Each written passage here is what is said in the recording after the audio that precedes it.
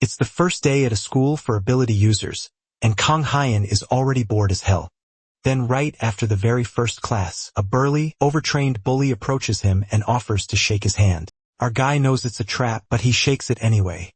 Then the cocky bully starts squeezing his hand with all his might. At first, he's sure he's got our guy, but then he's shocked to realize that Kang Hyan is holding on with ease. Then Kang Hyan starts squeezing the bully's hand back, and now the musclehead starts to panic, unable to understand how someone who invested all his points in strength could possibly be losing. The whole class is in shock at what's happening, while the musclehead just starts turning red as the muscles and veins in his arm reach their limit. Then his entire arm simply explodes into a bloody mess. Blood splatters everywhere, and even our guy is shocked by the outcome. Not to mention his classmates who barely have time to call an ambulance. It all starts a couple of months earlier when Kang Hyan first enters the dungeon and encounters a massive goblin that immediately kills him in the most brutal way possible and drags him off to its lair. But then he suddenly wakes up at home in his own bed without a single scratch on him. Instead of freaking out, he immediately starts training, working out and practicing sword skills using YouTube videos.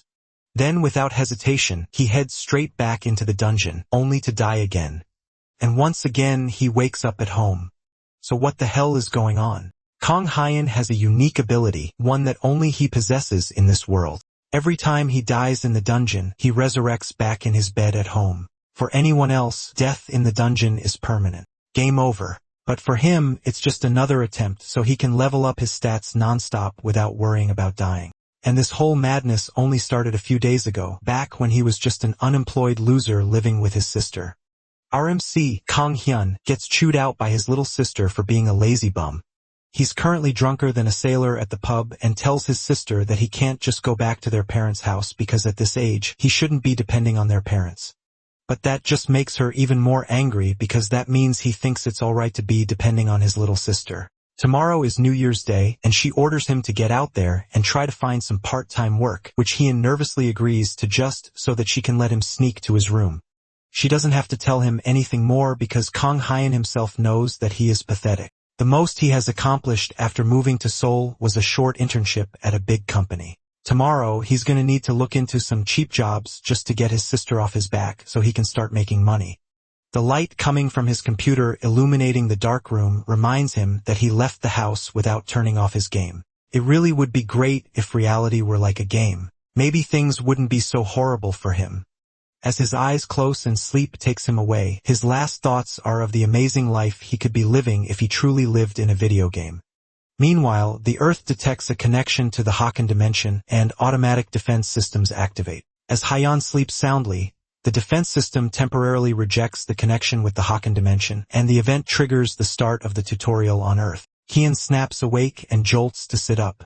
All he can see are words in front of his eyes, and it's a countdown timer of some sort, showing the time remaining until connection with the Hakan dimension is complete. Our protagonist doesn't even have the time to process what that could mean before it changes to a message welcoming him to the tutorial. The tutorial will have a total of 8 levels, and death in these levels doesn't affect reality. However, you cannot give up midway through a level, and if you fail, there's no retry. Upon completion, he will then receive a reward along with awakening his abilities in the real world. Hyan takes a moment to absorb everything that's going on in front of him right now, and he comes to the only possible conclusion. This has to be a dream that only a hardcore neat game addict can get, and it's most likely a sign that he needs to touch some grass as soon as possible. The scene changes as the system takes Hyan to the first level and wishes for him to have the courage to save the Earth. Then the message changes to give him information about the first level. To pass this level, he'll have to make it to the end of a bridge, and the failure condition is death. That's an odd clear condition since there is no bridge around that he can see. But everything goes from best dream ever to nightmare real quick as he finds himself on a stone bridge above a sea of lava. He looks around and sees other people who were also been dumped into the challenge, and they all look equally confused and terrified for their lives. Hyan starts to think he's in one very strange dream, then a voice calls his name from just beside him. He turns to see his little sister, Yun, clinging to the wall and staring at him in shock. However, Yun's first instinct is to demand to know why she's showing up in his dreams on New Year's Day. That's exactly what she wants to know as well. But beyond that, she wonders if this really is a dream. Just like him, she was suddenly teleported into an empty space and started getting messages asking her to save the Earth. It's way too much for her to take in, but Hyan cuts into her panicking and tells her not to act like this is her dream, but his sister screams at him since it's not important at the moment. If this really is a dream, then there's no way their conversation could sound so natural. Hyan is still in denial about it. After all, one clear difference between dreams and reality is that you can't feel pain in dreams. So if this really is real life, then he should be able to feel pain. But anyway, our protagonist takes the first step, announcing that he's leaving. The system already mentioned before that they need to reach the end of the bridge, so they can't stay there and keep chatting. He's not surprised that she doesn't remember since in his head, he still thinks that she's just an NPC in his dream. Hyan asks him what he plans to do if he falls, but he doesn't care about that because he believes he'll just wake up. At least, that's what he thought until someone falls right between them, straight into the lava pool below.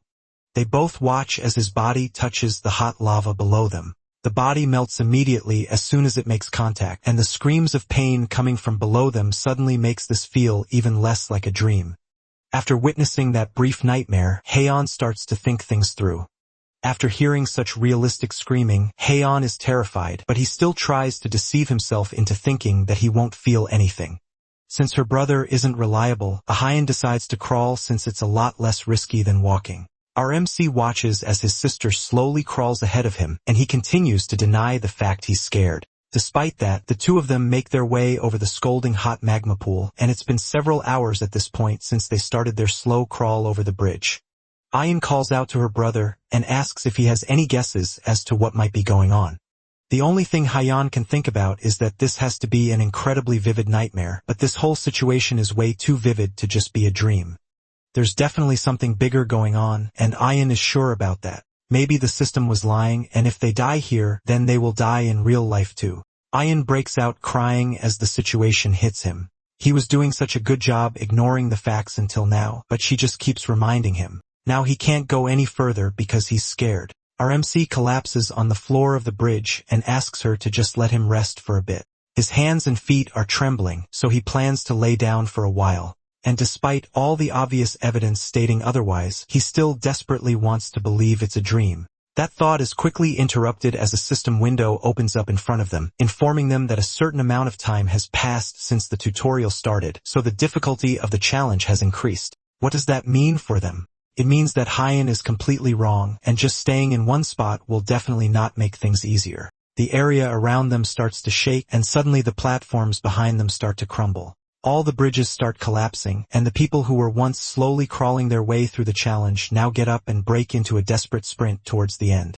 Yun breaks into a sprint to escape, and Yun quickly pulls himself together. They both run for their lives as the collapsing bridge behind them slowly catches up. As long as they don't trip, they can make it to the end. After an unthinkable amount of sprinting, the end of the bridge is in sight. He looks towards his sister and notices that the bridge directly above her has started to crumble. There's no time for her to move out of the way, and the large rocks are already falling towards her. Hyan doesn't waste a second. He leaps from his bridge and lands on hers, making one last mad dash to save her from her demise and get them both to safety on the other side.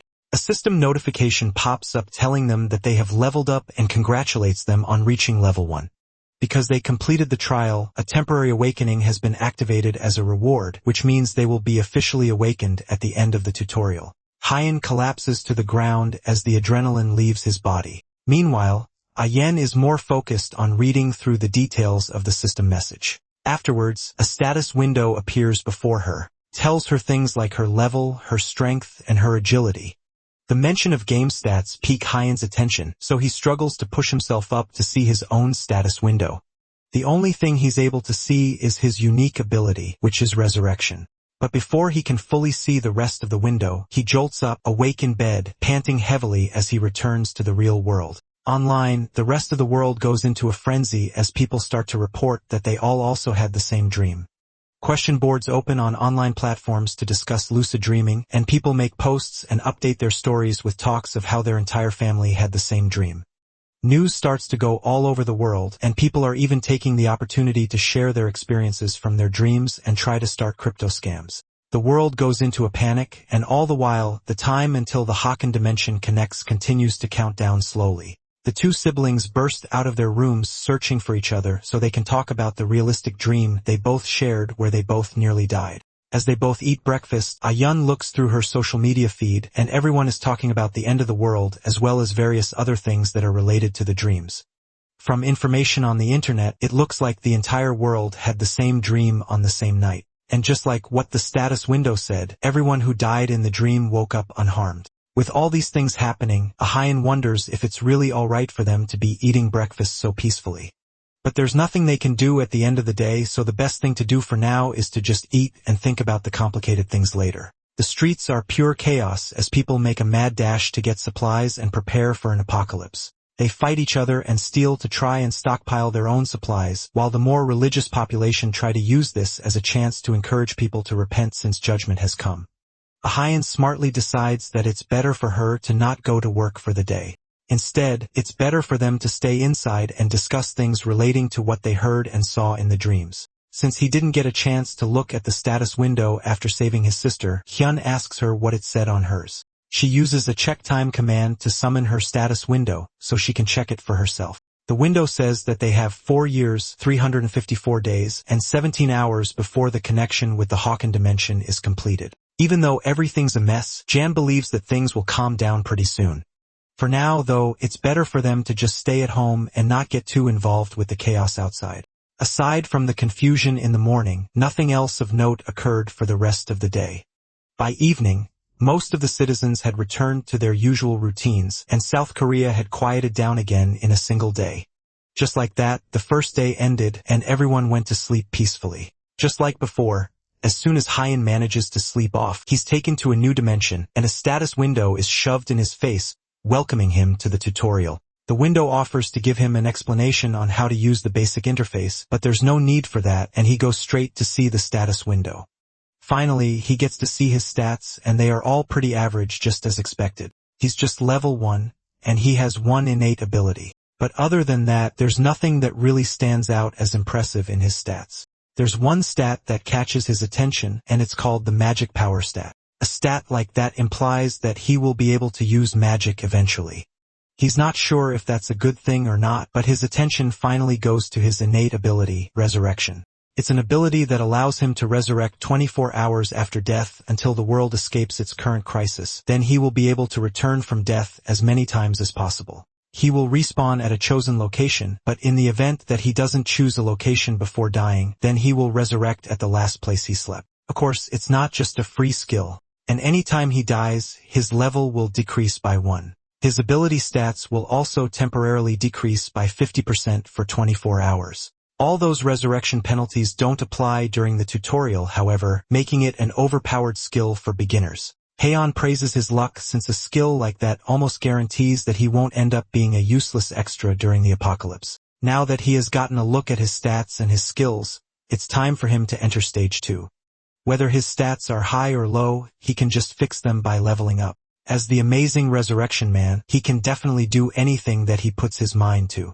What he has to put his mind to, however, is what comes next. In a castle surrounded by an eerie atmosphere, a bloody goblin screams out a war cry while holding a stained club. The person he's fighting is none other than our MC, who comes out swinging with a powerful attack, sending the goblin flying backwards in shock. Haeon follows up his initial attack with an overhead swing from his weapon. After a long and tiring struggle against the goblin, Yen emerges victorious but exhausted. He managed to kill it with his mace by ambushing it, but his whole body has gone numb from the sensation of hitting a living thing.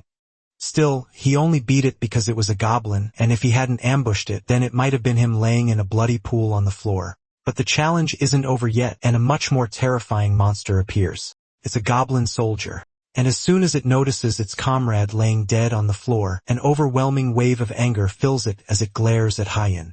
It looks like he miscalculated, and there were actually 2 goblins from the start. But that isn't the scary thing here. The scary thing is that the goblins were supposed to be low-level mobs for beginners, but this goblin is way bigger than the previous one, and the sword it's carrying is over a meter long. If he gets hit with that, then it won't end with just a small injury. The goblin growls at Haeon before swinging its blade to kill. Our MC just barely manages to block with his mace, but the impact of the collision is enough to send him flying to the ground. He doesn't even realize when the tears start flowing as the goblin continues to mercilessly attack him with his long sword. Hyan never worked out and only stayed home all day. On top of that, the mace he got in the tutorial isn't that long. There's no way it stands a chance against a meter-long sword. After the completely one-sided battle, Hyan is left near death, but the goblin isn't done yet. It drags his bloody body through the grounds of the castle, leaving blood streaks across the ground as they go. Our protagonist can do nothing but desperately beg for someone to save him from this dream-turned-nightmare. As the goblin used his body to draw a trail across the ground, the steadily approaching fear of death started coldly tightening around his neck. In the few hours before his life finally ended, he was forced to endure the savage torture of 4 goblins. By the time morning comes, Ayan is woken up by the panicked screams of her brother in the other room. She angrily runs to his room and demands to know why he's messing around so early in the morning.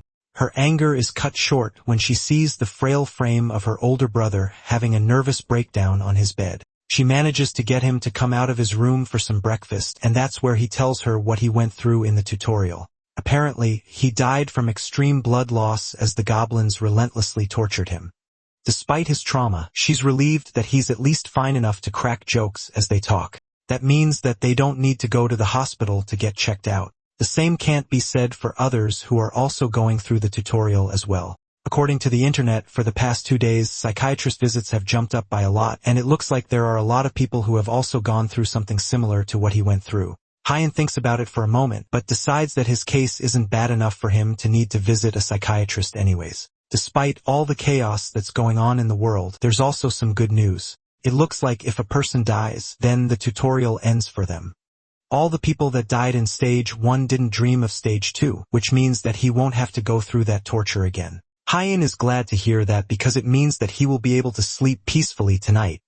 At least that's what's supposed to have happened. But as the bright purple status screen flashes in his face, welcoming him to the tutorial and leading him to Stage 2, he realizes that being the main character is a lot harder than he thought it would be. All he did was take a nap, and now he has been trapped here for several hours, afraid to go ahead and wanting to die. But even if he dies, Stage 2 is just going to end up repeating itself over and over again. Since he doesn't have any other choice, he walks up to the door that leads to Stage 2, and he's presented with 2 weapons to choose from. The weapon he picked last time was the mace, and he chose it because he thought it would be powerful and easy to use. However, since he's scared of getting close to the monsters, he instead decides to use a crossbow. He also grabs a spear, which he thinks should be better compared to the shorter range weapon like the sword. With his 2 weapons in hand, he sets off to tackle Stage 2 yet again. Instead of charging in for a surprise attack like he did last time, Hyan takes a much sneakier approach and lays down in the shadows to snipe a shot at the goblins before they can see him. He takes aim with the crossbow, and the arrow strikes perfectly in the goblin's head, but the monster takes the hit without a problem. With that, the element of surprise is gone as the goblin looks back towards him with bloodlust in its eyes. Our MC goes in low, holding the spear towards the ground, and manages to dodge under the larger goblin before going in and stabbing the smaller goblin, finishing it off immediately. But, unfortunately, he can't pull the spear out of the first goblin's body, and he's left completely defenseless as the second goblin launches its giant body at him. His end is a lot swifter than last time, and he wakes up in bed with a scream. The next night, it's round 3 in the tutorial phase 2, and he's a lot less happy to see the welcome messages from the status screen. Today, he decides to go with the sword and shield instead. Instead of using a weapon that he has at least tried before, he decides to use the sword because he spent the entire day studying sword techniques on YouTube. With the confidence of a keyboard warrior, Hyan charges into the second stage for the 3rd time. And this time, he doesn't even try to use the element of surprise. And just like every keyboard warrior, our MC gets promptly put in his place as the goblins gang up on him and take him out cleanly. This time though, instead of waking up traumatized and scared, it looks like dying multiple times has finally broken him as he laughs creepily while promising to kill them all. Round 4 comes the next night, and Hyan tells the status window to shut up as it wishes him the courage to save the earth. To start off, he swings the sword to practice for his eventual entrance into the stage. He plans to bring his stats up through hard labor, and surprisingly, his efforts actually allow him to increase his vitality by 1 point. Unfortunately, though, that simple point increase required him to train for 8 hours straight. He calls for his status window, and this time he has an additional skill point which he got after passing stage 1. He was so out of it after stage 1 that he didn't even remember it. He invests the point in strength and charges into the second stage for the 4th time. Now that he has raised his ability points by 2, it's time for him to get his revenge on the goblins. But today isn't the day for that revenge. He was so tired from his 8-hour practice session that he couldn't even take on one of them, and he ended up dying immediately. But our hero prevails again and re-enters for round 5 of stage 2. But instead of going in for a quick death this time, he instead decides to use each round as an opportunity to boost his stats. In round 5, he raises his vitality by 1 point by endlessly swinging his sword around. In round 6, after 10 hours of training, he manages to raise his strength by 1. And through all this hard work, he's able to take out the 2 goblins at the front. But due to his lack of physical abilities and combat skills, it still wasn't enough to face off against the rest of the goblins. In round 7, he goes back to swinging his sword around again and again and again. After several hours of training, he manages to surpass his limits again and raises his vitality by 1 point. As he collapses to the ground completely out of breath, another system message pops up. Through his endless training, his swordsmanship has increased to the lowest possible rank of F. This new swordsmanship allows him to effectively swing his sword by correcting his posture when swinging as well as helping with distributing his strength. Finally, after all that hard work and effort, it's all finally bearing fruit. Now the time has come to make the goblins pay for everything they have done to him all these days. Now that he has the skills, it's time for him to think of a plan. From his days of being tortured and killed, he managed to find out that there are a total of 5 goblins in stage 2 of the tutorial. 2 are in the castle at the front and 3 are in the forest at the end. The first 2 are easy to take down. All he has to do is ambush the first and take it out with his crossbow, then finish off the other with his sword. The issue is the 3 goblins in the forest. He can handle 2 of them in the same way as before, but the last goblin is the hardest. After taking out the other 4, the 2 of them are stuck in a fierce final battle of sword versus battle axe. But unlike all the other times that he has been in this exact situation before, things are different now. He can actually see the attack's path now, and his body is reacting before he even thinks. This must be the effect of the lowest rank of sword mastery. However, the problem is that he has already exhausted his vitality fighting the other 4 goblins. He may have a bit of an advantage, but it's not enough to win him the battle just yet. The difference in vitality is too great, and after a few more attacks, the goblin manages to knock Hyen's sword out of his hand. Then it goes in for the kill, swinging its sword up for the final hit to Hyen's head. But instead of being scared, Hyen smirks as he cleanly dodges the attack. Thankfully, instead of aiming to kill Hyen immediately, the goblin aims to knock him down and then save its strength for the final blow. Because of that, the monster's attack pattern is just way too obvious. Hyen is able to quickly turn on his heel and kick dust straight into the goblin's face, momentarily blinding it. It screams in pain and tries to clear the dust out of its face, but Hyen is several times faster, taking the opportunity to grab a loose rock and smash it straight into the goblin's shins. It continues to yell and scream, now blindly swinging its axe around hoping to take down Hyen. Our MC moves out of the way of the careless attacks and comes up behind it right as the goblin barely manages to open its eyes. Then he comes rushing in with the rock and smashes it right into its face, pushing it backwards with the force of the attack. Hyen stands victorious over the dead goblin as it falls to the ground. With that, the system pops up and congratulates him for clearing stage 2. As a reward, he receives 5 additional stats as his clear reward, as well as the option to choose any weapon of his liking to keep. On top of that, he also gets the ability the lowest rank shield master and the lowest rank crossbow master. This is the kind of power he has been looking for this entire time. And through his efforts, he finally achieved it. For the first time in a long time, he wakes up without screaming his head off and heads to the living room to cook breakfast for himself and his dear sister. He's feeling great and wants to celebrate clearing stage 2 by eating a good meal. As he's tasting his cooking, a loud sound rings out throughout the world. His sister comes flying out of her room as he coughs heavily from almost choking on the food. Then a system notification pops up informing them that the world tutorial has ended and they can now freely use the system outside the tutorial. On top of that, dungeons have now been activated around the world, meaning that people will now have to fight monsters outside of their dreams. As soon as that notification pops up, a giant alien-looking door pops up right outside their window, and both siblings go to check it out as the people on the street gather together, and stare at it in awe. The messages continue and informs them that only awakened talents may enter dungeons. It's not just in front of their window that these dungeon doors have popped up. The doors appear in every country of the world, and it comes with one more message. If the dungeons are not cleared within a set time, then the dungeon gate will open and the monsters within will flood into the world. Meanwhile, the time until the complete connection with the Hawken dimension continues to tick down. As soon as the dungeon doors activated, the world fell into greater chaos than the first day. The siblings opted against joining the world in the mayhem, and instead, they worked together to search for any information on the dungeon that they can get from the internet. From what they can see, it doesn't look like the tutorial is completely over.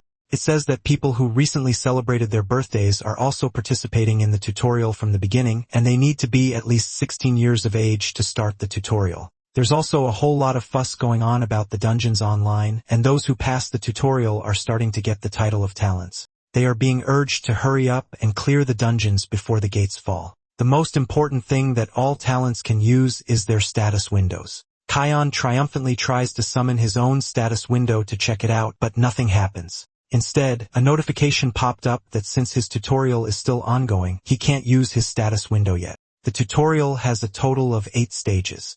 And although he repeated stage 2 7 times, everyone else must have already finished the tutorial. He asks his sister if there is any information out there about stage 3. And from what she can gather, it seems like the theme of stage 3 is patience, but that's all she can find. Since only a few people cleared stage 2, there isn't much reliable information, meaning that Hyan will have to work through it himself. Even so, with the efforts that he went through in stage 2, he has gotten a lot stronger, so he won't suffer disgracefully like before. That night, tutorial stage 3 begins for Hyan. And although he isn't suffering, that doesn't mean that he's not being disgraced. Right now, as he tries to maintain his stealth, a monster joyfully pisses on his head, not realizing that our fearless main character is hiding under the bushes that it is relieving itself into. Meanwhile, all Hyan can think of is how much he wants to kill this thing. Let's go back a bit to when Hyan entered into the 3rd stage in the first place. The clear condition for this stage is to defeat the Gorka chief. To help him in his mission, the system provides him with a ghillie suit. It looks like this mission is all about infiltration and assassination. Just as before, he calls for his status window and happily sees that his level has been increased to level 4.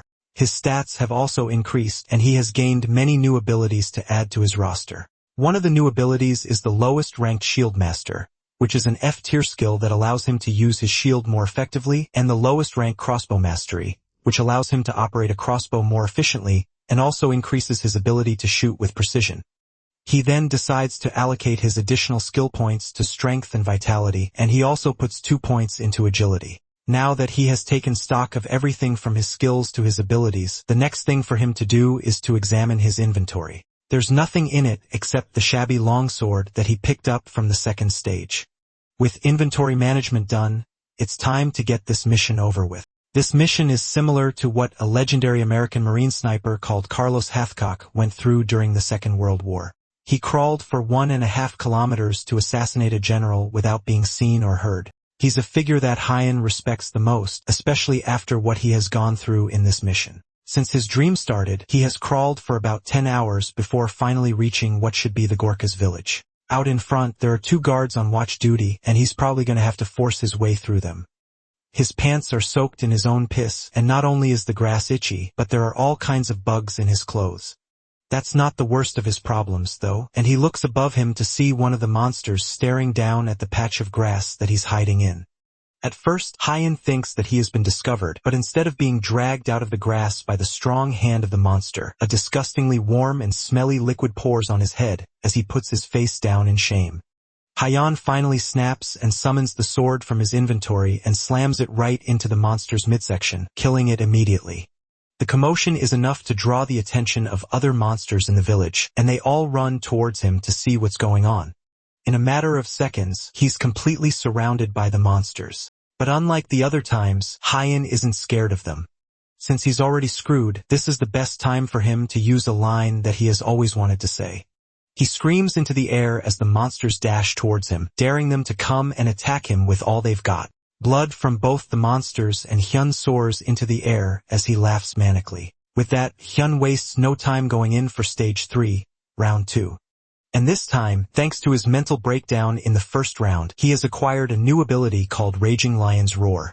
The ability reduces the morale and stats of nearby enemies and removes all current debuffs that are ranked D rank and below. This time, he rushes in blindly, throwing the ghillie suit away as he pulls out his sword. After crawling in the first for 10 hours, Kion realized something. The Gorkha warriors leave during the day to hunt, and they only return when the sun goes down. In short, the camp is weakest during the day, and they only leave a few skeleton crew behind to guard the place. Thanks to that, he is able to make quick work of all the guards around, and he charges straight towards the central hut where the Gorkha chief. As he slides in through the hut's entrance, he sees the Gorkha chief confidently resting on his throne, while 2 mages stand guard beside him. Without a word, the Gorkha chief points at our MC and orders them to attack, and the mages immediately cast a spell that immobilizes him and roots him to the spot. Right as it looks like all hope is lost, he remembers the skill from earlier and decides to try out his luck. He sucks in a deep breath and then lets out a mighty roar, removing the debuff and causing the chief and the mages to stagger backwards in shock. Then, without giving them a chance to regroup, Hyan rushes in with his sword, aiming straight for the chief. With one quick swing of his blade, Hyan effortlessly clears stage 3 and receives the intermediate rank body regeneration ability as a clear reward. He also managed to clear stage 3 in the shortest time possible and set a new record. With that, he receives the temporary title of Impatient 1 as an additional reward. The Impatient 1 title is given to the naughty boy who quickly passed tutorial stage 3, which is supposed to test patience and tenacity. When his record is updated, his title will change to the next one available. As a boost, also gets a +1 boost to all his stats. Somehow, Hyan broke through stage 3 in 1 day. And considering that it took him a week to get through stage 2, this is definitely a huge achievement. Thinking about his rapid growth allows him to reach a single conclusion. He starts to believe that he is actually insanely talented. At this rate, he might even break through stage 4 in just a few minutes. A month has passed since he had that thought, and a new day rises in South Korea over Ayun's apartment. She watches the news while making breakfast for her and her brother. It's been 25 days since the specially formed squad of Awakeners were sent to clear dungeons. As the news calmly plays in the background, a desperate scream that Ayun has gotten used to hearing every morning fills the apartment. She leaves her cooking to go and scold her brother. At this point, the neighbors will file a complaint if he keeps waking up like that. As she goes to find out what happened this time, her brother steps out of his room and triumphantly tells her that he cleared it by just going out and messing everyone up. She's about to congratulate him, but her words die in her throat as she bears witness to the absolute unit that her brother has become. She nervously asks him if something happened during this last dungeon run because his face has become scary. Now that he's out, she asks him what the content of stage 4 was.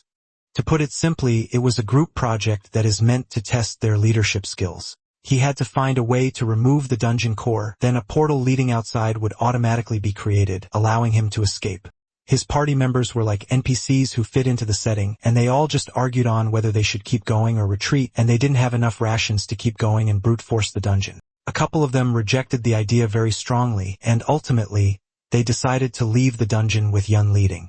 At first, it was pretty cool carrying the entire team, and the mission should have gone along perfectly well. So Ahian can't understand what happened that made him take a month to finish the stage. The problem started that same night after they spent the day clearing the dungeon. He sent a group of them to go on night watch, but they disobeyed him. When he caught them trying to run away, they ambushed him and killed him.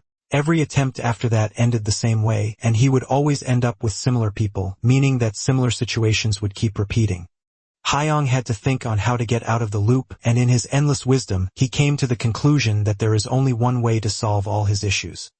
He just needed to beat them all into submission and take down anyone who got in his way before he started clearing it. In the final round of stage 4, Hyan spawned in to see his party members are all arguing on whether they should press forward or retreat. Before they even get a chance to argue with him, he immediately yells for all of them to shut up, quieting the room down immediately. One of the party members tries to ask him what in the world he thinks he is doing, but they are immediately met with a sword to the throat before they can say anything. Hyan gives them one chance. They will all follow his words from now on, and anyone that refuses or talks back will die. The same party member tries to argue, but Hyan immediately feeds him a well-deserved knuckle sandwich, followed up by several face restructuring punches. By the time he's done, the once rowdy party member's face has been reduced to fine, fleshy paste. It's safe to say that he got his message across, and he asks the other members of the party if anyone else has any objections to him leading the way.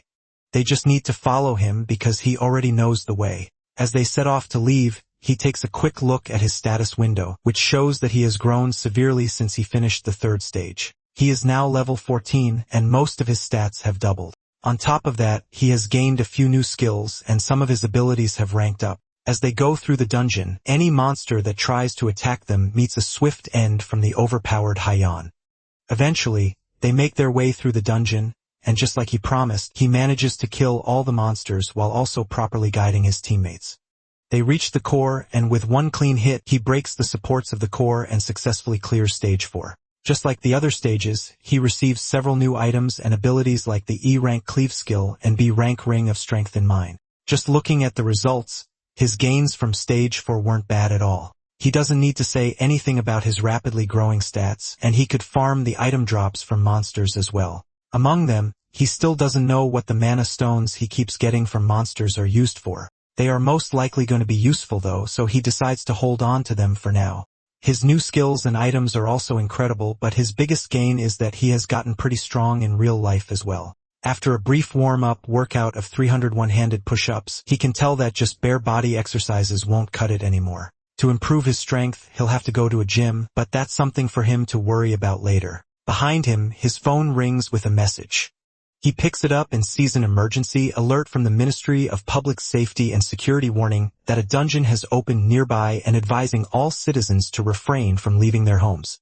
Outside on the streets, monsters roam free, killing anyone they come across and breaking everything. Hyan rushes to his balcony to check what's going on outside, and just like the report warned, the streets are filled with goblins. His mind immediately goes to Ayun, who decided to go to work in the morning. There's no time to waste as he sprints out of the apartment, already trying to figure out what he can use as a weapon. The only thing that he can find that might be useful is a basic dirty kitchen knife in the sink. It's better than nothing, and he takes it and rushes out of the apartment onto the monster-filled streets of the city. As soon as he gets out into the street, he yells out to call all the monsters to him. Unfortunately, his lion roar skill still can't be used outside, and he's just going to rely on his physical abilities for one to take care of this. Luckily for him, though, his yell was loud enough to get most of their attention. The goblins charge at him, and he continues to taunt them, calling them stage 2 small fry that he has already taken out before. For some reason, he can tell how strong they are just from the way they move. He stabs his knife straight through the head of the first goblin that gets close to him. And as the monster dies, he pulls the knife out of the goblin's body and prepares to take on the rest. Elsewhere, a group of office workers desperately barricade themselves inside their building. As they cower in fear and wait for the inevitable, they can hear loud banging sounds coming from outside the door as something or someone wrecks the place and monsters scream out. Ahian is among these office workers, and she looks down at her phone, which shows the last text conversation she had with her brother. He was desperately asking her if she's still at work, and she started bombarding him with questions asking if he's planning to come to her office, but he didn't respond. Now as another set of monsters scream out behind the barricaded doors, the sounds of pounding reach the office where she and her coworkers are hiding. Eventually, the barricade breaks down, and a muscular foot walks into the office. It's Hyan, and he didn't mean to break the door down, but accidents happen when you're stronger than a battle ox. The other workers start murmuring to themselves and wonder if the psychopath is really Hyan's older brother, while the little sister just blushes in embarrassment. Meanwhile, one of the older office workers angrily asks Hyun why he would destroy their barricade. Now the monsters outside will easily be able to get into the office. They don't need to worry too much though, since he has already taken care of any monster that would have tried to get into the office.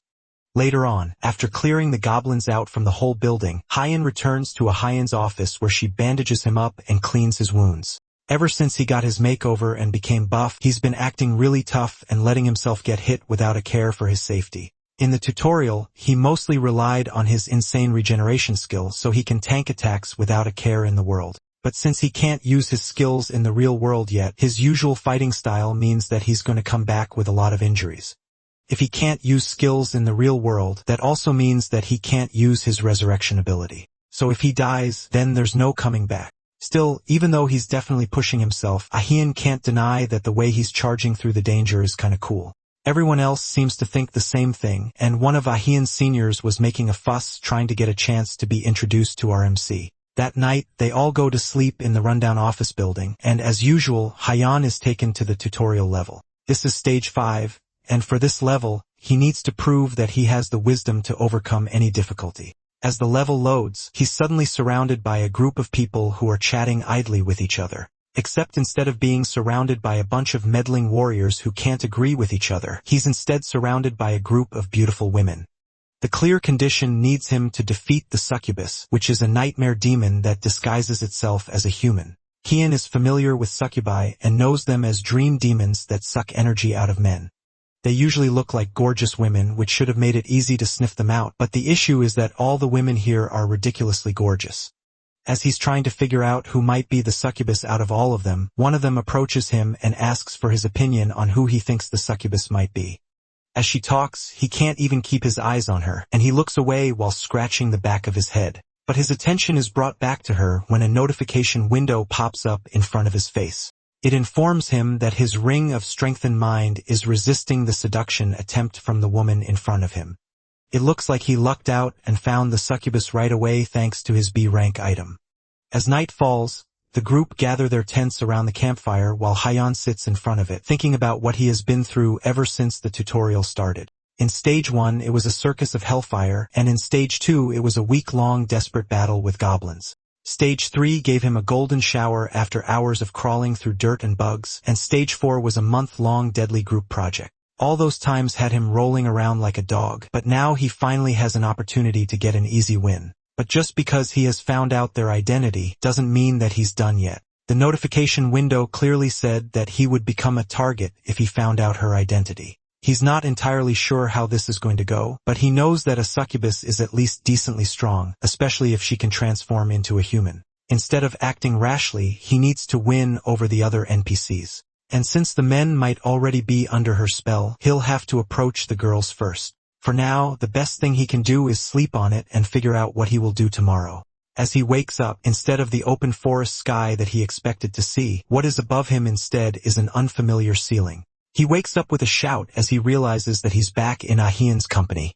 The other office workers approach him as they see he's awake, and they were just about to wake him up anyways. The army has arrived, which means that they are about to be saved. Meanwhile, Hyan is fuming at the fact that he woke up in the real world.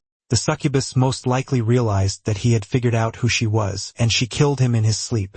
Outside, groups of military jeeps speed through the city streets with armed professionals shooting down any monsters on sight. The other office workers celebrate the army's arrival and the fact that the monsters are no match for military-grade guns, but our MC remains silent as he watches them down on the street. He feels a shiver run down his spine as the soldiers battle through the hordes of monsters. Our black-haired MC isn't sure what it is down there, but he can tell that it's something dangerous.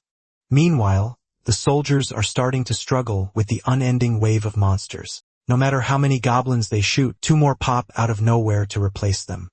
Usually, it's the talents that are meant to take care of the monsters, but for some reason, they are the ones that are stuck with the heavy lifting. The soldiers notice one of the monsters walking calmly towards a soldier while being sprayed with bullets. With one clean swing, it chops off a soldier's head as the gun continues to idly fire. All the soldiers turn their attention towards the new large monster threat, start raining down bullets on it, but the more they fire, the more they start to realize that their bullets have no effect beyond just making the monster angrier. It starts to charge towards them, and the lieutenant orders the driver to step on the gas and get them out of there. But it's already too late, and the monster leaps off the ground, heading straight towards the soldiers who can only stare in disbelief as the monster comes smashing down on them. The car can't take the added weight and it swerves, causing a domino effect as one car hits another, resulting in a massive pile-up. Hyan watches the whole thing as the goblin starts to pick off the surviving soldiers, while the rest of the office workers slowly start to panic. Then suddenly, the goblin stops moving before glaring up towards the office building, making direct eye contact with Hyan.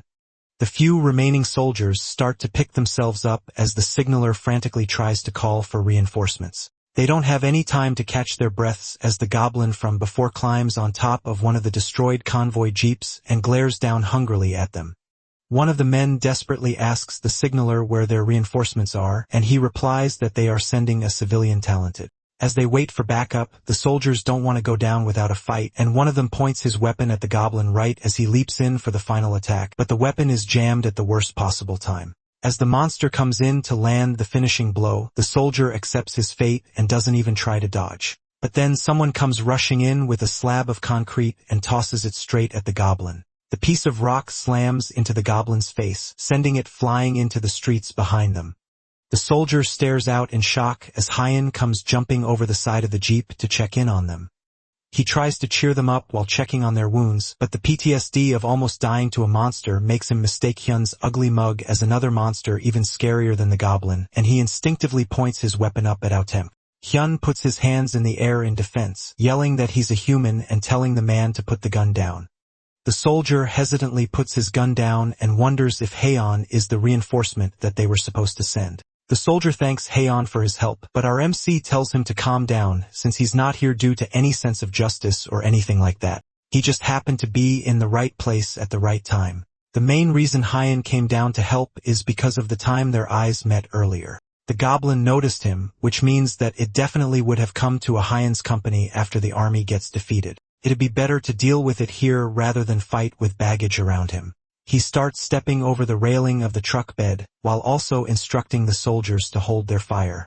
If they recklessly shoot bullets out while Hyan is fighting the monster, then there's a chance that they might end up putting holes in him too. He also asks them if they have any tear gas on them. Luckily for him, they do, and Hyan asks them to use the tear gas on the monster, much to the shock of the soldier. If they use the tear gas on them, then Hyan is definitely going to be affected as well. The soldier tries to advise him to at least take a gas mask with him, but Hyan has already started moving towards the goblin. He tells them to use it and not ask any questions since he doesn't have time to explain. The soldier reluctantly follows Hyan's orders as he starts charging towards the monster, while also instructing the rest of his platoon members to put on gas masks and stay alert. The field is ready, and Hyan is set to have his revenge. After everything that happened with the goblins in the second stage, he has a pretty serious grudge with them, so he's not about to let a chance of getting revenge pass him by like this. Meanwhile, the soldier tosses the tear gas right between them just as Hyan instructed, and it explodes in a cloud of smoke. The goblin immediately cries out in pain as the gas starts to have an effect, and even Hyan can't help but cough as the toxic gas starts to spread. With the gas starting to really take an effect on the hobgoblin, it swings its axe around wildly, hoping to stop anything from getting close. Hyan pushes forward with tears streaming out of his eyes from the tear gas and rushes to take on the monster while it's distracted. The hobgoblin has skin that is strong enough to deflect bullets, so pain like this from the tear gas must be pretty new to it. Hyan, on the other hand, whose entire fighting style revolves around tanking hits while hitting harder, is more than used to any sort of pain, so this is nothing for him. He takes one large swing at the goblin, successfully slapping its axe out of its hands, and then follows it up with several deadly swings. But even with all of that, the monster still doesn't go down. He continues to attack, pushing through the pain to damage the hobgoblin, all while the other soldiers watch them fight from the side. They are amazed at the power of a talented as they watch him push back a monster that a rain of bullets couldn't damage. Suddenly, someone comes up from behind and asks to know what exactly is happening. This newcomer is the talented that was supposed to be sent by the army initially. And as far as he's been told, no other reinforcements were supposed to be sent in but him. Meanwhile, Hyun is starting to get tired, and his weapon is starting to fail. When he came into this fight, he expected the monster to be tough. But even after several minutes of relentless attacks, our MC hasn't managed to inflict a single injury on it. At this point, he'll just end up getting exhausted. He needs to try and find its weak point before the monster manages to regain its composure. Suddenly, the blonde newcomer from earlier comes rushing past Hyun and slashes at the monster with his dual blades. Despite the impressive display of power and speed, the blonde talented didn't feel anything cut during that attack. It was like swinging at a rock. He calls out to Hyan and tells him that no matter how strong this hobgoblin is, it's only the boss mob of an F-rank dungeon. Since its defenses are abnormally high, it must have a separate weakness. The term F-rank dungeon is new to Hyan, and it means that this newcomer must know a few useful things. He doesn't know who this guy is, but he takes account of his words as they both rush at the monster to continue their attacks. From what the newcomer has seen, he can tell that the monster doesn't have great stamina, which means that it must be exhausted by now. Hyan can tell that as well. But what's the point of exhausting it if they still can't land any solid hits on it? Even Hyan's sword is almost at its breaking point from how long he's been bashing at this rock-hard skin. Hyan realizes that what he needs is a better weapon, and his eyes are immediately drawn to the axe that he hit out of the monster's hand earlier. Our MC manages to grab the axe and rushes back to take out the monster head-on. As he runs, he realizes that the monster's weak point is probably its eyes, but it knows that and is protecting them. That means that he has to look for somewhere else to attack that's just as vulnerable. At first, he considers striking behind the joints where the skin will be weaker, but that might not be enough. He doesn't have a lot of time to think, so he just goes in for an attack in the first place that comes to mind. Blood pools out on the street as the monster's skin is penetrated for the first time. Unfortunately for it, that isn't the only thing that has been penetrated. Both the monster and the blonde talented stop their fighting instinctively as they realize what Hyan has just done. Even though they are opponents fighting against each other, even Hyan is polite enough to apologize after delivering the classic 1,000 years of pain with a rusted battle axe. At that moment, as the fight momentarily paused, Hyan felt a terrible sensation move up the halberd into his hand. As the monster struggled to process the pain and embarrassment of what just happened, a truly brilliant philosophical question filled our MC's mind. Is the behind a weak point? He wasn't sure, but he knew it wouldn't be such a critical weakness that it would be able to kill the thing in one strike. So he made a decision instantly, and his body moved automatically to carry out the gruesome act. With a quick motion, he pulled the monster into the air like a flag, and then all at once, he turned around and slammed it back first into the ground. Before it can pick itself up, Hyun follows his attack up by rushing at the monster, correctly predicting that the inside of its mouth definitely won't be as tough as the rest of its body. The poor beast is already out cold from being defiled, and it doesn't even try to defend itself as the tip of the halberd comes crashing down into its mouth, killing it instantly.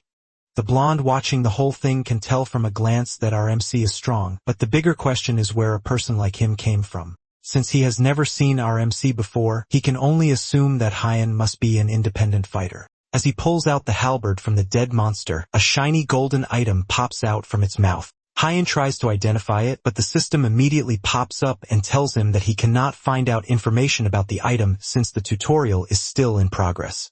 He doesn't know what it's for, but he decides to take it for now. The blonde talented approaches Hyan from behind, but our greedy MC thinks that the guy just wants to share his hard-earned drops. He decides to run instead of sharing his drops. And before the blonde man can even ask a question, he gives a flimsy excuse about being busy and runs away, leaving the halberd behind. In an instant, our MC is gone just as mysteriously as he came.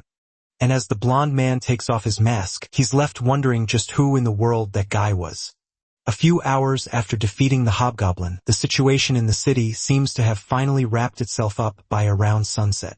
Hyan and his sister walked through the ruined streets, which looked like the set of a disaster film, and only after the sun had fully set did they finally return home, or at least what is left of their home anyways. Hyan dryly asks her brother if he remembered to close the door behind him on his way out to play hero. She doesn't need an answer from him anyways, and their wrecked living room is all the answer she needs. She sighs in disbelief and tells him that they should clean up before they eat, and Hyan doesn't object to that. Later that same evening, after cleaning the house, the two of them sit down to a nice dinner while Hyan checks the news on her phone. Something catches her eye, and she quickly turns the screen to show her older brother. It looks like someone recorded the fight from the street and the office. The comments have somewhat positive feedback, and Hyan cracks the creepiest smile possible as the attention hits him. His sister can barely take another bite of her food after seeing his face. She starts to talk about how horrible his face looks, and he can't even talk back to her because even the comments are mocking his villainous-looking face. Hyan has no choice but to accept that his face truly does look as bad as she has been telling him. Later that night, it's time for them to head to bed. And before his sister can go to her room, he calls her back and asks her to turn off the light and close the door for him. She initially argues, but eventually gives in only because he worked really hard. But in exchange, she warns him not to shout tomorrow when he wakes up in the morning. With that, she wishes him good luck and turns off the light for him. His thoughts go back to the strong man that he fought with earlier that day as he slowly falls asleep. The succubus from yesterday was really pretty, and although she killed him, he's a little excited to see her again. But as he opens his eyes, instead of a beautiful group of women, he sees a monster staring curiously up at him. He doesn't waste any time and punches it right in the face, knocking it out immediately. A notification pops up in front of him with a different clear condition than the last time he entered this stage. The tip for this one is that the cave goblins have dim sight but excellent hearing, so he needs to find a way to divert their attention. It's terrible timing that the system is only telling him about their great hearing now after he screamed and punched a goblin in the face. Within seconds, he's already surrounded by several goblins who were probably drawn to the commotion. Although that's a valid question to have at a time like this, the better question that Hyan wants answered is why the tutorial changed again to this goblin-slaying quest. The next morning, Hyan screams as he wakes up, and his sister screams back for him to shut up. Elsewhere, in a deserted office building, a man gets punched in the face and flies back onto the floor. The man asks, through bloody lips and a broken jaw, how a normal person can be stronger than a talented, but his questions are left unanswered as the man stomps on his head, quieting him down immediately. The man snarkily tells the talented that nothing has changed. It doesn't matter if he has awakened and gotten a little stronger if at the end of the day, he doesn't know how to fight. Now that he's done beating up this group of nobodies, the man licks his lips as he realizes that there are some interesting talented out there for him to fight. Back with Hyan, he enters stage 5 for the third time, and once again the tutorial's conditions change. This time, the clear condition is to defeat the doppelganger, which is a monster that eats humans by hiding in crowds. The failure condition is death, and his tip is that holy knights and mages can use a special ability once a day. This one is more similar to the first round, except instead of a succubus, he's looking for a doppelganger. He sucks in a deep breath and uses his lion's roar skill to call everyone's attention to him. They all come towards him to hear what he has to say as Hyan clears his throat and announces that everyone that moves from now on is a culprit. Of course, while doing that, he forgot something important. In a game of Mafia, the one with the biggest mouth is the one that dies first. Now that he thinks about it, he has never won a game of Mafia before. And as such, he never saw this ending coming as he woke up startled the next morning. Hyan tries not to think about it and decides that for now, he just needs to eat something. And just like that, the struggle to pass stage 5 would carry on for an embarrassingly long time.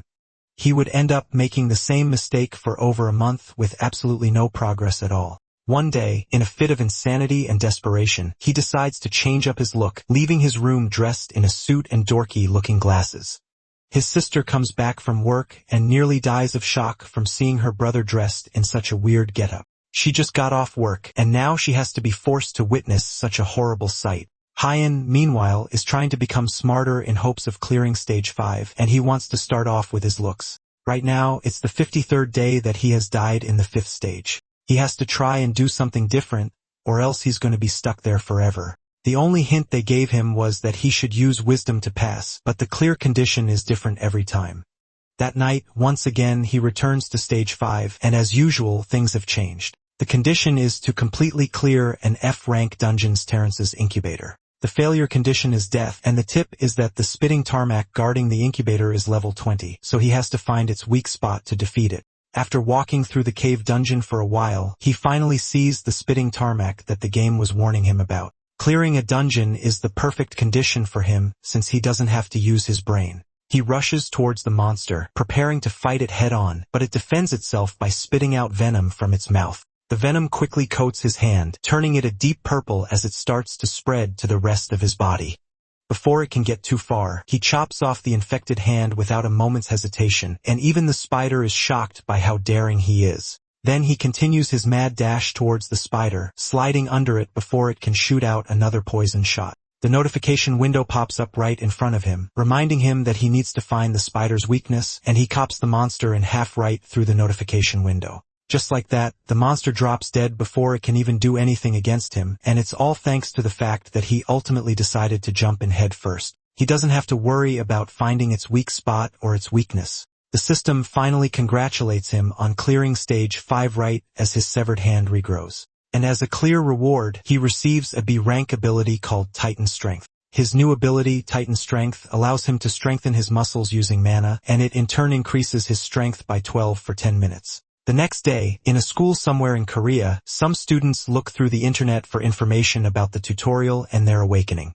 One particular student is especially distressed because it's his 18th birthday, which means that he has started facing the tutorial. There are no good tips for any stage after stage 5. They say that you are in the 1% of talented if you manage to get past stage 4, but those that did also definitely hid some good information somewhere for themselves. Eventually, the student finds some good information from an anonymous poster. Apparently, they cleared stage 7, and they are about to go for stage 8. However, after reading through the tips for the next few stages, it's hard to believe that it's actually real. The first tip is for stage 4, which has a theme of leadership. It advises them to make all the party members surrender with their strength. Stage 5 is wisdom, and they advise to use their muscles as the greatest source of wisdom by growing strength. Stage 6 is about being cold-blooded, so one should destroy everyone from enemies to allies. Stage 7 is dedication, where one must focus on destroying their enemies. All the advice sounds horrible, and the kids write it off as just a troll. Even the rest of the comments on the post are mocking the poster for making such a pointless guide, and they all write it off as just a troll post. The original poster, our very own MC, Hyan, yells at the phone as he realizes how ungrateful people are despite his excellent advice. His sister passes by and mocks him for giving useless advice. Our MC smirks and tells her to just wait and see what happens. Once he clears stage 8, then he will be the 3rd tutorial graduate in the nation. When that happens, then he will be on the same rank as Guildmaster Han Xian of Dangon Guild or President Choi Dong-woo from Allegiance of Skill. Despite his confidence, there's no way he can compare himself to even being close to the geniuses who cleared the dungeon in one go when it's taken him over 4 months to get to this point. He nervously tells her to shut up and reminds her that he cleared stage 6 and 7 in one go too. With that, the sun sets and night falls, and it's time for the final stage. As he goes to sleep, the system congratulates him on completing stage 7 and asks if he would like to enter stage 8. His reward for stage 6 was a B-rank weapon called Biljin's longsword. It's described as a longsword of Biljin, the mercenary who spread his name for over 30 years on the battlefield. His stage 7 reward is Ronald's armor, which is the armor that the knight errant, Ronald of Aldous Kingdom, wore throughout his life. The armor has a self-restoration ability, which means that it can repair damaged areas on its own. With all these buffs and equipment, Hyan is finally ready to clear stage 8 and start using the system and his inventory in real life. He will also be able to check the item that he got from the hobgoblin. That night, Hyun sleeps and enters stage 8 at last. The notification window for the stage appears, and it asks him what his principle is. Hyun takes a moment to think it over, but no answer immediately comes to his mind. Not long after, the world around him begins to shatter, and eventually the ground breaks apart, causing him to fall below the world into a space of nothingness. His screams become weaker and weaker until eventually he falls completely into the void.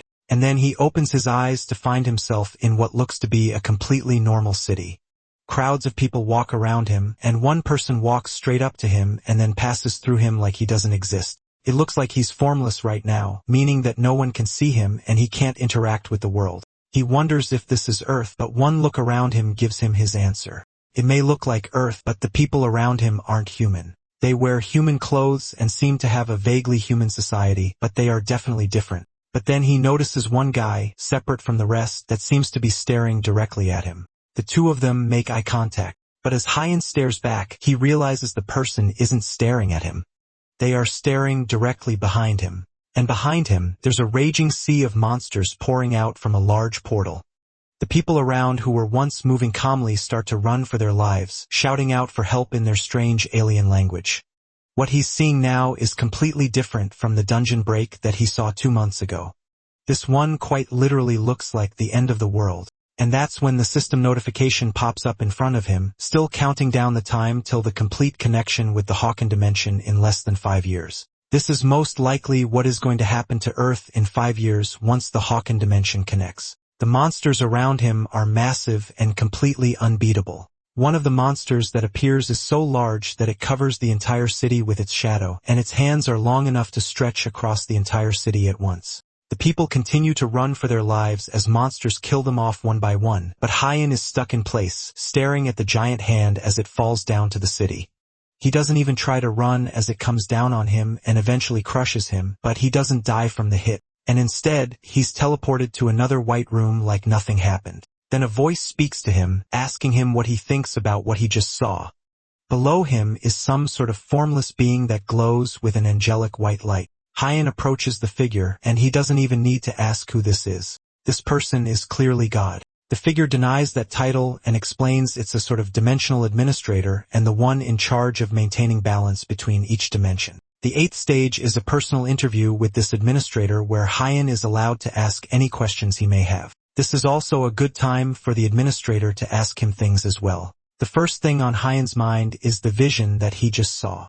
He asks if that is what is going to happen in 5 years when the Hawken dimension connects. The figure replies that what happens to Earth in 5 years all depends on what everyone does from here on. Our MC doesn't understand why the fate of the Earth is being left up in the air like that, and he asks the dimensional being why it doesn't just stop this whole thing from happening. The reason is because it's an administrator, not a guardian. And because of that, their job is just to maintain balance. Giving humanity access to status messages and tutorials are the best form of assistance he can provide. Hyan is lost for words, so the administrator asks its own questions. It asks for the reason Hyan has lived their entire life and what principles they follow. The administrator has been observing humans recently since the events of the tutorial started, and they really sparked its interest. All forms of intelligence are fascinating to the administrator, but humans are even more fascinating in comparison. Our MC tells the administrator that they must not have observed enough if they are asking for something grand like a principle. No one lives their lives thinking about stuff like that, or at least no one around Hyan does. Humans are just doing their best to survive since they just happen to have been born. At the end of the day, they just endure each day and try to make it to the next. The administrator changes their question and asks Yun if there is something that he wishes to protect. He wants to protect his little sister and his parents. After dying a few times, Hyan has learned his place in the world. Being a hero isn't for him. Even the administrator agrees that heroism is about innate talent. And from what they have seen, Hyan is closer to a dunce. But personally, the dimensional being is a fan of Hyan. If the administrator enjoyed watching Hyan suffer, then they must be some sort of sadist, which could mean that the future of Earth is doomed. Beyond that, however, Hyan realizes something else. He asks the administrator about Stage 5, which had a theme of wisdom and why it changes its subject every time. Suddenly, the bold and eccentric administrator goes silent before a notification screen pops up in front of his face, telling him that his time is up and he has successfully cleared Stage 8. Hyan barely has any time to understand what's going on as the administrator continues to talk, telling him that the tutorial is just a tutorial and there will be many more ordeals from now on.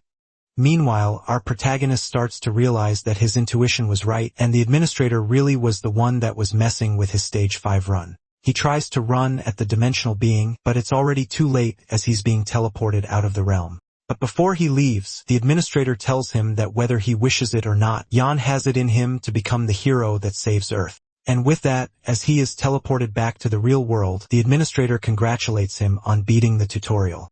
That makes him the 62nd person in the whole world that has graduated from the tutorial, and it gives him the prestigious title of tutorial graduate. Hyan continues to scream at the administrator right until he opens his eyes again in the real world. Except instead of screaming out loud like he normally does, there's something stuck in his mouth. He spits it out and almost barfs as he sees one of his old socks. Ahia knew that he would start yelling first thing in the morning, so she stuffed his mouth to shut him up this time. The fact that he woke up screaming most likely means that he failed again, and she snarkily asks him how long he thinks it's going to take to beat the final stage. Hyan smirks and then summons his status window in front of her, proving that he has finally completed the tutorial. With that, he gives a hearty laugh and proudly proclaims that he's now a talent too. That's convenient for them since Hyan can now go out and make some money. To commemorate the special day, Hyan makes him a special breakfast. And after telling him about it, she leaves the room to go about her day.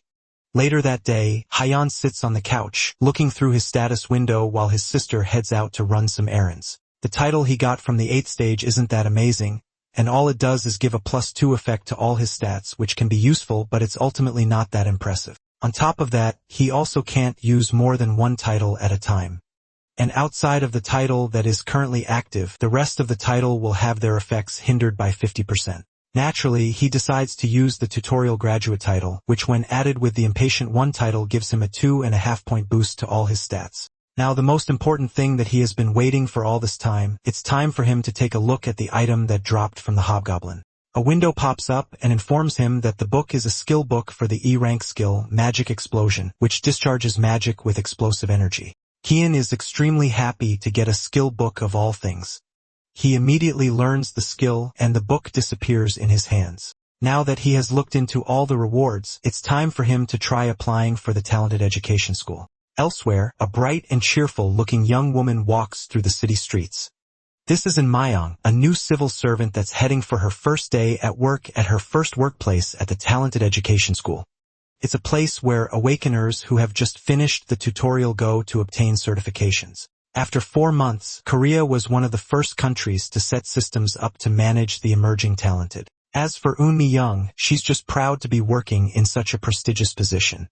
Even though the talented coming to register are just newcomers, they are also the future heroes of the world. Watching their development is definitely a worthwhile endeavor. At least, that's what she thought just a few hours ago, but now she's face to face with one of these future heroes, and she's terrified. Tears stream down her face, and she struggles to speak to the thuggish-looking figure that is our beloved main character.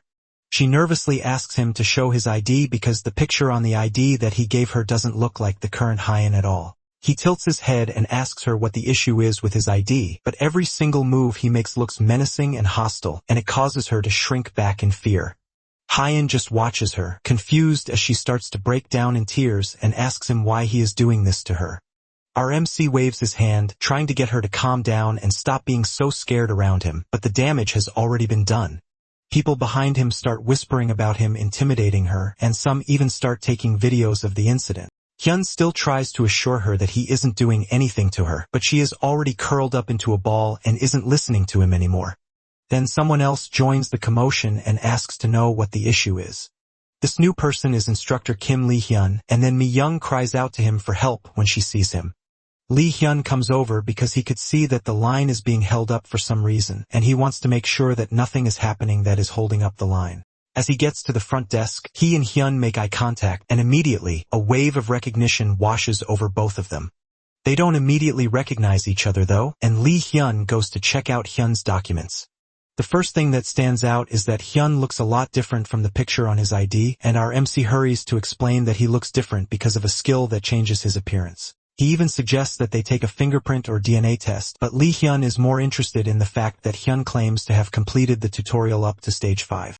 Hyun is trying to act weaker than he actually is by hiding his strength, so he wrote down his level and accomplishments to be lower than they actually are. The only problem is that he also claims to be level 12, which is much too high for someone that has only cleared up to stage 5 in the tutorial. The only explanation is that Hyun has been illegally raiding dungeons before coming for official registration. The interview seems to still be going on as Lee-hyun takes him away from the crowd to talk quietly in another corner. From what Lee-hyun remembers in the tutorial, talents usually get their skills at stage 3, an accessory at stage 4, and after stage 5 they get another skill as a reward.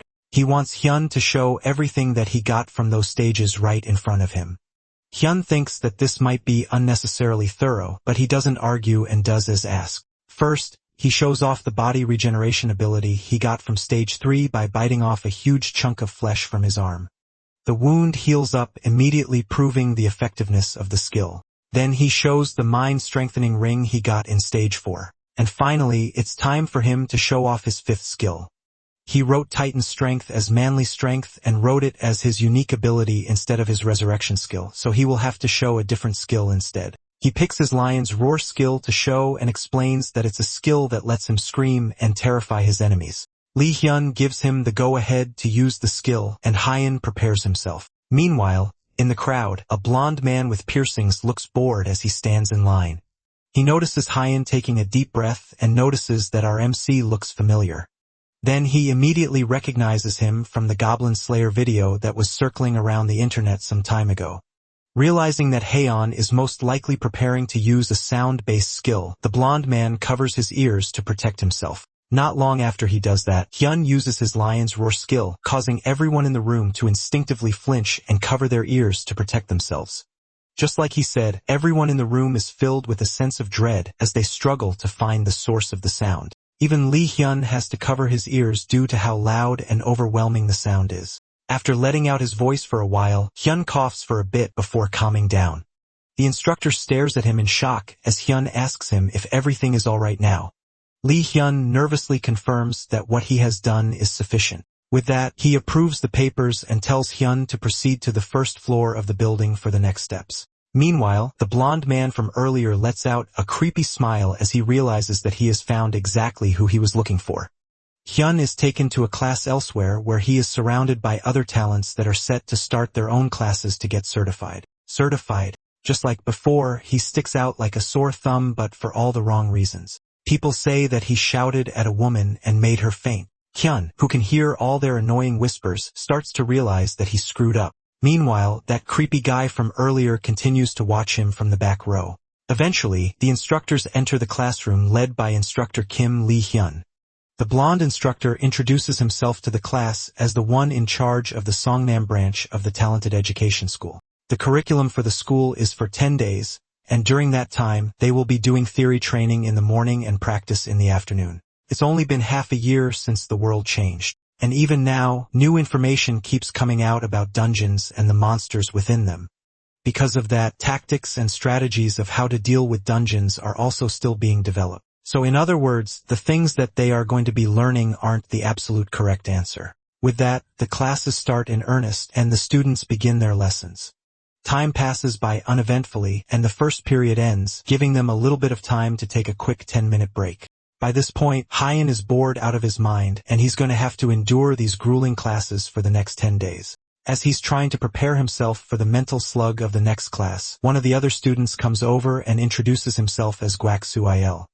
He reaches out a hand for a handshake, and Hyun is at first hesitant to take the musclehead's hand, but he does it anyway. As soon as he gets Hyun in his grip, Gwaksu lets out a devious smirk as he tightens his grip around Hyun's hand. Ever since he made a fuss during the registration period, Gwaksu-il hasn't liked RMC. Now it's time to put him in his place, except Hyun is barely even reacting despite Gwaksu-il gripping his hand with all his strength. Under his breath, Hyun activates his skill, tightens strength, and his muscles immediately strengthen with magic. Gwaksu-il can barely believe that he's losing to someone at a test of strength. He put all of his stats into his strength, and now he's getting beaten by some nobody who has been doing nothing but causing trouble. He continues to squeeze his arm as tightly as he can, trying his very best to intimidate Hyun. But eventually, the strain is too much for his body, and his entire arm bursts. As the blood splatters everywhere, the two men barely even react to it, and the rest of the class is left horrified. The only person who looks happy in this situation is the blonde creep who has been watching Hyun this entire time. Later that day, an ambulance pulls out of the school's courtyard carrying the muscle head from earlier. Meanwhile, Hyun is in the instructor's office trying desperately to defend himself from the accusation that he was the one that caused what happened to that man on purpose. He tries to explain that the muscle head approached him first and wanted a handshake, then suddenly, his arm swelled up and exploded on its own. That kind of excuse is really hard for instructor Lee-hyun to believe, but whether or not he believes it, that's the only truth that Hyun has. If it wasn't for his unique ability, Extreme Strength, which increases his strength, then Hyun could have been the one to get badly hurt. He even tells Lee-hyun to go and check the CCTV footage if it's so hard for him to believe. Lee-hyun's attention is shifted to something else, though since he remembers Hyun saying that his unique ability was called Manly Strength, but now he's saying it's Extreme Strength. Hyun nervously plays it off and corrects that it's indeed called Manly Strength, but there's even more inconsistencies with Hyun's story that he finds it harder and harder to play off. The blonde gives the man a long hard stare, but ultimately sighs in annoyance. With nothing else to say, he tells Hyun to return to his classroom for now. Hyun goes back to his seat and sighs in exhaustion. It's just the first day, and he has already been caught in multiple unnecessary controversies. Meanwhile, another student slides into the seat beside him and politely introduces himself. It's the blonde man from earlier, and he calmly asks Hyun if he can sit down there. Hyun tells the blonde kid to do whatever he wants, but he's cautious about the fact that he keeps getting approached by weirdos. The blonde man introduces himself as Eun Yu-sung and shakes Hyun's hand. He asks to call Hyun his brother and reveals that he just recently turned 18 and came to the school after completing the tutorial. Yu-sung changes the topic and asks RMC how he did what he did earlier. From the younger kid's perspective, Hyun must have used some kind of skill to pop the muscle head's arm. From his enthusiasm about popping someone's arm to the creepy face he's making, Hyan can tell that something is definitely wrong with this guy as well. RMC explains that he didn't do anything to that muscular guy, but their discussion is interrupted as Lee Hyun comes in to start the second period. Since the class was delayed, the instructor starts the next lesson immediately. Currently, dungeons are classified into two types. There are ordinary dungeons and irregular dungeons. Ordinary dungeons are the ones that appear the most, and they are normally created around the world. They break after 4 weeks, so it's easy to keep track of them and monitor them. As all the people in the class should know from experience, a dungeon break is when monsters inside a dungeon start pouring out of it. Then there are irregular dungeons which have an unpredictable break time. They could break either earlier or later than the usual 4 weeks, so they need to be treated with caution. To stop a dungeon break, there are two main ways of doing so. One way is to destroy its central core, also known as the main core, which will clear the dungeon. Another way is to get rid of its normal core periodically, which won't clear the dungeon, but only delay its breaking. However, talents that go into dungeons also need to be cautious about the order that they attack the core. Lee Hyun's lecture is interrupted by a loud groan from the back of the class. Yet another musclehead loudly asks if he needs to know all this useless information just to kill a few monsters. He didn't come to the school just to listen to long and boring lectures. Hyun is annoyed by the number of muscleheads that seem to be in this classroom. Just like the guy from earlier, this guy also looks like he's going to cause problems. Our ever-brilliant MC doesn't realize that he too is a musclehead, but let's leave him be. One of the instructors steps up to try and calm down the rowdy student, but Lee Hyun holds him back calmly with his hand. He tells the student to come down to the front of the class, and the older-looking muscle laughs at the provocation from the shorter man. He steps up to the front of the class, ready for a fight, and Lee Hyun pulls out his phone to start a timer. He tells the student that for 1 minute he will only evade and block the musclehead's attacks. But if one attack even so much as grazes Lee Hyun even a little, then the musclehead graduates immediately. However, if the man fails to hit him within the time limit, then he will get expelled. Seeing the instructor acting so cocky only makes him even more enraged, and he prepares to launch himself at the blonde man. With one large jump, he closes the gap between them in an instant, swinging his sword in a wide arc that Lee Hyun easily dodges. The man gets even angrier and turns to launch another attack, but all he manages to hit is Lee Hyun's aftershadow. The man takes out his anger and swings towards the instructor. But no matter how powerful and fast his attacks are, he's just swinging aimlessly, and Lee Hyun is easily able to dodge everything without any problems. The musclehead throws in a heavy attack, which Lee Hyun easily dodges. And before he launches the final blow, he gives the man one last lesson, telling him that a powerful swing is not always a good move because his movements will inevitably become exaggerated. With that, Lee Hyun launches his first counterattack since the spar started, kicking the man's weapon into the air and lodging it in the ceiling and causing him to fall to the ground. Then he shows the man his phone, confirming that 1 minute has passed, meaning that he failed. Hyan once saw a video of a professional boxer avoiding an ordinary person's punches just by weaving. But for him to do that against an awakened, it just proves that there's a massive gap like that even among fellow awakened. The agility and reaction speed he showed were so impressive that even Hyan, who has raised his stats quite a bit, would struggle. But that only makes him want to square up against the blonde instructor even more, and he's not the only person that feels that way. The curriculum for the talented education school is theory class in the morning and practice in the afternoon. For the day's practice class, the students will be training their weapon skills. Lee Hyun tells them to come one by one and receive their training weapons. First, they will be given the opportunity to train in their own way, and then an assistant will come and correct them. Before they step up to start the training, he explains to them that due to a lack of manpower, they are unable to do one-on-one coaching. Hyun picks up one of the training blades, and he's immediately disappointed. The blade is rather dull, and just training by themselves sounds boring. Yusun comes up behind him and asks if he feels like having a short spar. But as if reading their minds, Lee Hyun tells them that fighting is prohibited until day 6. He watches the other students training, and although he didn't expect much, everyone's average level is lower than he expected. He doesn't need to practice, but at the very least, he can do a little as a workout. He takes the sword and does some basic sword moves, moving around fluidly the way he would have done in the tutorial. Lee Hyun watches as our MC moves his sword with precision, but doesn't say anything. One of the instructors comes over and tells Hyun not to move like that. He gives some advice about the sword angle and his stance and tells him that he seems to be showing off, but the way he's moving is useless in real combat. Hyun has no idea what this guy is yapping about and he wants to fight, but it's better to let it slide. As they are talking, Lee Hyun comes over and gets everyone's attention. Once everyone's focus is directed at him, he tells the class that Hyun and the instructor that was just correcting him will give a quick fighting demonstration.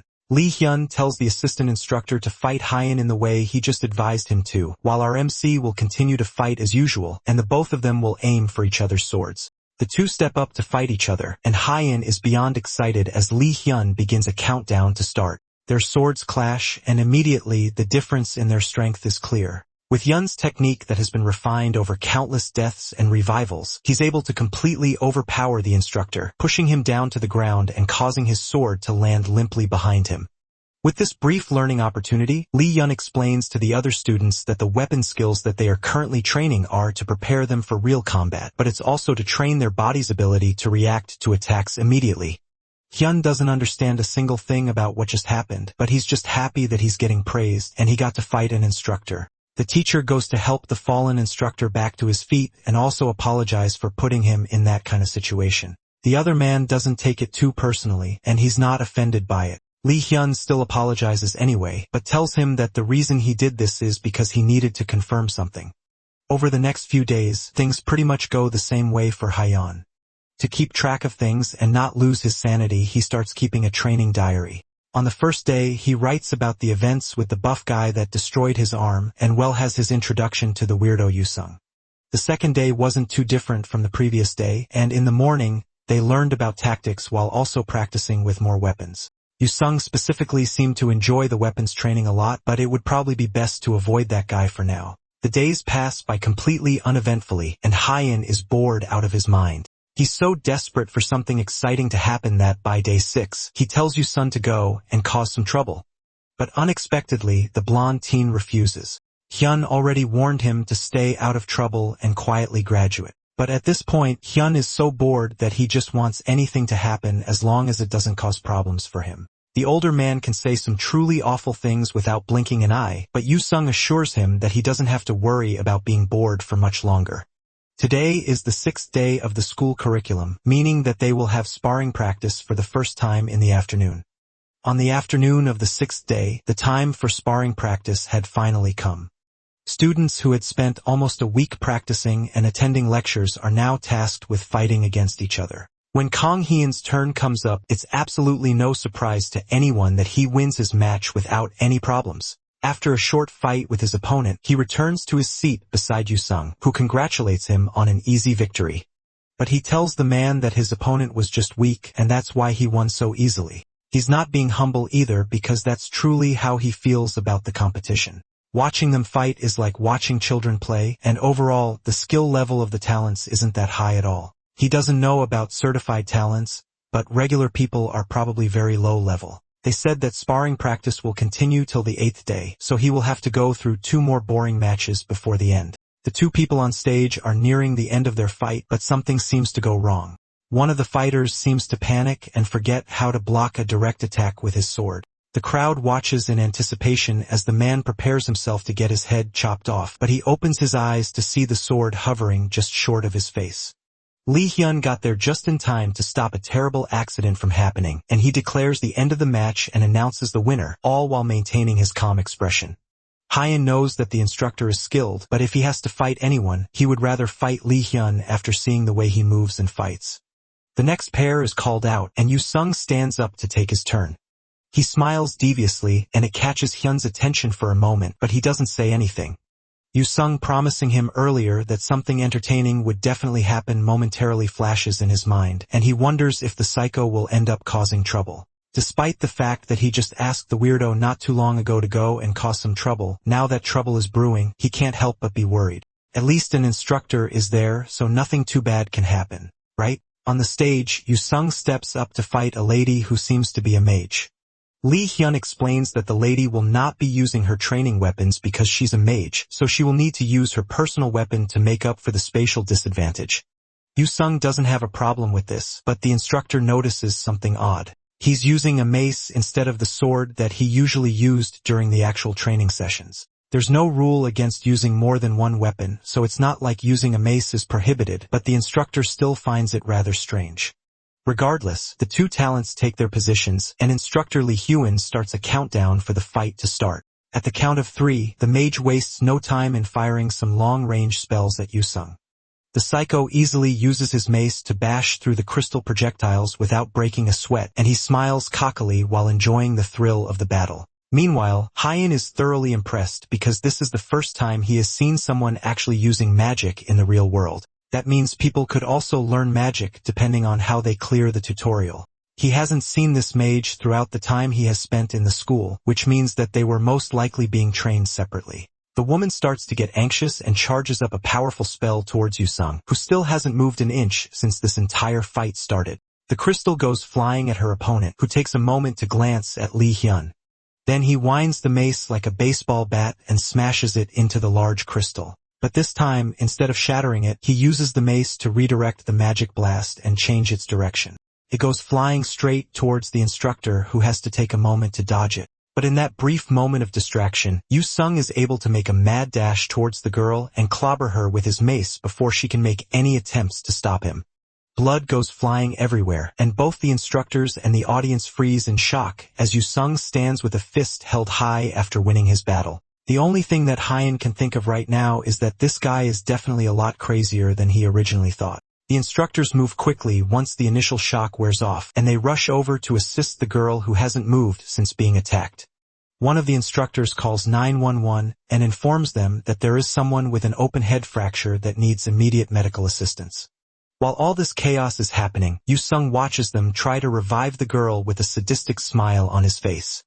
Lee Hyun immediately confronts the blood-soaked psycho and points his sword straight at the student's throat, demanding to know what in the world that little scene was. The blonde plays dumb, and the instructor has no choice but to call a forced break for the class, all except Yusung, who he orders to follow him.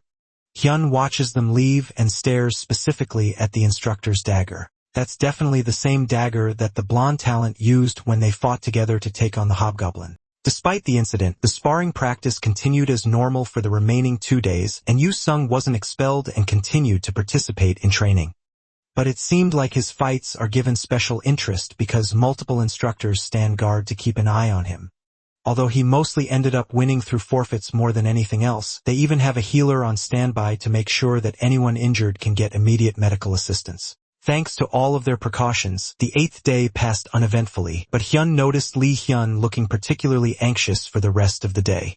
Later that night, he heads over to Lee Hyun's office with an offer to have a match with real swords. The instructor, who is already stressed enough and stomped with work, calmly tells his student that not only is he not supposed to barge into an instructor's office unannounced like this, but this period of time is particularly exhausting for him to deal with. Hyun doesn't understand why he's so tired and asks the man if he isn't tired of playing this childish game.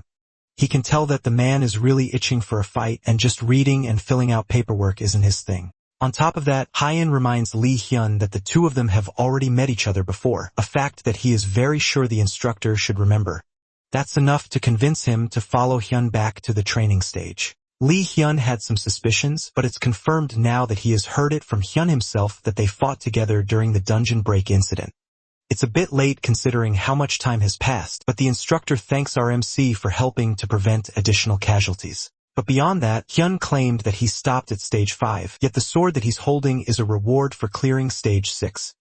Hyun lies and says that he found the sword on the ground, but even Lee Hyun comments that that is a pretty lazy excuse. That's fine by him, though, since it's clear that our MC has no intention of answering honestly no matter how much he's asked. Lee Hyun pulls out his dual daggers from his inventory and prepares for a harsh battle. Without wasting a second, he moves so fast that he seems to disappear and immediately appears behind Hyun.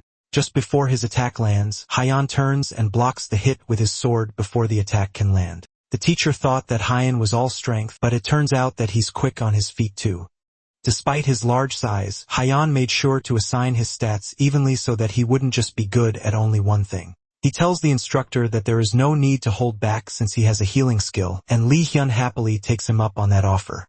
In a second, he flies off again, coming down for multiple consecutive super speed attacks, which Hyun skillfully manages to block and parry. Lee Hyun, who is going at near full strength at this point, can't believe that Hyun is actually managing to withstand all this. Hyun, on the other hand, is slowly going mad with bloodlust. His healing skill is just as good as he suggested, so Lee Hyun decides to go a little bit rougher. He readjusts his sword and rushes over to Hyeon at a different angle. This attack is completely unavoidable and should be just good enough to create an opening. Except this is exactly what Hyun was looking for. He brings up an arm and takes the dagger head on. It seems like it's stuck between his bones, keeping it firmly lodged in place. With nowhere to run, Hyeon pulls Lee Hyun closer and smashes his large head into the instructor's face, knocking him backwards and immediately beating him. Later on, after treating the heavy hit to his head with a cold ice pack, Lee Hyun and our MC sit down to enjoy a drink together and talk about the fight. They both acknowledge each other's strength, but Hyun decides to be honest and call this match a draw. They were not supposed to use skills during the spar, but Hyun ended up using his. Since that's the case, Lee Hyun decides that they should call it a win for him, and Hyun tries to argue that passive skills can't be helped. Once they are done drinking, Lee Hyun gets up and thanks Hyun for allowing him to distress with this sparring session. Now he can head in and get a good night's sleep with less worries to think about. They are definitely going to need the rest too, since the next day is set to be a practice dungeon raid. Meanwhile, a cloaked figure approaches the doors of the dungeon that they are meant to take the next day. He looks around to make sure that no one is watching him before quietly using an invisibility skill. The doors of the dungeon slowly open as an invisible figure steps in and closes it behind him. And the night goes on with no one aware of what has been set up in the dungeon. The next day, the students gather in front of the dungeon that will be used as the training area by the talented education school. The dungeon is an F-rank dungeon known as Kika's Forest, and the monsters that spawn there are known as Kika. They are stronger than the average F-rank monsters, but even so, the place was specifically chosen as the training dungeon for their class for two reasons. The first is because it's a field-type dungeon, which means that there is no danger of traps or anything other than monsters. Secondly, it's because Kikus don't live in flocks, which means that they can lure the monsters out and fight them one at a time. The rest of the details for the mission will be explained in detail once they enter the dungeon, so the instructors open the doors for them to enter. This will be the first dungeon that Hyeon has entered in reality. In the tutorial, he would always start inside a dungeon, so he has never gone through a door like this before. Walking through the doors fills him with a sensation of passing some sort of dimensional boundary. And then once he opens his eyes, the scenery has completely changed. Inside the dungeon, the instructors will first lure in the Kika to provide an example, and then they will split into groups of 5 to hunt down Kika on their own. Lee Hyun gives the other instructors a signal to begin the hunt while he continues giving explanations of how to monitor and track down Kika. Outwardly, Kika resemble ostriches, and they are known for their nimble legs and solid beaks. They are even capable of crushing metal plates with just their stomping power. As they walk through the forest with Lee Hyun still giving them explanations on how to take care of these monsters, they all suddenly receive a system notification informing them that the main core of the dungeon has been destroyed and the portal leading to the outside has opened. As a result of this, the dungeon will soon collapse, and they are to leave the dungeon immediately. The sky around them starts to break apart like glass, and it looks like the dungeon really is about to collapse. Lee Hyun calmly tells the students not to panic and to calmly leave through the portal one step at a time.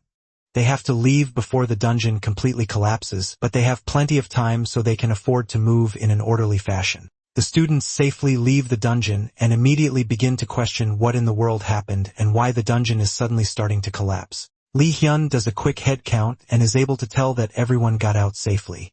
That doesn't answer the question of who cleared the dungeon. There's more pressing concerns though, as the dungeon starts to break and run wild right in front of them. As soon as Lee Hyun sees this, his orders for the instructors to go and get support while telling the trainees to step as far away from the dungeon as they can. Lee Hyun calls for Hyun to come and help out at the front line. The reason the dungeon broke is because of how dungeon laws work. If the main core of the dungeon is broken without defeating the boss monster, then the dungeon collapses and the remaining monsters come flooding out of the portal. This is called a dungeon break, and it's something that was definitely taught in class. There's no time for them to joke around since the Kakis will soon start flooding out of the dungeon break. Lee Hyun plans to go and start directing the students, but he doesn't even have time to think up a proper plan before the first of the monsters start spilling out. With no time to explain anything else, Lee Hyun rushes off to go and take care of the students, leaving the fight with the Kakis to Hyeon. The large horde of birds charge towards Hyeon without a care, but he definitely doesn't have a problem with that. Behind him, someone excitedly comes rushing in, begging to join in on the fun. It's Yu-sung, and he comes in with his mace, swinging it at one of the birds that Hyun was just about to fight. As the bird crashes down to the ground, Yu-sung starts to laugh maniacally as he feels the sensation that he was looking for.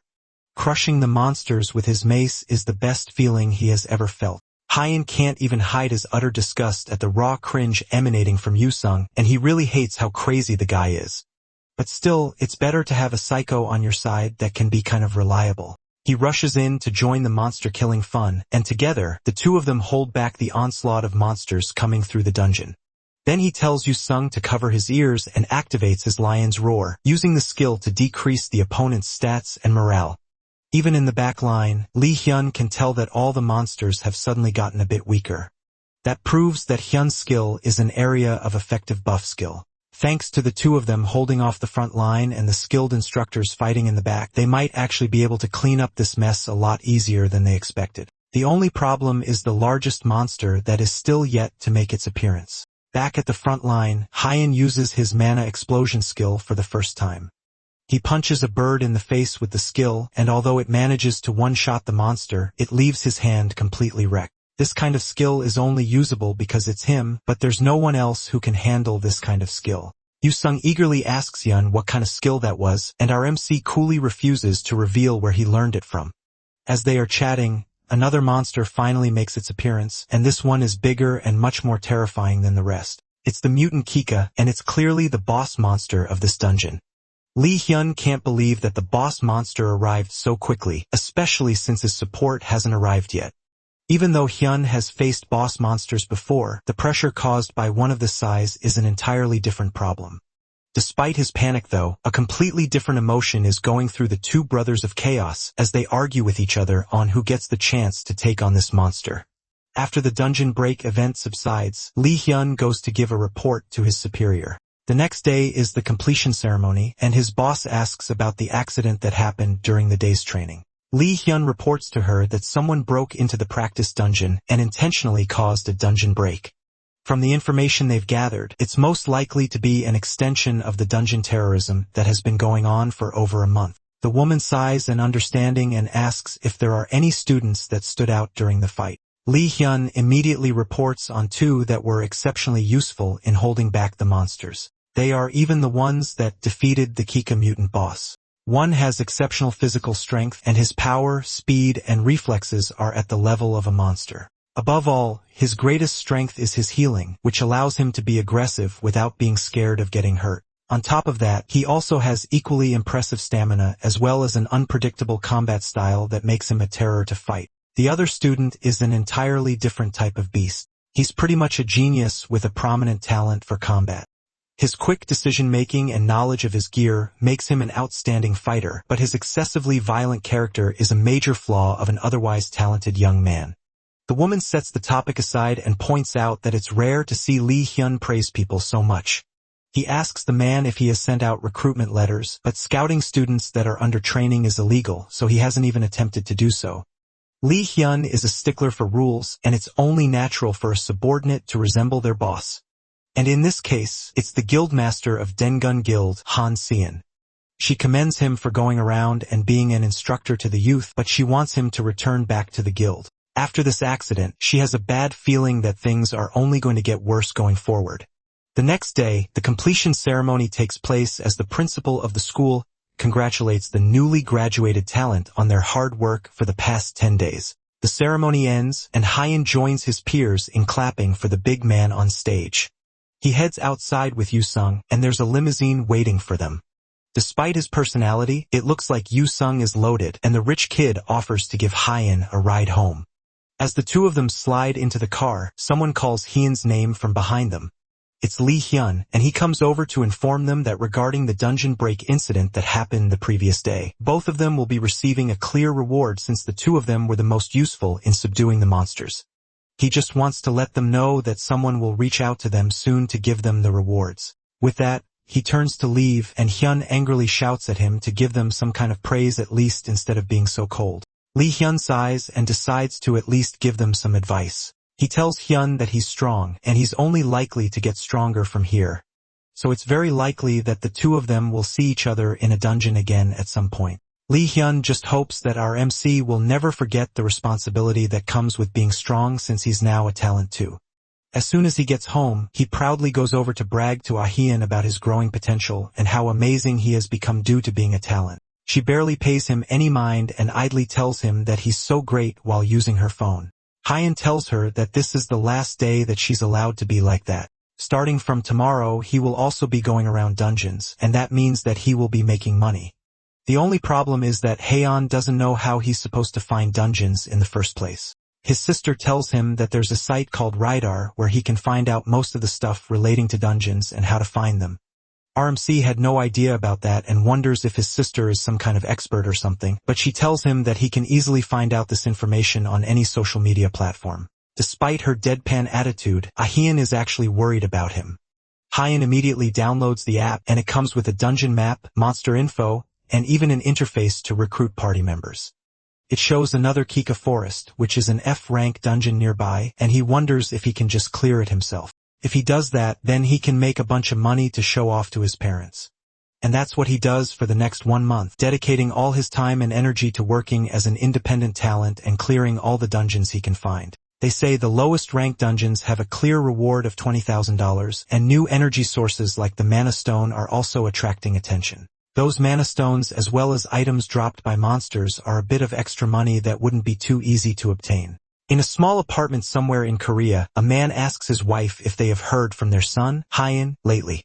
The last time they spoke to him, he said that he got a degree in something during the last month. His wife calmly tells him that Hyun sent him $10,000 in pocket money recently, and it also looks like he bought a used car as well. The man accepts that his son most likely makes more than him now. Even though their son is sending them money, Hyun's mother can't help but be worried about him. They say a lot of people get hurt and die in dungeons, and she doesn't want anything to happen to him. Hyun's dad tells his wife to just let the boy do what he wants. After all, it's better than a full-grown man being jobless. Apparently, they group up into parties to raid dungeons together, so he's sure that Hyun won't do anything reckless, and he should have everything under control. After all, the Hyun they know has always been a bright little boy.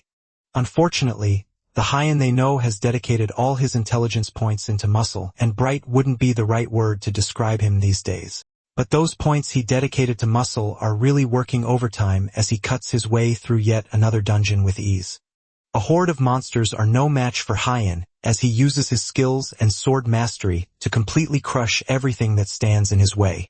Meanwhile, in his new Burnley car parked outside the dungeon gate, his phone desperately rings with a call from his mother. His father tells her that Hyun must just be asleep and warns her not to wake the boy up when he could be busy. His mother reluctantly agrees and goes back to washing the dishes.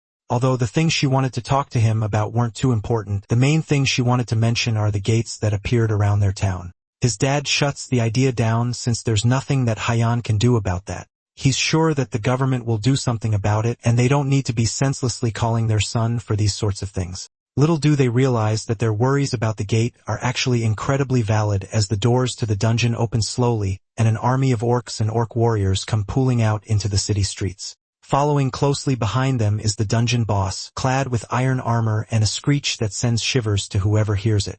By the next morning, the central core of the dungeon Hyun was just raiding is finally removed and he exits through the exit portal. He manages to clear the dungeon in 1 day and wonders where he should go next. Maybe an E-rank dungeon, although even he thinks that it would be a stretch for him to take on that kind of dungeon solo. He starts to think that maybe it's better to be careful, especially since he hasn't confirmed whether his resurrection ability works in real life yet.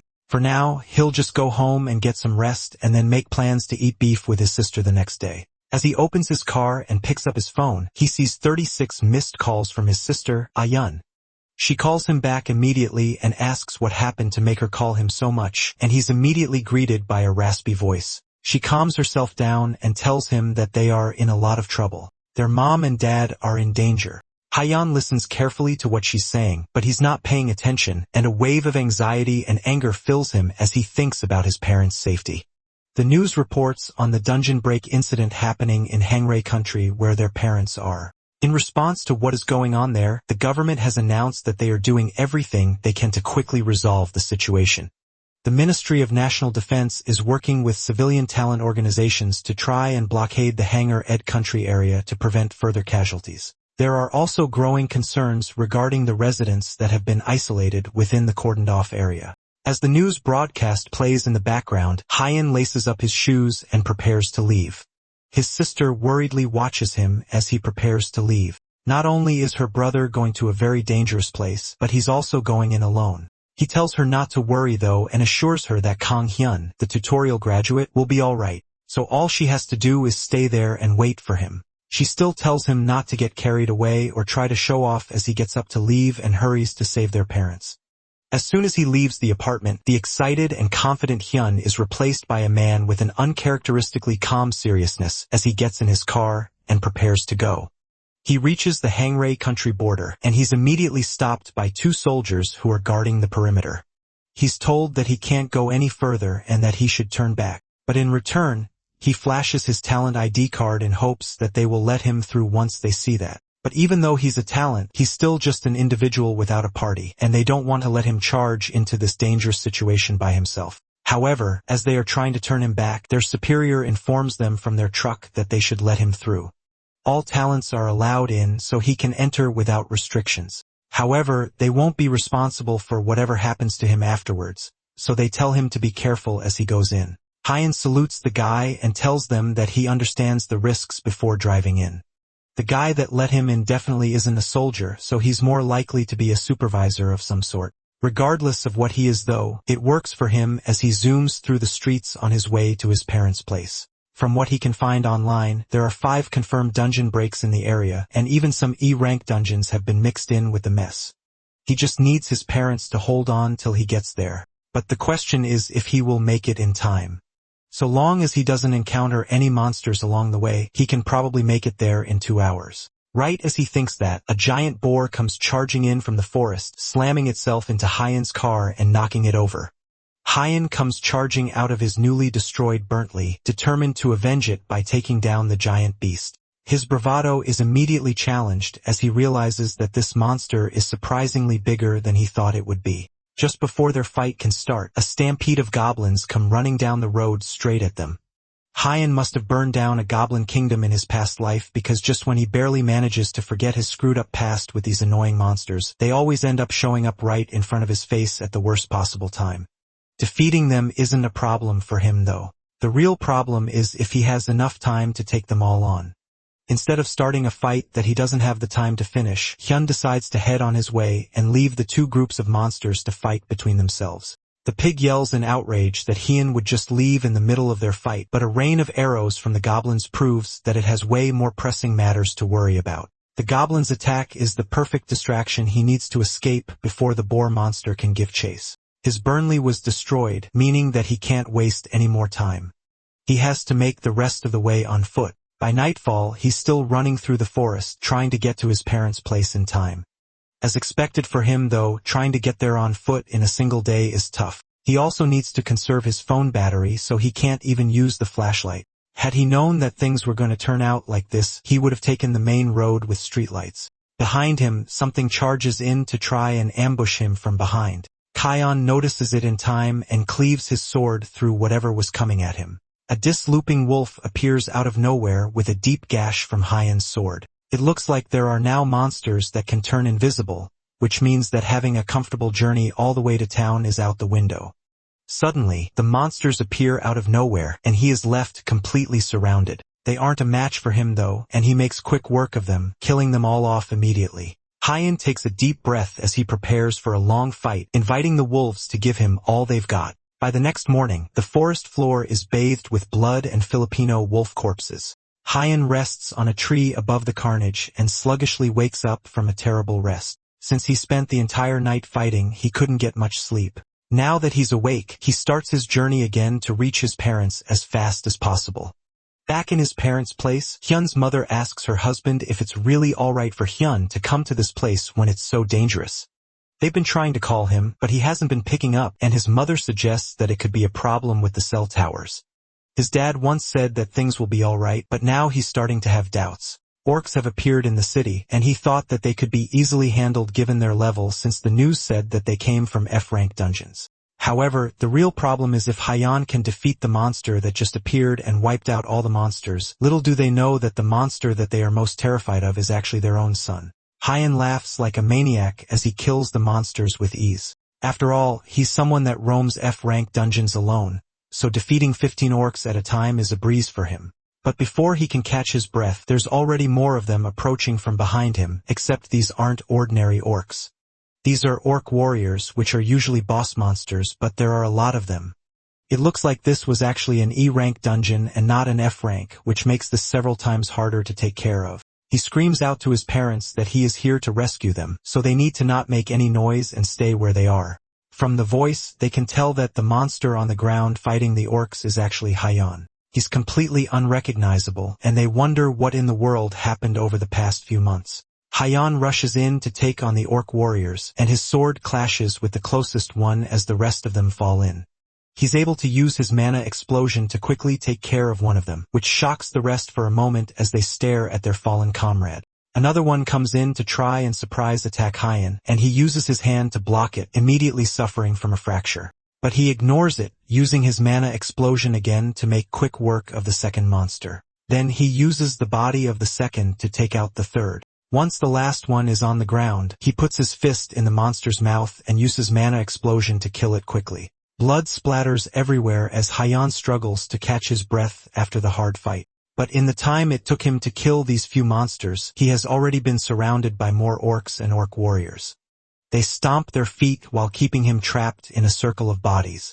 All the while, a larger and much more terrifying orc makes its way through the circle, and this one is an orc great warrior, which is several times stronger than any orc Haiyan has faced so far. It's also several times more ugly than anything Haiyan has faced up till this point. Our MC was planning to save his mana for regenerating, but in a situation like this, he has to finish things quickly without wasting any time. He activates his Titan strength and then uses his lion's roar on the monsters, prepared to go in and finish things up once and for all, only to get absolutely bodied by the stronger monster. The other orcs don't allow him to escape, and they push him back to the fight anytime he gets knocked down. He's out of mana, so he can't regenerate, and he is already exhausted from fighting too long. At this point, he has been beaten up so badly that the orcs are just toying with him. It's still unknown whether he can resurrect in the real world now, but it looks like it's time for him to finally find out. Even though he's definitely going to die and there's no way out of this situation, Haiyan is determined not to abandon his family. He gets up again and again every time he's kicked to the ground, but his attention is diverted as he hears a scream coming from one of the buildings. He looks up to see his father and mother desperately trying to hold back some monsters that are climbing towards their window. Haiyan tries to run over to save them, but the orcs hold him back. He still struggles to push through, but a giant hand calmly plucks him up like a Happy Meal toy, then smashes his head into the ground before he can escape. As his eyes close and his consciousness starts to fade, Haiyan still desperately reaches his hands out to them, hoping that they won't be hurt during all of this. Eventually, the orc great warrior gets taken down, but a few skilled slashes from a talent.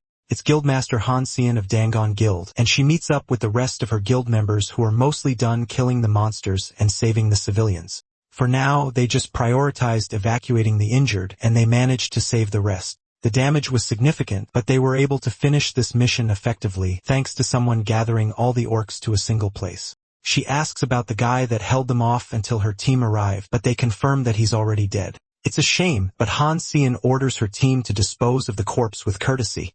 At least that's what they should have done, but the corpse has somehow disappeared. Elsewhere, Hyun wakes up with a start, alive and uninjured.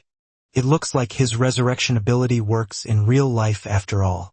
He looks around and finds himself in the same tree that he slept in when he took on those invisible wolves. Just like the ability specified, if he doesn't designate a location to respawn, then he will resurrect at the last place that he slept. That's not what he has to focus on now, however. His memories rush back to his parents that were about to be attacked by monsters in their own home. It's already been 24 hours since then, which means that whatever would have happened must have happened by now. Our MC grabs his sword while gritting his teeth and jumps off the tree, hoping to get back to the city as quickly as possible.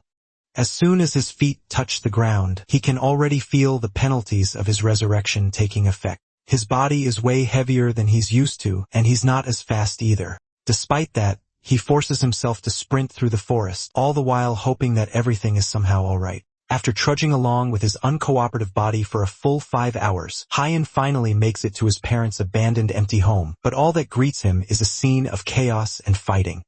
With his head hung low, Hyan wanders aimlessly through the night until he's eventually spotted by an army group. He borrows a phone from one of the officers and manages to reach Ayun.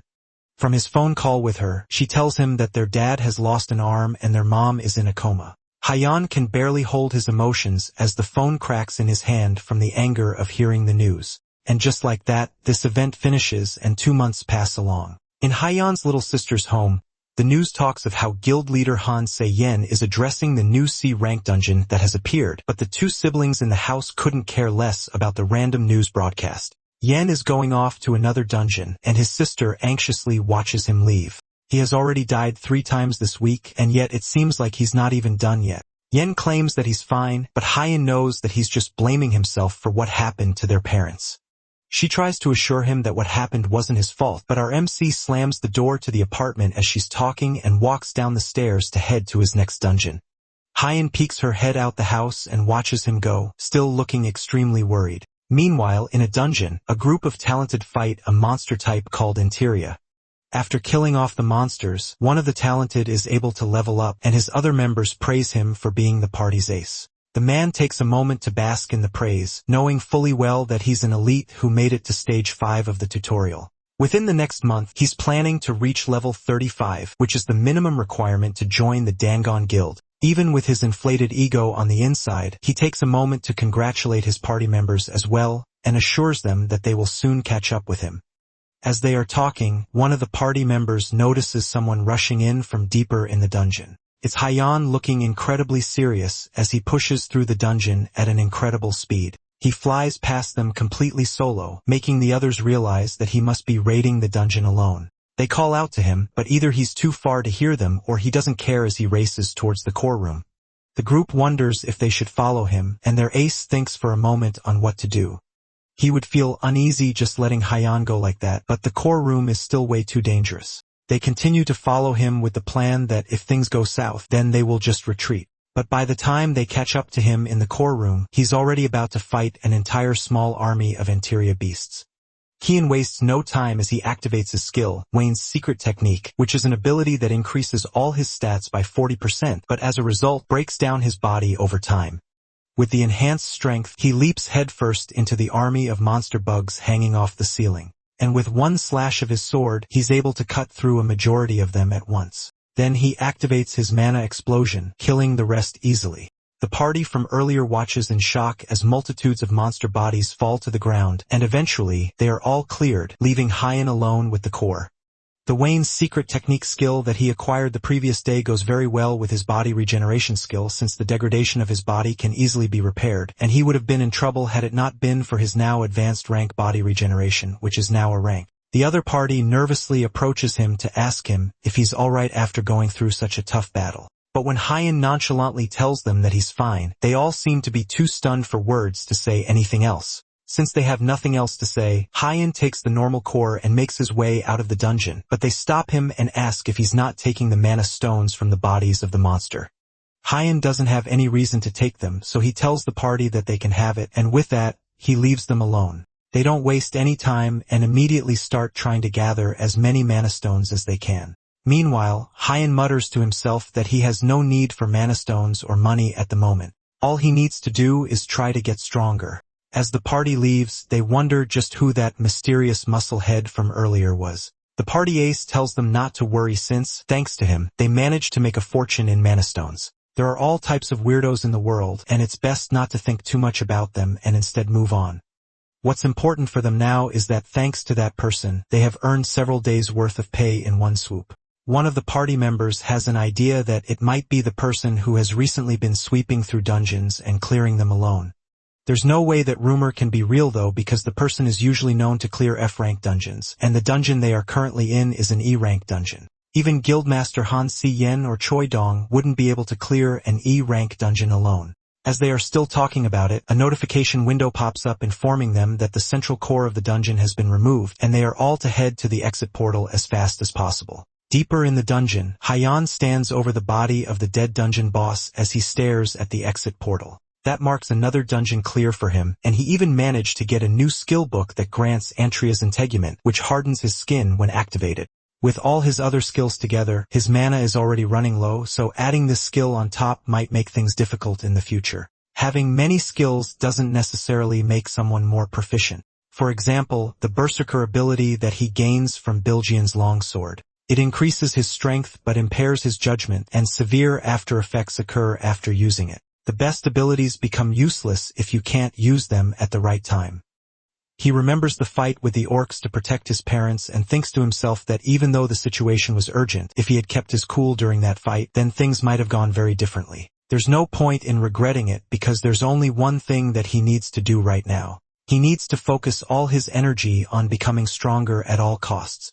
For now, he'll learn the new skill and add it to his growing arsenal of impressive skills. Outside the dungeon, a reporter interviews the party from earlier as they exit. He's hoping to get information on the stories about a man that has been going around clearing dungeons by himself. People say that he was spotted earlier today in this very dungeon, and he thinks that the man may be among them. The party nervously tells the reporter that the solo dungeon clearer is not them, and instead, he's still in the dungeon. Just as he says that, someone comes walking out of the dungeon triumphantly. Hyen scratches his neck as he walks out of the dungeon, already thinking of his next goal, when suddenly, he's immediately flooded by the blinding light of several cameras. Multiple news reporters scream over each other, trying to get Hyen to look their way and give an exclusive report. At the same time, multiple recruiters stretch out their cards towards him in hopes of getting him to join their guild. It's chaos and pandemonium, and our MC brushes past them easily, telling them directly that he is not interested in them or the rumors about him. As he makes his way through the crowd, he bumps into one of the reporters, and the man angrily asks Hyun what he thinks he's doing. Immediately, Hyun turns around with a look of rage on his face and dares the man to do something if they really bumped into each other. The reporter is left completely unable to talk as Hyun stares him down, and he's only able to mutter a brief apology as our MC grunts and walks away from the mass. When he leaves, the group starts to whisper among themselves. The expression on Hyun's face made him look like he was about to kill someone, and some of the reporters start to speculate that he might even be a gangster or someone with a criminal record. Hyun makes it to the parking lot and uses his key to find his car, Buntley number 2. He's still grumbling about how the annoying reporters wasted his time when someone calls his name from behind. It's a man dressed sharply in a nice suit, and Hyun immediately demands to know who this person is. The man calmly tells him not to be so wary since he is here to help our MC out after all. With that, he hands Hyun a card showing that he's a Talented Association member named Sun Yoon-ho. The Talented Association has been keeping their eyes on him for some time, and Sun Yoon-ho came over to personally promise Hyen that if he chooses them, then they will use all the resources they have to aid him. Then he tells our MC that he doesn't have to give an answer right away, and instead they would be thankful if he gives them a call at any point. With that, the man bows his head and leaves Hyen to continue his business. Hyen watches the man leave while staring down at the card. The Talented Association is definitely a group that Hyen has heard of before. The Talented Association was the first guild founded to promote the rights of talents. Unlike other guilds who focused on making profits, the Talented Association put their talents above everything else. Hyun wasn't aware that they recruited people like this, but it's not a bad change of pace from people shoving cards in his face. They also said that he doesn't have to contact them immediately, so he has time to make a decision. As he's eating his noodles in peace, a little girl walking by asks her mother if our poor misunderstood MC is a monster, only to get shushed by her anxious mother.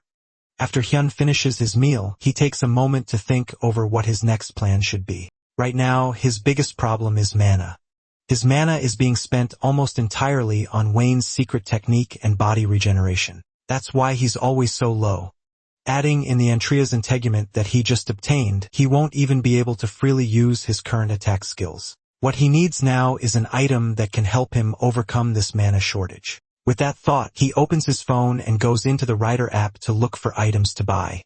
After a bit of initial scrolling, he doesn't see anything that would be particularly useful. Everything so far that he can see is just accessories that can be worn for their effects, but those are just cheap trinkets that will raise his stats by 1 or 2. He needs to buy something that's actually good. Then he notices a notification from someone offering info about a dungeon that drops a ring that increases magic power. Hyen takes that one up, and the next day, he follows the advice of the person that posted the message on the board. They direct him to an E-rank dungeon called the Goblin Village in Hanam. Inside that dungeon, shamans appear that have a somewhat high chance when killed to drop a ring that gives a 1 or 2 point increase to magic power. They can also rarely drop a ring that gives a 4-point increase in magic power. The dungeon's boss is the Goblin Great Shaman, and there's a high chance that it might drop an even better ring when killed. The dungeon was originally a quiet hunting ground with good income that only a select few knew about, but recently, unauthorized people have occupied it, and they are arguing that it's their territory while not letting anyone in. The government also hasn't done anything about it since there is no dungeon break. So the only thing the person posting can hope for is that a major guild clears it after seeing their post. Hyan heads up to the Goblin Village dungeon, and initially it seems like there is no one there. According to the post, there's supposed to be people guarding the entrance. That doesn't matter to our MC, though, and he pushes his way into the dungeon to start another solo raid. As soon as he enters the dungeon, he sees 3 people standing guard at the entrance. The man in front admires the gear that Hyan is wearing and assumes that they will get a nice treat from defeating him. The other 2 also agree that taking Hyan's gear will be a nice treat for them. One of them approaches Hyan first, telling him that the dungeon is the territory of the Bait Guild, but Hyan couldn't care less. The man continues by telling him that anyone who enters Bait Guild territory without permission will have to pay a toll. They tell him that if he gives them everything he has, then they will let him go. Hyan's response is to calmly toss the man that approached him like a javelin, knocking him out immediately with a single punch. The remaining 2 barely have a moment to react, and they immediately pull out their weapons to start a fight. The other man rushes towards Hyan with his sword held high, and Hyan doesn't even try to dodge. He catches the sword with his bare hands and shatters it, then kicks the man backwards, sending him flying. Then as he walks towards the man, he tells the group that he likes people like them because no matter how many times he hits them, he doesn't have to feel bad. As he's stomping on the man that just tried to attack him, a blast of magic hits him in the back, causing him to pause and glare back at the caster. It's the woman who is the only one remaining, and she trembles as her hand still smokes from casting Mana Explosion. This shows him that Mana Explosion has been a long-range skill this whole time, and he has been blowing up his own hand for no reason. Hyan thanks the woman for teaching him something new and tells her in exchange he will teach her something as well. Most people would let the girl go, but our main character is a figure that promotes gender equality. He grabs her hand with his and shows her how he has been using Mana Explosion for himself. Then his hand glows a pale blue and blows up, sending the woman tumbling to the ground in pain. This group is just filled with a bunch of nobodies who try to prey on the weak. As he's dealing with this initial group, another set of nobodies comes storming out of the forest, most likely drawn in by the sounds of fighting and screaming. They don't look too happy about the fact that Hyun has spent the last 5 minutes crippling their fellow party members, and the leader among them reaches into his inventory to pull out his weapon. He tells Hyun to give up on returning home alive as his sword glows with bright energy, and the other party members around him also prepare for a fight. Meanwhile, this is fantastic news for Hyun. After all, he needed someone to guide him through the forest anyways. For one of the Bait Guild members, the tutorial completely changed his life. With the appearance of dungeons came an environment where power alone decides your rank. Violence and money are all things that can be leveraged if your rank is high enough. And for this lone background character who was just another cog in society's machine just a year prior, thanks to the appearance of this new system, he can now live a plentiful life. On top of that, he became the executive in a big guild like the Bait Guild. With all these things by his side, he's sure that inside of dungeons, he has nothing to be afraid of. But as the roaring fist of our main character makes its way to his face, a man who was once untouchable realizes that there are still a lot of things to be afraid of. In a matter of seconds after declaring that our MC would not be making it out of the dungeon alive, he and all his fellow party members are on the ground in pools of blood, and he has no idea what in the world just happened. Somehow, they all lost to a single unarmed man. Hyun, who had just finished wiping the floor with all these criminals, pulls out the knife they managed to stab into his stomach and points it at them. He gives them all 5 seconds to gather in front of him before he starts dishing out punishments. It's time for him to select his faithful guide that will take him through this journey. In a flash, all the criminals are gathered in front of him in an obediently little pack as Hyun holds the person that he selected as a guide close to his chest. He tells them all to clap for the person he has chosen to be his guide through a fair evaluation. This person is Bait Guild's grunt Kim Sung-woo, and he tells them to clap for the man who has been chosen among all of them. The bloodied and beaten men don't clap immediately out of fear, but a glare from Hyun has all of them clapping their hands gleefully. Now that Hyun has gotten his guide, one of the criminals asks our MC what he is going to do with the rest of them. Hyun thinks for a moment and then asks them if they will stop doing evil acts and promise to start living honest lives if he lets them go. Then men all put their hands together and promise that they will never do anything bad again if he lets them go. Hyun doesn't believe them for a second, and he punches and kicks all of them for even daring to think that he's stupid enough to believe that. He continues to pummel the men, knowing fully well that they are just lying so they can escape and go and do it again. All the men are left in even bloodier pulps than last time as Hyun takes a crying Sungwoo with him to continue his journey through the forest. From what Hyun has seen over the several hours that he has been in this dungeon, this place is one of the rare dungeon archetypes that can exceed the size of a city. It's way too big, and at one point, he suspects Sungwoo of leading him around in circles on purpose. The Bait Guild grunt nervously says that he's not leading them around in circles, and instead, he is just trying to find the path with the fewest monsters. That's a useless thing for him to do though, since he is walking with Hyun, and our MC tells him to just focus on taking them to the core even if it leads them to where monsters are. He points his blade at Sungwoo and tells him to take them to where monsters are since he's bored. And immediately, the grunt moves to go and find some monsters, but Hyun stops him. It's already getting dark, so they need to rest and wait for the next day to make their move. The two men settle down and build a campfire for the night. Hyun rests against a tree as Sungwoo cooks some ramen over a fire for them to eat. As the two of them enjoy their meal of instant ramen and a meson, they both sit in awkward silence. Hyun is the first to break it, and he asks Sungwoo how old he is and what he was doing before he became a talent. The man is 25 years old, and he was in college before the world changed with the tutorial. Hyun advises that he should have just stayed in school instead of joining a guild like the Bait Guild and doing horrible things like he did today. Sungwoo tells him that he needed the money since his student debt has been piling up and he couldn't apply for a scholarship because he kept taking part-time jobs. To make matters worse, his father's business failed, which only made their situation a lot harder. The shock was too much for his mother, and things only grew more desperate. As he's in the middle of telling his life story, Hyun stops him and asks why he's suddenly preaching a sob story. This is way more information than he cares to know about some random kid. With that, our MC tells him to stop talking nonsense and just focus on eating the ramen so they can rest up for the next day. Sungwoo can't even hold back his tears as he continues to eat the food. Later that night, the two men rest on the forest floor as the embers from the campfire smoke away. Sungwoo waits until the dead of night to slowly open his eyes and check if Hyun is asleep. He can't hear the larger man's snores, but considering that he's completely wrapped up, the Bait Guild grunt guesses that Hyun must be asleep. This is his chance to either escape or kill Hyun. But after remembering what happened earlier and how easily Hyun beat up the rest of his party members, it's safe to say that trying to kill him is a very bad idea. No matter how he thinks about it, there's no way he can kill a monster like this. Hyun instead makes the much smarter choice of trying to run away and save his life instead. He slowly starts to sneak out of the area, but Hyun's voice calls out to him immediately, stopping him in his tracks. Hyun calmly asks the man where he's going, and Sungwoo smartly says that he just wants to go and pee. Hyun tells him to just do it here and then reminds him that if he tries to run, then he's dead. The next day, the two of them make it through the forest and eventually reach the goblin village where the main core is located. Hyun can feel a lot of mana gathered around there, which proves that what Sungwoo is saying is the truth. Our MC's forced partner asks him how he can feel something as sensitive as mana, but Hyun only responds by calling him a weakling. Sungwoo stiffly laughs at the insult, but inside, he's just bearing all of this because he plans to make sure that Hyun won't be able to ignore him much longer, because he will be dead soon. In the goblin village, the monsters are concentrated near the main core. However, they regularly send scouts all around the field. The Bait Guild farmed by attacking the scouts, but thanks to Hyun, none of those sites have been killed yet. Because of that, the village has all of its troops gathered together in one place. Despite the overwhelming numbers in the village, Hyun shows off an evil grin since killing goblins is his specialty.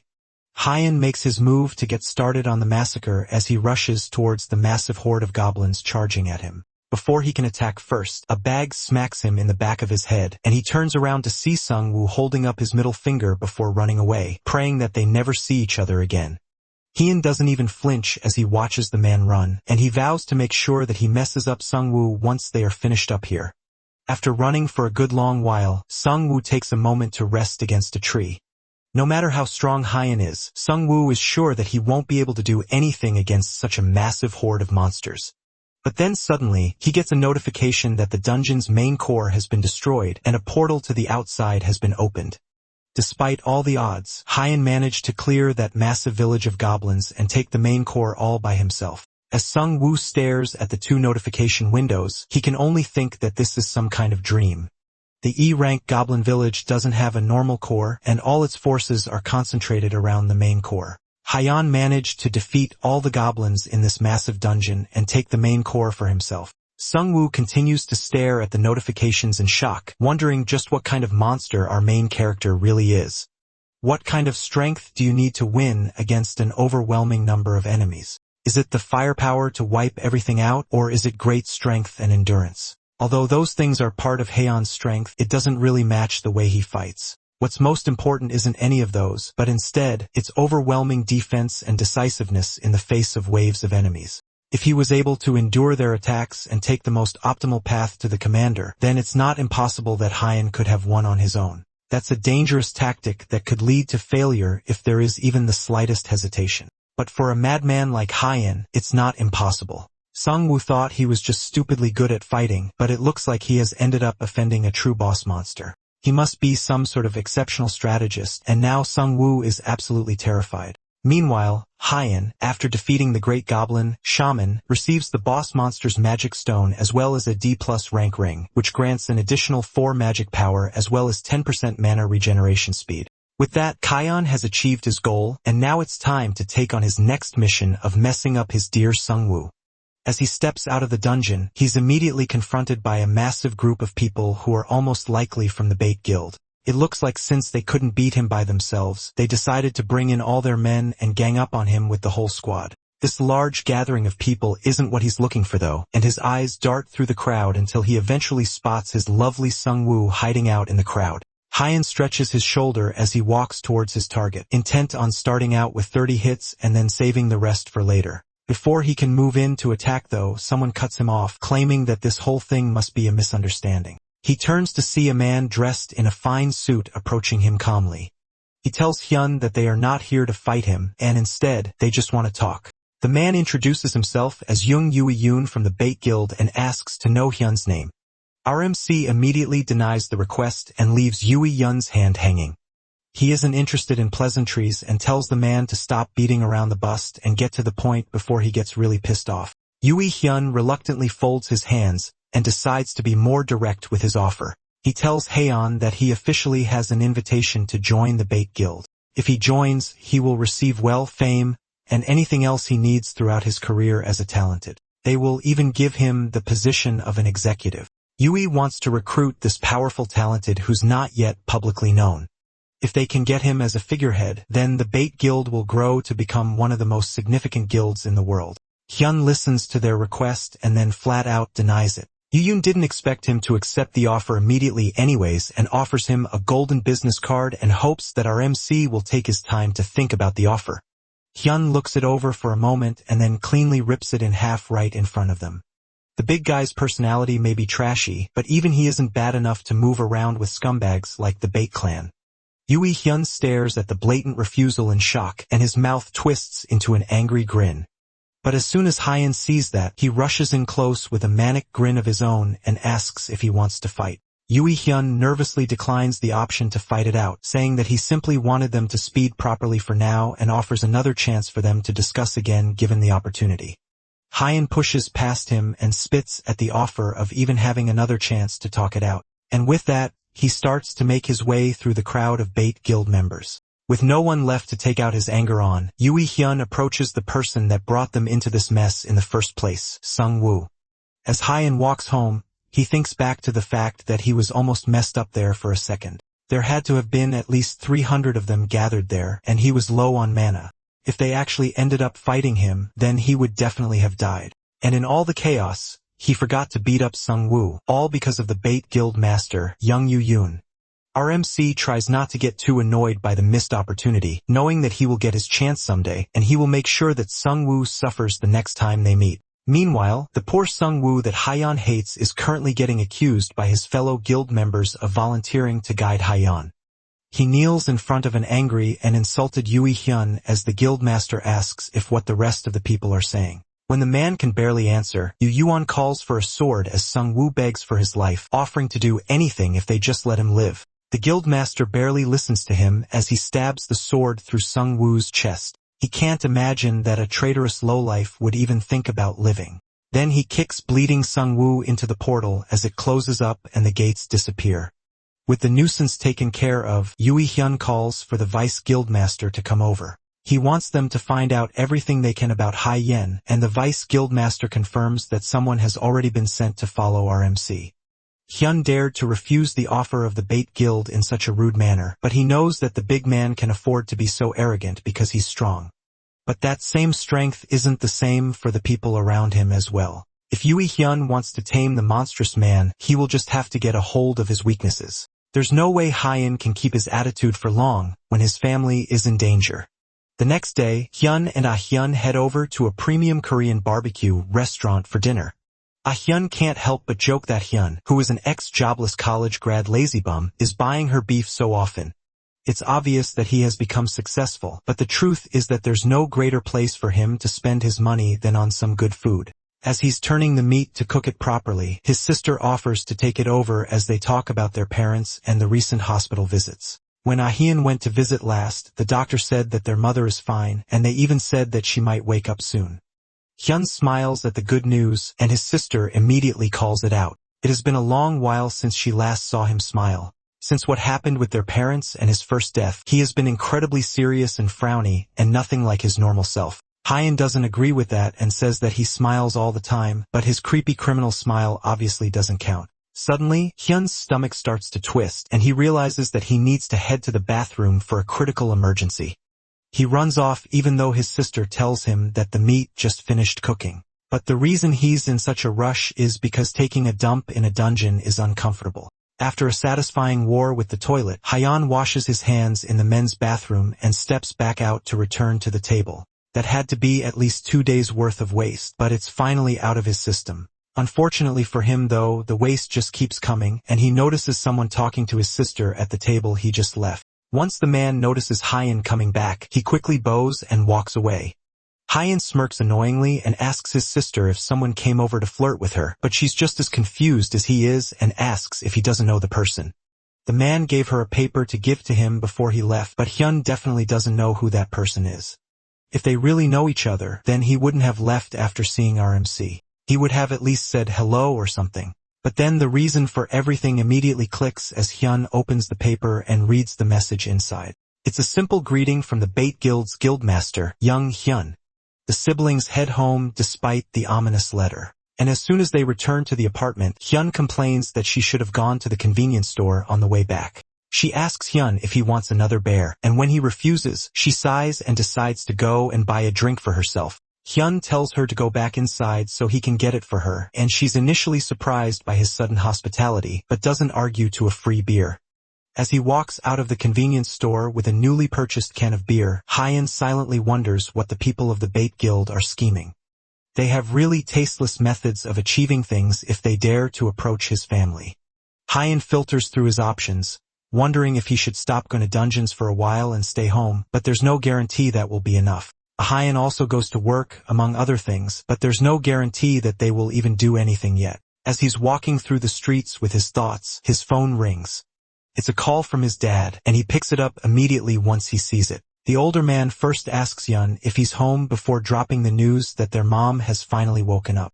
Hyun starts bombarding him with questions asking how she is and if she'll be alright. But for now, all they can do is wait and see. The doctor said she'll be alright, which is a huge relief for RMC. But the relief immediately fades away when his father informs him that someone claiming to be a friend visited them earlier.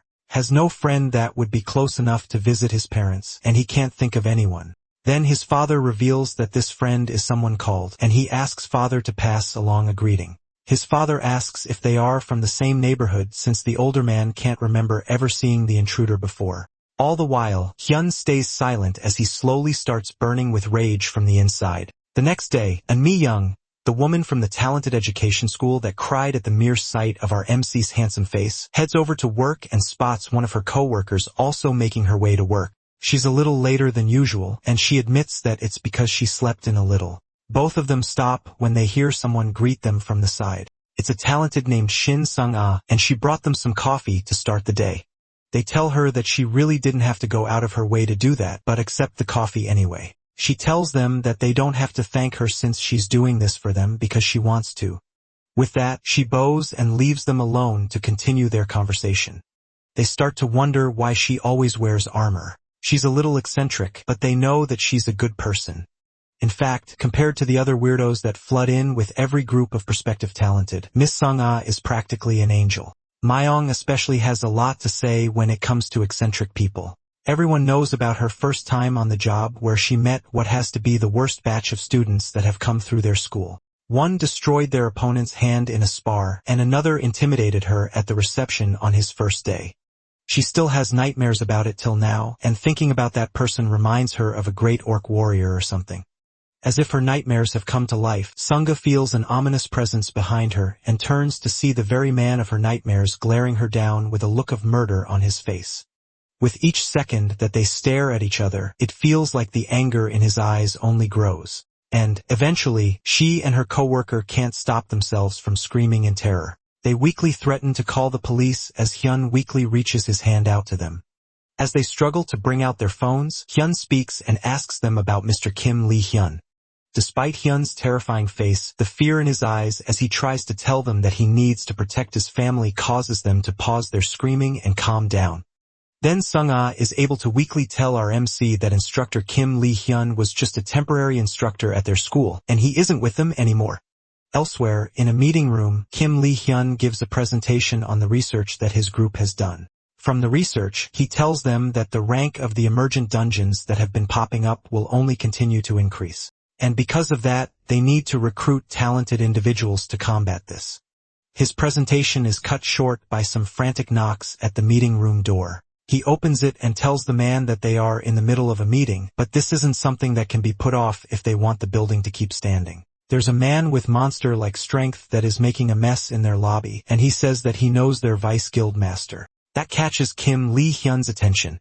The vice guild master heads over to the reception room to meet with a very panicked Hyun. When the former teacher said that the two of them would meet each other soon enough, he didn't think it would be like this. He gets straight to the point and asks Hyun if there's anything that he needs help with, and our MC replies that he wants to hire Lee-hyun. The Vice Guild Master has no problems with that deal and asks to know about the details of him being hired. The reason is because the Bait Guild threatened him and his family, and they are taunting him. Hyun just needs a bodyguard to protect his family while he goes to finish them off. Lee-hyun nervously wonders just what Hyun has been up to over the past few days for things to get this messy for him. The man puts down his coffee and sighs. The Bait Guild is rather infamous, and even his guild is aware of them and their troublemaking ways. However, they haven't been able to do anything about them since they lack justification to launch an attack. Hyun doesn't care about the details of inter-guild affairs. All he knows is that he wants to destroy them himself, which should be a win-win situation for Lee-hyun. The Vice Guildmaster isn't even surprised by Hyun's brutality. He is surprised that our MC chose him. The reason is rather simple, and it's because Lee-hyun is the strongest person that Hyun knows. Well, there is one other person, Gu's son, but there is no way Hyun would leave his family in the care of that psychopath. Hyun promises that he will only need the man's help for 1 week, and in exchange, offers to pay up some serious money to get this done.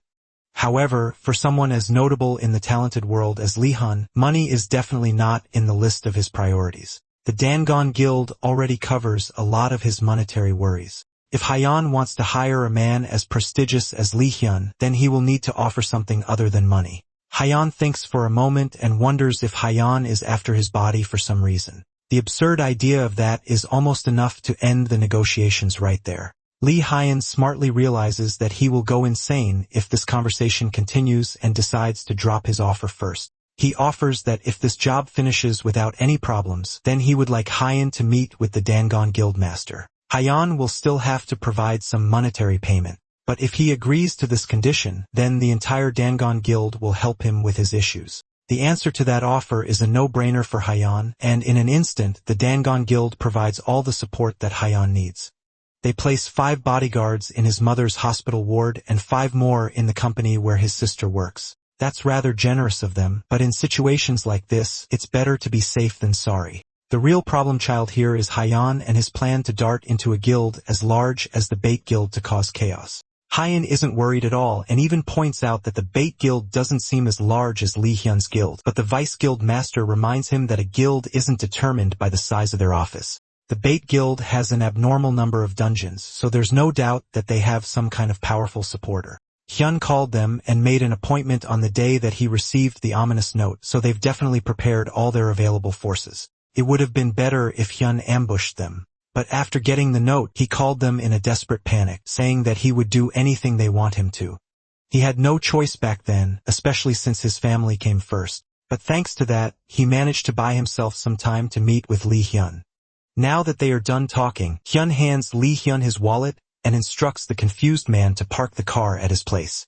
For Hyan to make that kind of request, Lee Hyun can only imagine that he has a plan to sacrifice himself, but our MC assures him that it's not like that. He can't explain the situation in detail, but he assures Lee Hyun that he will be back the following day alive and well. With that, he heads over to the Bait Guild to meet with a very smug-looking young Yui Hyun, who welcomes him along with a group of very well-equipped talented. Hyun gets straight to the point, seeing that so many people have come just to welcome him and immediately offers a fight. But Yui Hyun calmly explains that the members of the Bait family simply came to welcome him.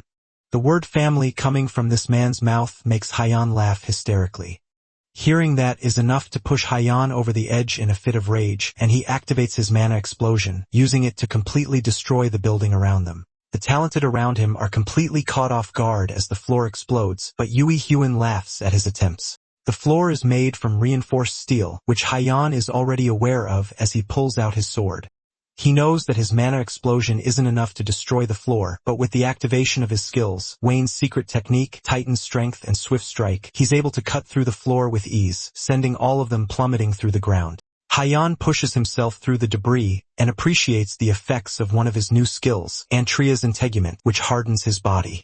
Behind him, Yui Hyun casually drops down into the room to meet with the man that just destroyed his office. He advises Hyan to be rational, still not giving up on the hope that they can be allies and not enemies. Hyan, on the other hand, says that the guildmaster has already crossed the line and removed his right to ask for any sort of partnership. Yui Hyun apologizes for visiting his family before, but then he lays out his offer for Hyan. If our MC joins the Bait Guild, then they can work together to bring down even the Dangun Guild. The arrogant guild master, Han Se-yen, would be brought down to her knees and the large guild would be toppled from the ground up. Yui Hyun asks our MC if he understands the gravity of what they are discussing, but Hyan is not invested in this conversation at all and just wants to fight. Yui Hyun laughs and tells of the audacity of this man. There are currently over 200 guild members in this building alone, and the members in the country is several times that number. Even with this huge size, the Bait Guild is only missing a figurehead. They need an absolutely strong person who can be the vanguard of the Bait Guild members. With Hyan in that position, then the Bait Guild could expand beyond Korea and go to take over the rest of the world. Hyun's answer to that is to grow the largest spitball from the back of his throat and hawk eye it straight at Yui Hyun's unsuspecting face. This entire ramble felt like he was listening to an elementary schooler's presentation. He advises the man to become an extuber instead of coming around and spouting nonsense to him. Yui Hyun takes a moment to wipe the spit off his face and stare at it in his hand. Then the mask of politeness that he has been trying to keep this entire time finally falls. He knew from the very beginning that there is no way a lowly peasant like Hyun could possibly understand his grand aspirations. Hyan's face twists in amusement before he bursts out laughing. The man really thinks he's so large that he called Hyan a peasant of all things. That's certainly a weird choice of words for someone living in the 21st century. Hyan starts to poke fun at the man who has already long since reached the end of his patience, and eventually, Yui Hyun can't take it anymore. The other guild members gather as the guildmaster gives them the order to kill our MC. Several of the mages all start by casting various mind and status effects to bring down Hyan, but all of them get cancelled out as Hyan activates his Lion's Roar skill. that, as well as the Ring of Strength and Mind, come together to remove all the status effects as well as shock his opponents, decreasing their stats and morale. Yuehun is not affected due to his unfiltered rage, and he tells his guild members to forget about restraining him and just focus on killing him. With that, the mages change their tactics and send magic attacks down at Haiyan, who is more than happy to test out his Antria's integument skill against magic attacks. The mage attacks him, causing a massive explosion as several of the guild members all rush him at once. In a matter of seconds, he's surrounded by dozens of talented while still getting blasted by multitudes of attacks from dozens of mages. But none of these things are enough to even faze him, and he comes shooting out of the explosions with his sword, easily cutting down several guild members. Yuehun continues to seethe in rage as Haiyan takes in a deep breath and screams out a war cry for everyone to come at him all at once while the building erupts in explosions. By the end of the day, the building is completely destroyed with smoke coming out from the window as Haiyan stands in the lower floors, out of breath and bloody. Around him are the corpses of several guild members and the wreckage of the destroyed building. But even with that, there are still quite a few guild members left as well as the guild master himself. Yuehun laughs out nervously as he asks Kang Hyun if he's feeling alright.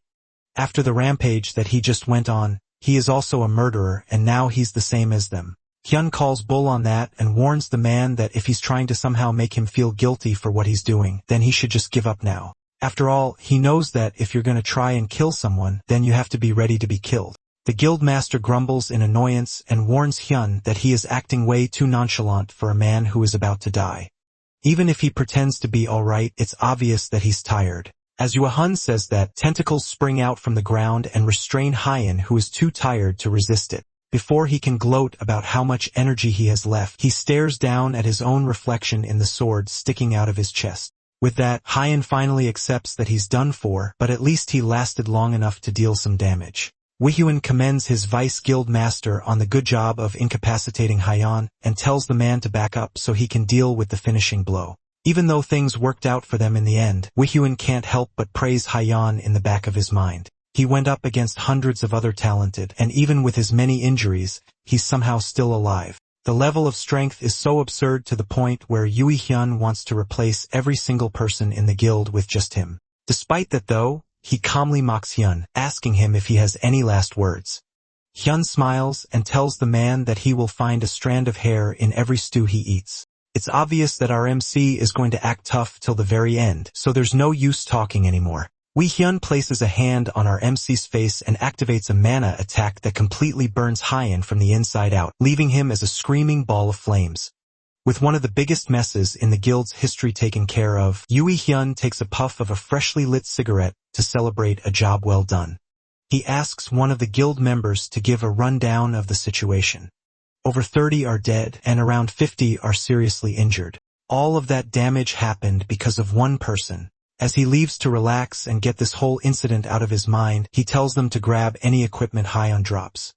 Hopefully, whatever they can get off his corpse will help make up for the losses they face. However, behind them, the corpse is gone, and in its place is only the sword that they used to stab him in his last moments. The next day, Haiyan revives in his sister's apartment, having lost a level and with all his stats reduced by 50% for 24 hours. He steps out of his room to see his sister, who's not even surprised that her brother just popped out of his bedroom. It's obvious that he died again, even though he promised that he wouldn't do things like that anymore. Keen doesn't answer and just asks if there's anything for him to eat, since he's hungry. The two of them start to banter as Ayan scolds him for wearing his armor and shoes in the house. Just like that, Hyun successfully made it out from a mission alive and well like he promised. 2 days later, at a dungeon under the Bait Guild's possession called the Kikura's Gorge, two men stand guard and chat idly among themselves. They are both bored out of their minds, and they wonder why no one has come by lately. Over the past few days, there have been a ton of rumors about their guild, so it makes sense that people wouldn't come over to guilds that they own. One of the men thinks that the people that are avoiding them are just a bunch of cowards since they only take some equipment, but the other man reminds them that they also take their lives. As they are both talking, they finally notice someone coming to the dungeon. Whoever it is dressed like a stereotypical burglar, and for a moment, the two men are so shocked that they just stare at this weirdo and his strange outfit. Haiyan learned something after breaking in so recklessly into the Bait Guild. He can keep trying, but it'd be no different than hitting a rock with an egg. With an infinite amount of eggs, that wouldn't be the worst idea. And Hyan does have an infinite amount of eggs in this case, but he can't keep putting up with the resurrection penalties from dying multiple times. If he wants to take down the bait guild, then he will need to defeat them one at a time. His current plan is to go inside the bait guild's dungeons and take out anyone he sees, destroying them all one at a time. As he holds down the last person to stand in his way in the dungeon, the man wheezes out that he's sorry, but Hyan asks him just what exactly he's sorry for. Even the man has no idea as he's held up in the air with his life on the line. Hyan throws him away like a dirty rag and then tosses down a piece of paper and a pen to him. He wants the man to write in detail where all the bait guild dungeons are. If he does that, then Hyan will spare his life. The man gratefully takes the pen and starts frantically writing everything he can remember. As he's writing, Hyan asks the man how the guild hasn't gotten caught despite the fact that they kill so many people. Even if they work to keep it quiet, they have to get caught eventually if they keep it up. Hyan initially wonders if they bribed the police, and the man tells him that it could be that or it could be the fact that the bait guild intentionally picks dungeons with no CCTV cameras in the area. After writing down a list of all the dungeons he knows about, the man nervously gives the letter to Hyan. After reading it and making sure that it's correct, Hyun stretches his hand to the man's face and activates his mana explosion, blowing his boy apart instantly. Since the bait guild chooses places with no cameras, that means that he won't get caught either. With that, he gives a silent warning to the bad guys, promising that an even bigger and badder guy is on his way. The bait guild hasn't been having the best week since Hyan came into their lives. News headlines theorize about a captured monster being released, which is the only way they can explain the carnage that surrounds the bait guild office. Yui Hyun slams his hand on the table in anger as he reads through the news. Hyun may be dead, but his effects are still being felt several days after. The guildmaster had to use an excuse that he had saved only for emergencies to cover up the fact that it took an entire building full of people to take care of one psychopath. The door to his office swings open, and someone comes running in, shouting that they have a problem. His panicking is interrupted as a bottle cap smacks into his forehead. Yui Hyun, the one who threw the cap, asks the man how he dares to open the door and just barge in like that with no respect. Yui Hyun is already pissed off from everything he has had to fix over the past few days, and now something like this comes out of nowhere to make his mood worse. The man hurriedly apologizes before announcing that the reason he came to the office in the first place is because a person of interest has appeared again. The nut job who has been trashing their dungeons has appeared again, and 7 of the bait guild-owned dungeons have already been trashed with more than 100 of the guild members already dead. Yui Hyun grits his teeth as he tries to figure out who this mysterious person is. Things are already chaotic enough as is, and now there doesn't seem to be any hope. It feels like the more guild members he sends to take care of the situation, the more of them end up dead. There's no time to think, and Yui Hyun is forced to make quick strategic decisions. He orders for there to be no more rotating shifts. From now on, everyone will head into a dungeon at once, and each other will take turns sleeping while keeping watch. With that, he orders the secretary that came to report the incident to get out and close the door behind him. The guildmaster sits down to think about the situation rationally. 5 days ago, Kang Hyun attacked their building, and his corpse disappeared by the end of the fight. Then 2 days later, some psychopath goes around attacking bait guild's dungeons. He has been considering something in his mind for a while now, but with the recent events, things have just gotten painfully obvious. He realizes that Kang Hyun must have an accomplice. That's a perfectly valid assumption, even though he's completely wrong about that. He assumes that the corpse must have been taken away with some sort of skill. But even after figuring that out, there's not enough information to form any countermeasures. Right now, Yui Hyun has no choice but to resort to something that he didn't want to have to do. He picks up the phone and dials a number that picks up after just 2 rings. On the other end, someone picks up with an overly cheerful voice that angers an already pissed off Yui Hyun. The guildmaster gets straight to the point and says that he needs help. The voice on the other end laughs and asks what the big bad bait guild would need his help for, but the answer is obvious. News of the guild getting wrecked has spread at this point, and the person on the other end is able to tell what the reason is. Since there's no need to question what his motivations might be, the next question is what the person on the other end has to gain from helping the bait guild since they are way richer. Yui Hawin offers them a fight in return for their services. If the person on the other end helps them, then they will likely get into a fight with someone that definitely isn't just an average guy, and that should give them the entertaining fight that they are looking for. A hooded blonde man smiles at the request and wonders if he should just give the man the benefit of doubt and go for this potentially satisfying fight. Later that night, as usual, two men stand guard at the entrance of another one of Bait Guild's dungeons. The hooded blonde man is one of the guards, and he asks the other person what his name is. The second guard's name is Kim Ilwer, but the blood man doesn't care and decides to rename him as Yuhyun's Grunt. He asks Yuhyun's Grunt when this powerful guy is going to show up and if they are sure that he will even be here. If the hooded blonde guy is forced to wait for nothing here, then things will get ugly once he gets bored. That doesn't need to happen though, as our MC makes his triumphant entrance to the area. The hooded blonde smiles in glee as he feels something that he hasn't felt in a while. His unique ability, Sixth Sense, starts to react violently even though for the longest time it has only been some sort of vague intuition. This time, though, it's screaming inside his head with all its might that if he doesn't want to die, then he should run away from the monster approaching. The monster himself stops for a moment as he realizes that one of the guards he was just about to kill is in Yusung. From the voice, our favorite blonde psycho can tell that the person speaking is his big bro, Kang Hyun. And Yusung drops his aggressive pose as he realizes that the person who has been going around messing things up for the Bait Guild is Hyun. He's not even surprised that his big bro is looking for fun things to do as well. Meanwhile, Hyun hasn't dropped his guard yet, as he remembers Lee Hyun's words about the Bait Guild having some kind of backing. Now that he thinks about it, Yusung is definitely rich, so it's possible that he could be the Bait Guild's backing. Regardless of whether he is or not, it doesn't change the fact that he's working with the Bait Guild. Hyun turns up the hostility, holding a sword to the man's throat, but Yusung calmly says that he can't be lumped in with some trashy delinquents. Hyun laughed and asked what he's doing here if he's not in the Bait Guild. Yusung explains that their guild master, Yui Hyun, begged him to come over and save them from some terrorist that's going around, messing them up. Hyun can definitely see this weirdo going along with a request like that just to get the opportunity to have a good fight, and he tells the man that they don't have any business together, so he shouldn't interfere. Hyun even offers that the two of them can go out to eat later when this whole thing has been taken care of, even though he doesn't have Yusung's contact info.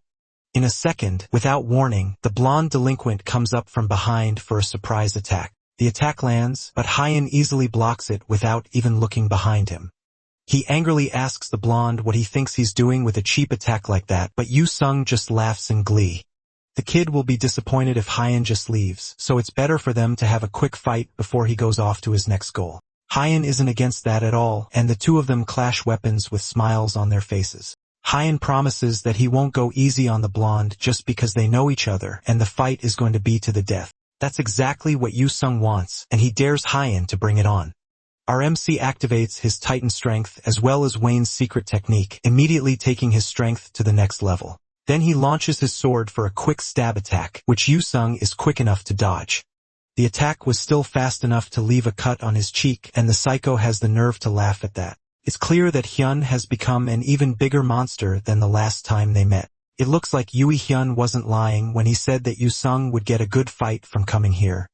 The two continue to clash weapons manically, and although Yusung is clearly enjoying himself, this fight is just a hindrance to Hyun's plan. However, even though he would have liked to end this quickly, it's been a long time since he got the chance to fight properly. From his expression, Yusung can tell that Hyun is having fun fighting, and things are just starting to get good. But the other guard from before comes running in from the side, causing the two of them to pause. Hyun's Grunt thinks to himself that if he manages to contribute to the fight here, then there's a chance that he can one day become an executive. Yusung doesn't waste a second turning his weapon on the guard that was unlucky enough to try and interrupt their fight. His headless body goes crashing to the ground as Yusung takes a deep but annoyed breath. He glares down at the man, angry that he had the gall to interrupt their fight while they were in the middle of having fun.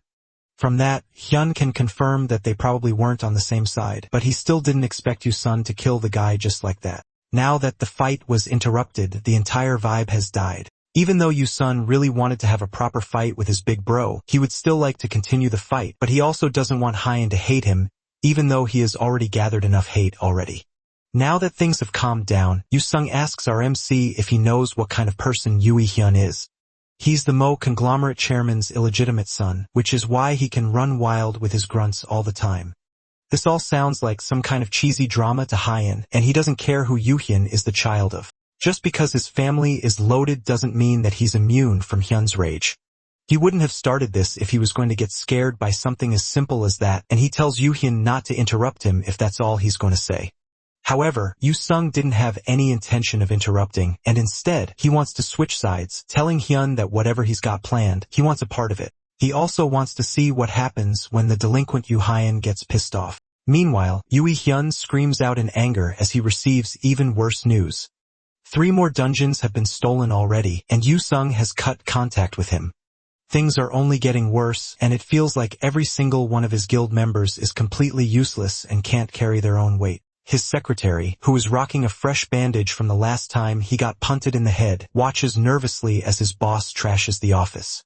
Then the guild master orders for all the guild members to assemble by 8 in the morning the next day. The secretary doesn't know how many they can gather, but Yoo Hyun doesn't care. He doesn't care if they are sick or if their family just died, but he just wants all of them to be gathered as soon as possible. But the secretary tells him that a lot of the members have quit the guild recently, and most of them have completely cut contact. Yoo Hyun continues to shout, ordering that they should take the mothers and fathers hostage and threaten them to make sure that they listen. However, that isn't possible either since the guild's atmosphere isn't good. A lot of members have quit and they are in a very uneasy period.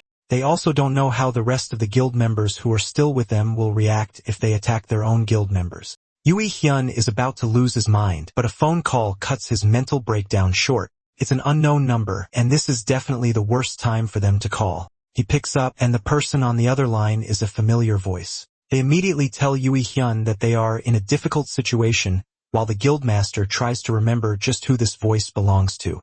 If this person is who he thinks they are, then there's a chance that the situation might be resolved more easily than he expected. Meanwhile, the news of what's going on with the Bait Guild continues to spread. Internet forums come together to discuss what's going on, but the news of what exactly is going on with them hasn't been publicly spread yet. Hyun is certainly having an effect, especially after he and Yoo Sung went around destroying dungeons for a week.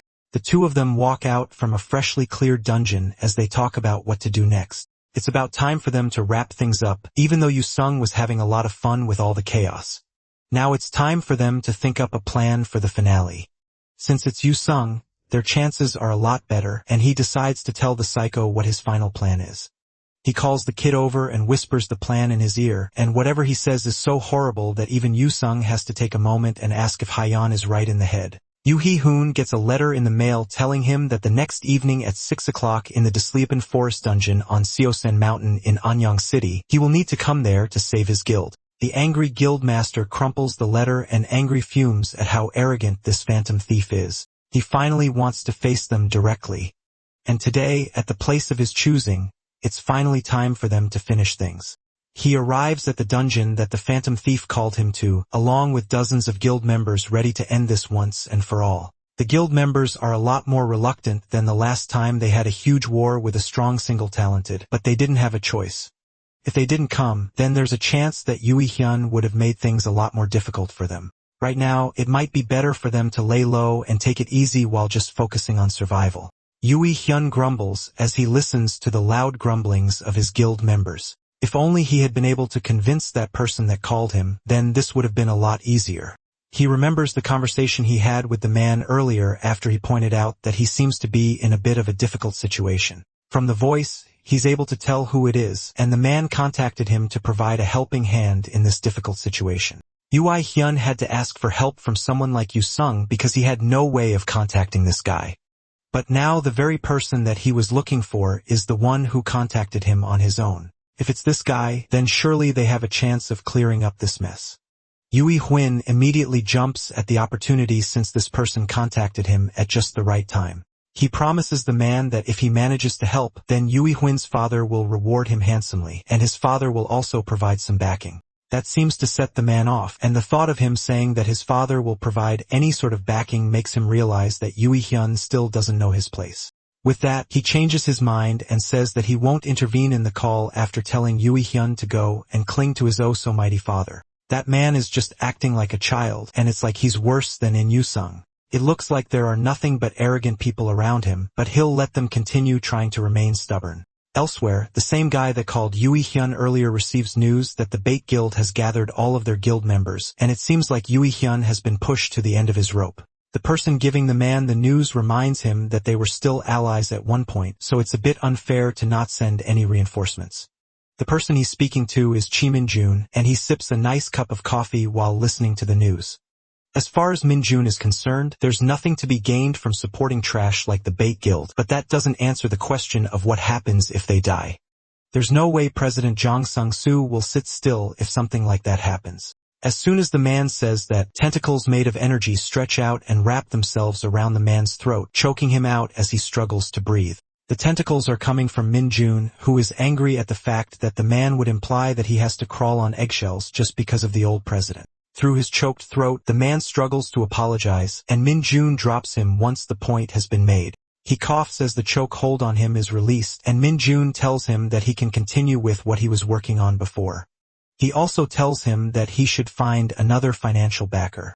Back at the D-rank dungeon, Deslipin Forest, Yui-jun and his guild members wait impatiently for the phantom thief to arrive. It's already 6:03, and it looks like the guy is so disrespectful that he's late to a meeting that he organized. Despite this, Yui-hyun tells his guild members that they should keep their guard up since they don't know how many enemies there will be and if they could be laying an ambush.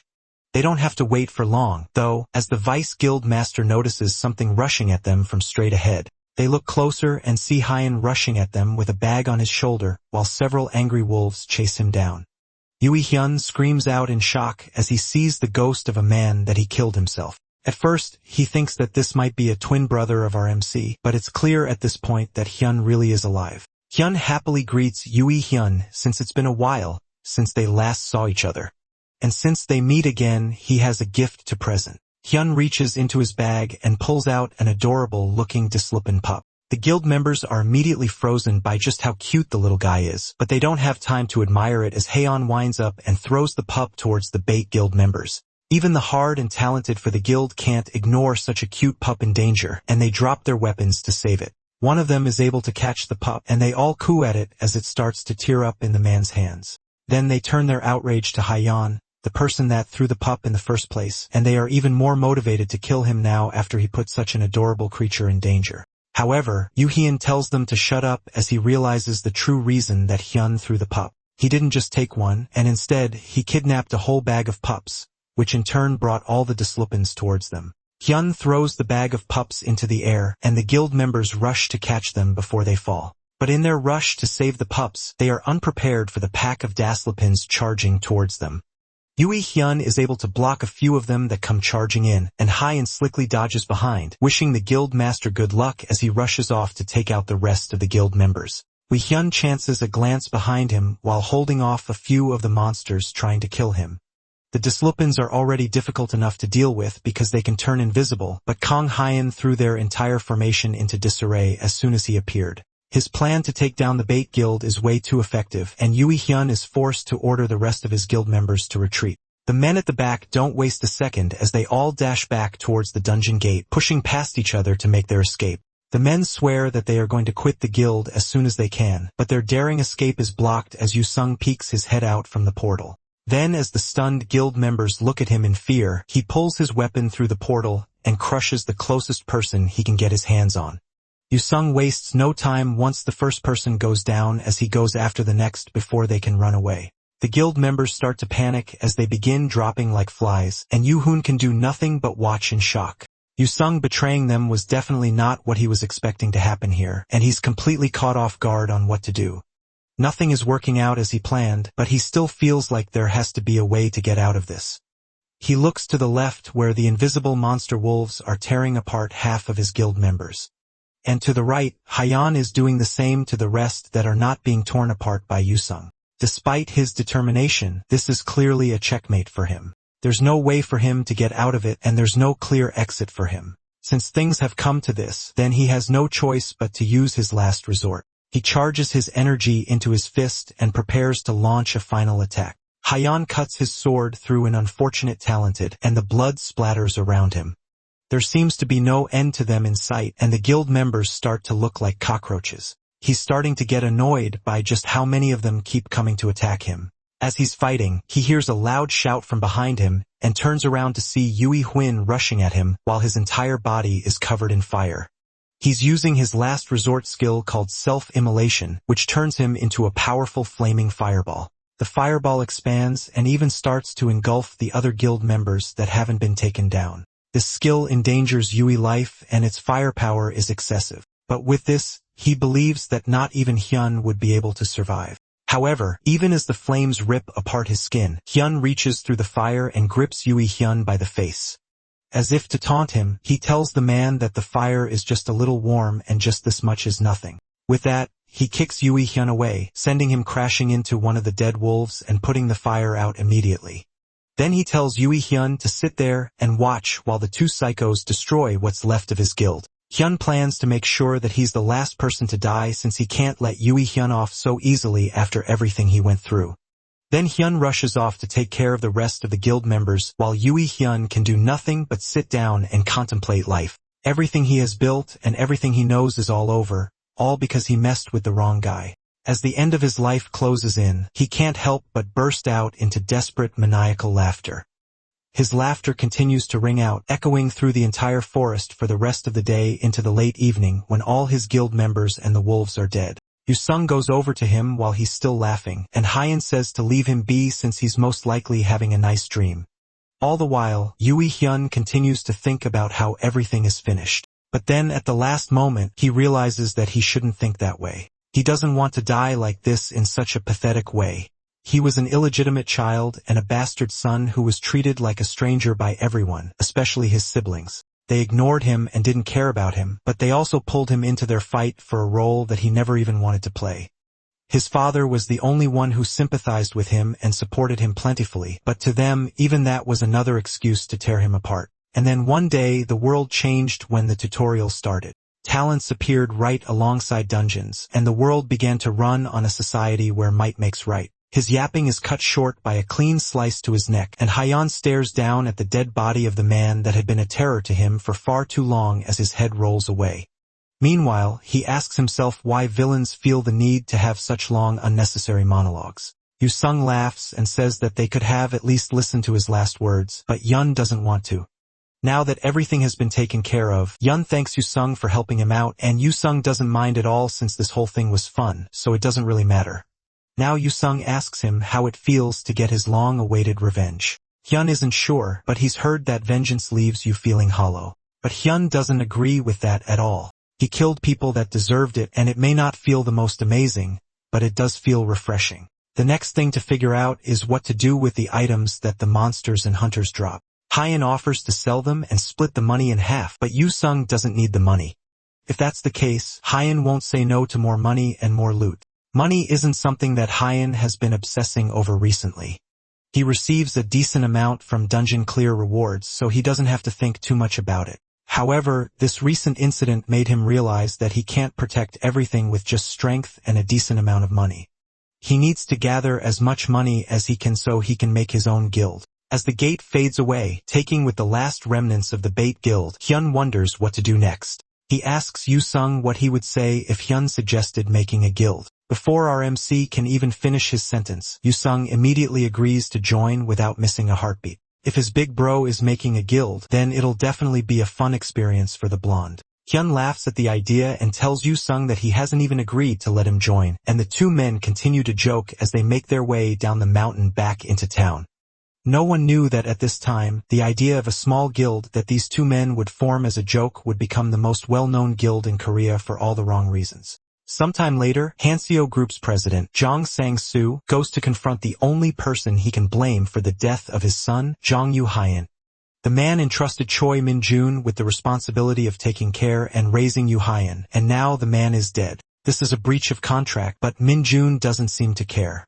He asks the man to stop joking about silly contracts and pretends to not know what the president is talking about. Playing dumb is just making the group leader even more upset, especially since it's been over a week since he lost contact with his son and the guild members. It doesn't take a genius to figure out that they are most likely dead. Min-jun doesn't care, though, and even praises himself for taking someone as talentless as Yui Hyun and turning him into the master of a major guild. As far as Min-jun is concerned, he has already done his fair share. The president becomes red in the face at the audacity of this man, and he has had enough of this. He orders his men to attack and kill Minjun, and all the guards in the room rush at the man who still sits comfortably on the office couch without a care in the world.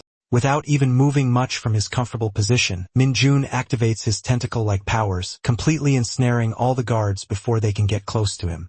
They all start to choke as Minjun calmly gets up to talk to President Zhang. They had an agreement after all, and Minjun fulfilled his side of the contract, so there's no need for the president to resort to underhanded tactics. Zhang Sung Su cowers in fear as the angry man towers above him. Minjun warns him that if he ever tries to do something like this again, then he won't let them go lightly. The killing intent in the man's eyes leaves the president speechless, but he's just barely able to agree to Minjun's threat, causing the man to smile and release the guards from their chokehold. With nothing else to talk about and the situation mostly settled, Minjun turns to leave, telling the president to deposit the money as expected. Even though he acts nonchalant and uncaring, Minjun is still honestly curious about who managed to bring down Zhong Yuehun.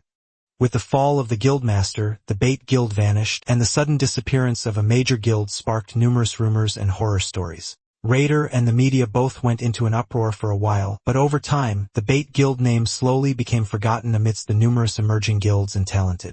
Hyan and Yu Sung meet up again for a nice meal and a chat. They thankfully didn't face any consequences from destroying the bait guild, especially since Yu Sung killed everyone who annoyed him. They also leveled up from that battle and managed to dispose of all the stolen goods through strategic connections. And to top it all off, Hyan is now getting treated to expensive food on someone else's cash. All in all, everything went extremely well for the two men, but Hyan still has one major problem.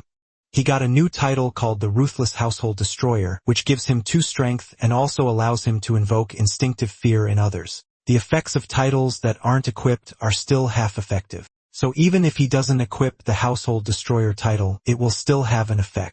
Kian is already stressed enough because of his appearance, but now he's just going to cause even more misunderstandings. However, there's no misunderstanding about Hyan being a vicious person. And at the end of the day, it won't make much of a difference anyway. As they are talking, Hyan's phone rings, and it's a call from Lee Hyan, and he's calling to remind Hyan about the promise that he made in exchange for his family's protection. Hyan doesn't remember doing that, and Lee Hyan isn't even surprised, but he reminds RMC that he's supposed to meet their guildmaster, and they would like him to do it as soon as possible. Hyun heads over to the Dangun Guild as soon as he's next available, and unexpectedly, he brings Yu Sung along with him. The guildmaster doesn't mind that, and it turns out that Yu Sung is acquaintances with the guildmaster herself. They met at a party when Yu Sung looked completely different than he looks now. For them to have met at a rich party, it means that the guildmaster was probably born with a golden spoon. And on top of that, she's also a tutorial graduate. That kind of luck is so unfair. They reach the guildmaster's office, and after a brief knock, she lets them in. Sitting at the front of the office with a welcoming smile on her face is Han Sai-yen, the master of the Dangun Guild. She and Hyun shake hands, and she seems relieved to talk to him since she has heard so much about him from Lee Hyun. Since their meeting is about to start, Lee Hyun takes his leave as they exchange pleasantries. She invites the two men to take a seat, and Hyun immediately starts the conversation by thanking her for the help she provided to him and his family, and he offers to do anything to repay his debt. Sai-yen brushes it off as no big deal, but Hyan pushes further, saying that he doesn't like being indebted to people, and goes straight to the point and asks her why she wanted to see him. Sai-yen sighs since she was hoping to treat him to some tea first, but it looks like there's no time for that. She asks Hyan to join the Dangun Guild so they can work together, and our MC immediately refuses the offer. The silence in the room afterwards is deafening, but Sion quietly acknowledges his refusal. His answer was so sharp, but because of how resolute his answer was, it's easier for Sion to give up on him. But Hyun still wants to repay her in some way even if joining the guild is off the table. He offers that they can contact him if anything comes up that he can help with. Se-yen can't say no to having a powerful Awakener indebted to them, so she agrees to keep him in mind if they need him. Hai-yen doesn't think that there's anything he can do for the #1 guild in the country, but he still leaves the offer open for them anytime. Se-yen shifts the discussion to something else and asks Yun how long he thinks the current peace in the world will go on for. Yun wouldn't call a world where criminals have roamed unchecked since dungeons appeared a world of peace. But since she's also a tutorial graduate, it's very likely that she also had a meeting with the administrator, and she also saw the scene of chaos from the tutorial's 8th stage. Compared to what he saw, calling the current world a place of peace definitely fits. He decides to play dumb though and tells her that he doesn't know. But whatever happens, it's probably not a problem that can be solved by worrying about it. For now, the only way they can prepare is to get stronger. Besides that, the Hawken dimension that started this whole thing still has 5 years left on its cooldown. Cyan's eyes darken as she tells him that within 3 years, some countries will start struggling to survive. And in the grand scheme of things, they haven't been given a lot of time to figure things out. He asks her why she's so certain that this would happen, but she tells him that she can't reveal much in detail. Instead, she just tells him that there's a godlike entity that knows everything about the situation, and the Dangoon Guild has an Awakener on their side that can communicate with this being. The being she's talking about is most likely the administrator, but he never knew that there could be a being who can converse with it. She continues the conversation, asking him if he has experienced how the difficulty range of the dungeons has been increasing recently and the growth of Awakeners has been stagnating in comparison.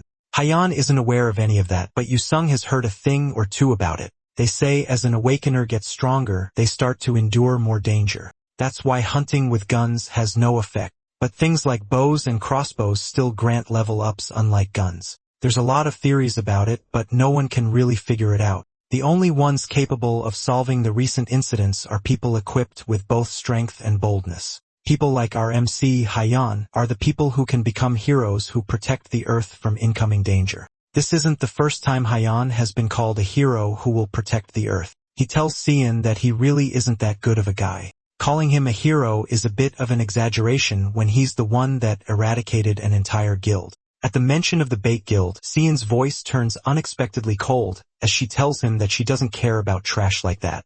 The Bait Guild was filled with people that don't contribute one bit to the survival of humanity. They are especially not worthy of protection.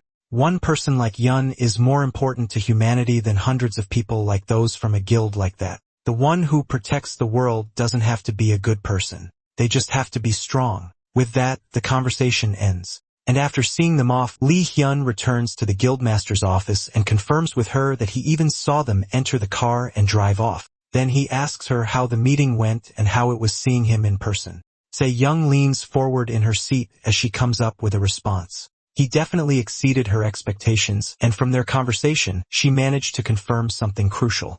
When she mentioned the administrator, there was a flash of recognition in his eyes. That confirms that he is definitely a tutorial graduate. Elsewhere, a dungeon gate stands ominously as people drive by and walk around it without a care in the world. This dungeon is different from the usual dungeons though and much stronger. It's a D-rank dungeon. An E-rank and a D-rank dungeon only have a one-letter difference, but there is a big difference between the two.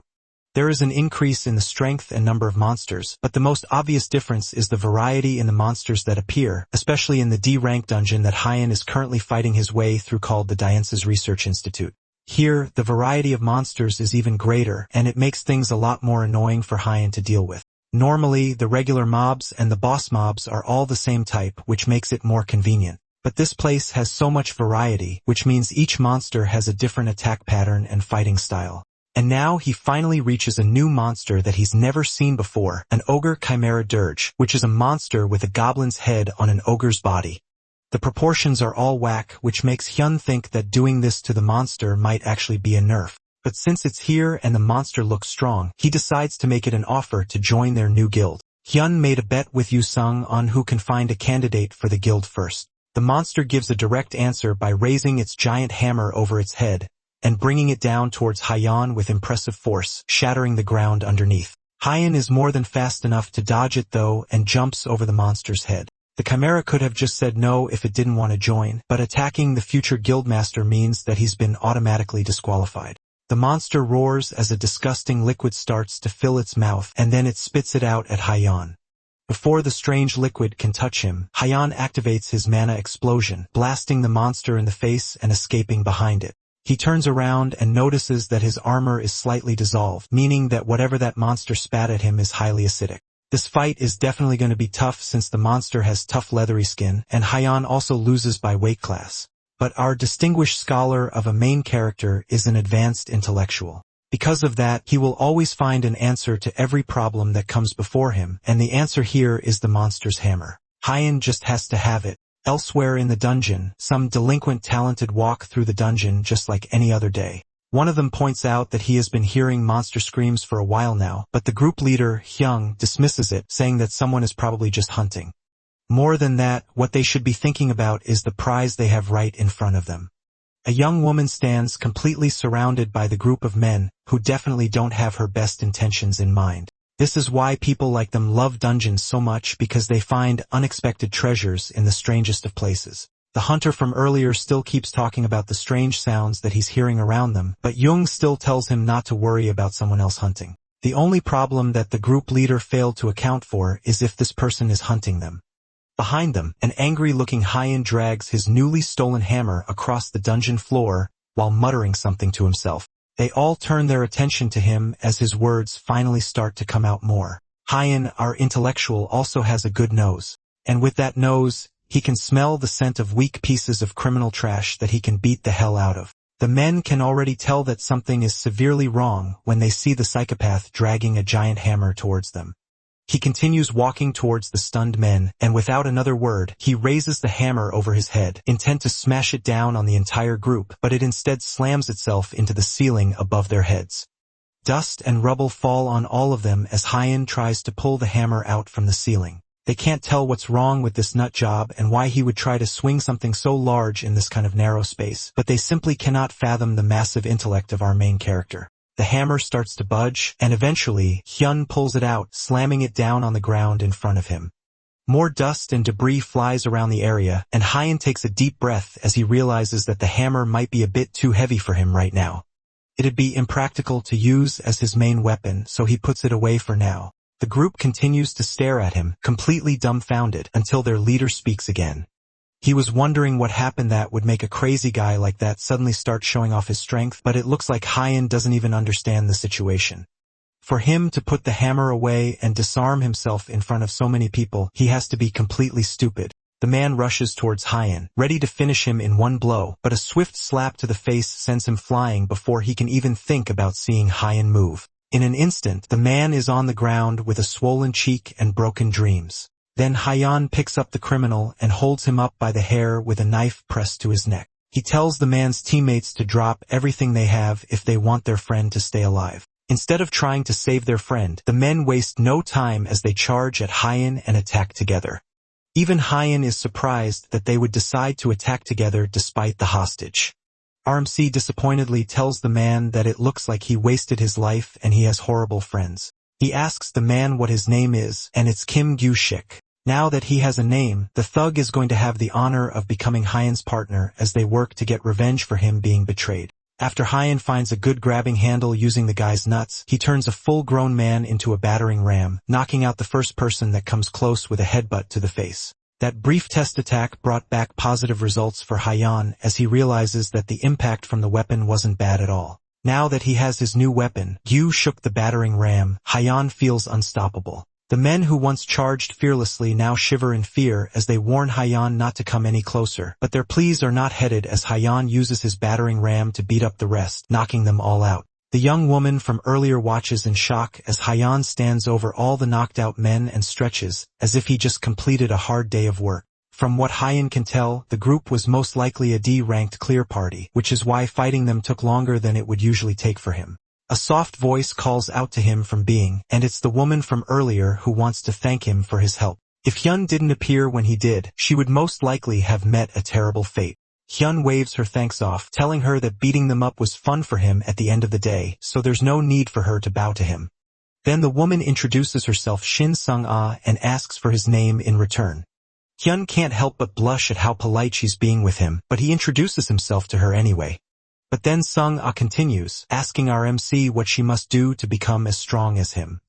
Hyun stares at her in confusion while she looks back at him with determination. This right here was the historic moment when South Korea's worst troublemakers were united, but it would still be a little while before they realized that. Hyun scratches his cheek as he tries to come up with a good answer to her question on how she should become stronger. The only thing Hyen can think of to tell her is that she should work hard and put in effort. But in terms of effort, Sung-ah has also put in a lot of work. Of course, not all effort is equal after all. For her to reach the level of power that she wants to achieve, she has to quite literally be willing to die for it. Sung-ah seems to take those words to heart, but Hyeon feels weird telling her that kind of thing when he has the power to revive, so death doesn't mean anything to him anymore. He has nothing else to tell her, so she tells her to be careful on her way out of the dungeon and to do whatever she wants to the guys that he beat up earlier. As he walks away, Hyeon pauses for a moment and comes back to ask her if she can even leave the dungeon by herself. Sung-ah tells him that she can't, and even though it would be normal for her to ask for help in cases like these, she doesn't. Hyeon would like to help her find her way out, but he came to clear the dungeon, and he doesn't have any intention of leaving until he does so.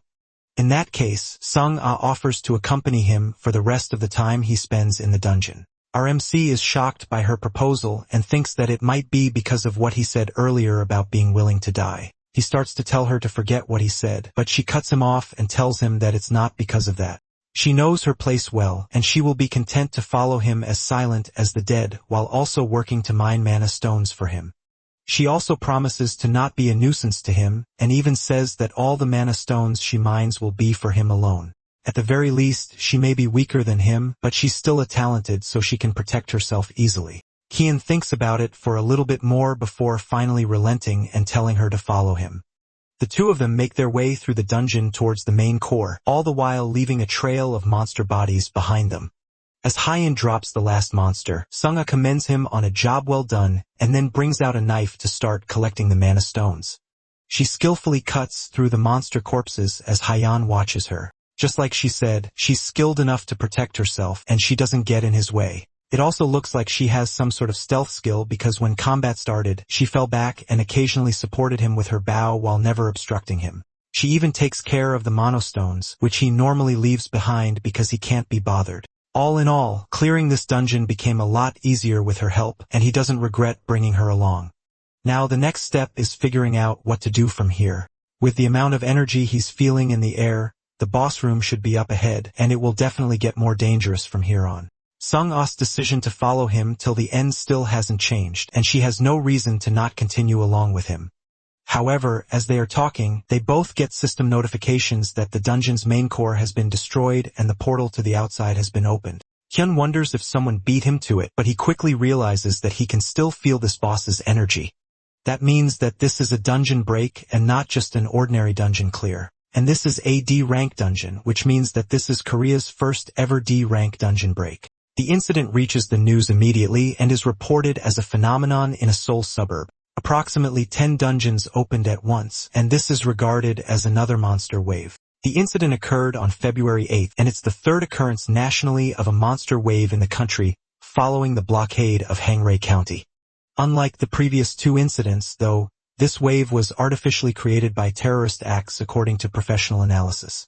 In the hallways of a guild, a man rushes down towards an office at the end of a hall. He barges into the room, screaming for the association president, but the man is already fully geared up and ready to go. He knows that the man barged into the office because of the dungeon break, and he has already finished his preparations to head out. This man is talented association president Choi Dong-woo. However, as prepared and calm as he is, even he isn't prepared for the news that the man brought with him. According to the reports that just came in, there is a D-rank dungeon among the dungeons that broke. Dong-woo wastes no time and asks for the location, and the man reports that it is in Gyeonggi-do, Suwon, and the dungeon is Science Research Institute. That's a terrible place for a high-rank dungeon to break since it's a heavily populated area. A dungeon break on its own is a very tricky situation, but now the situation looks even more dire. Dong-woo asks if there are any major guilds nearby, but the only one is the Hangyal Guild. However, most of their main members are all on a business trip. Understanding the situation, Dong-woo orders for the 50 most elite members of his guild to be gathered so they can go to Suwon, while the rest will go to other dungeons. Elsewhere, in the Dangon Guild, Se-yen is also fully geared up and heading out to attend to the dungeon break incident.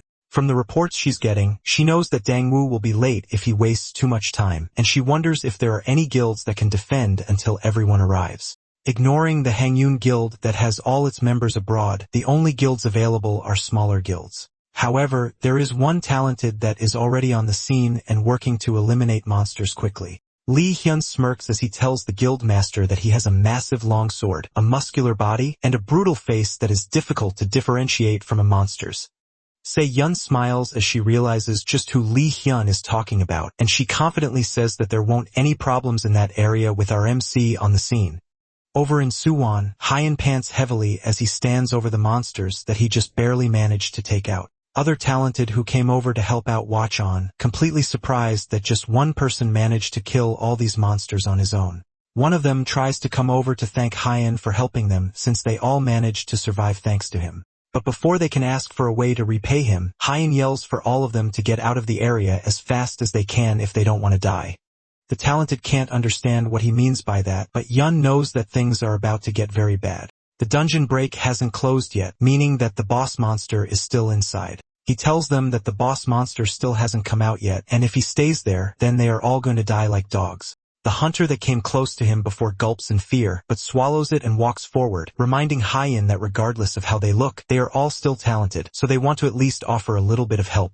Hyan wastes no time and asks the one talking how many chimeras he has killed so far. The man is unable to answer, and Haeon presses him more, asking if he has even managed to kill one.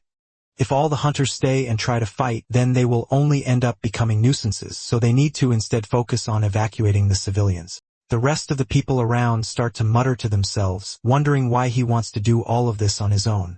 Even if he is strong, at the end of the day he's still just one person, and there's no way that he is stronger than all of them combined. However, one look at Hyan's desperate and terrifying face makes it obvious that there is no room for discussion, and they all decide that it would be better for them to back out now.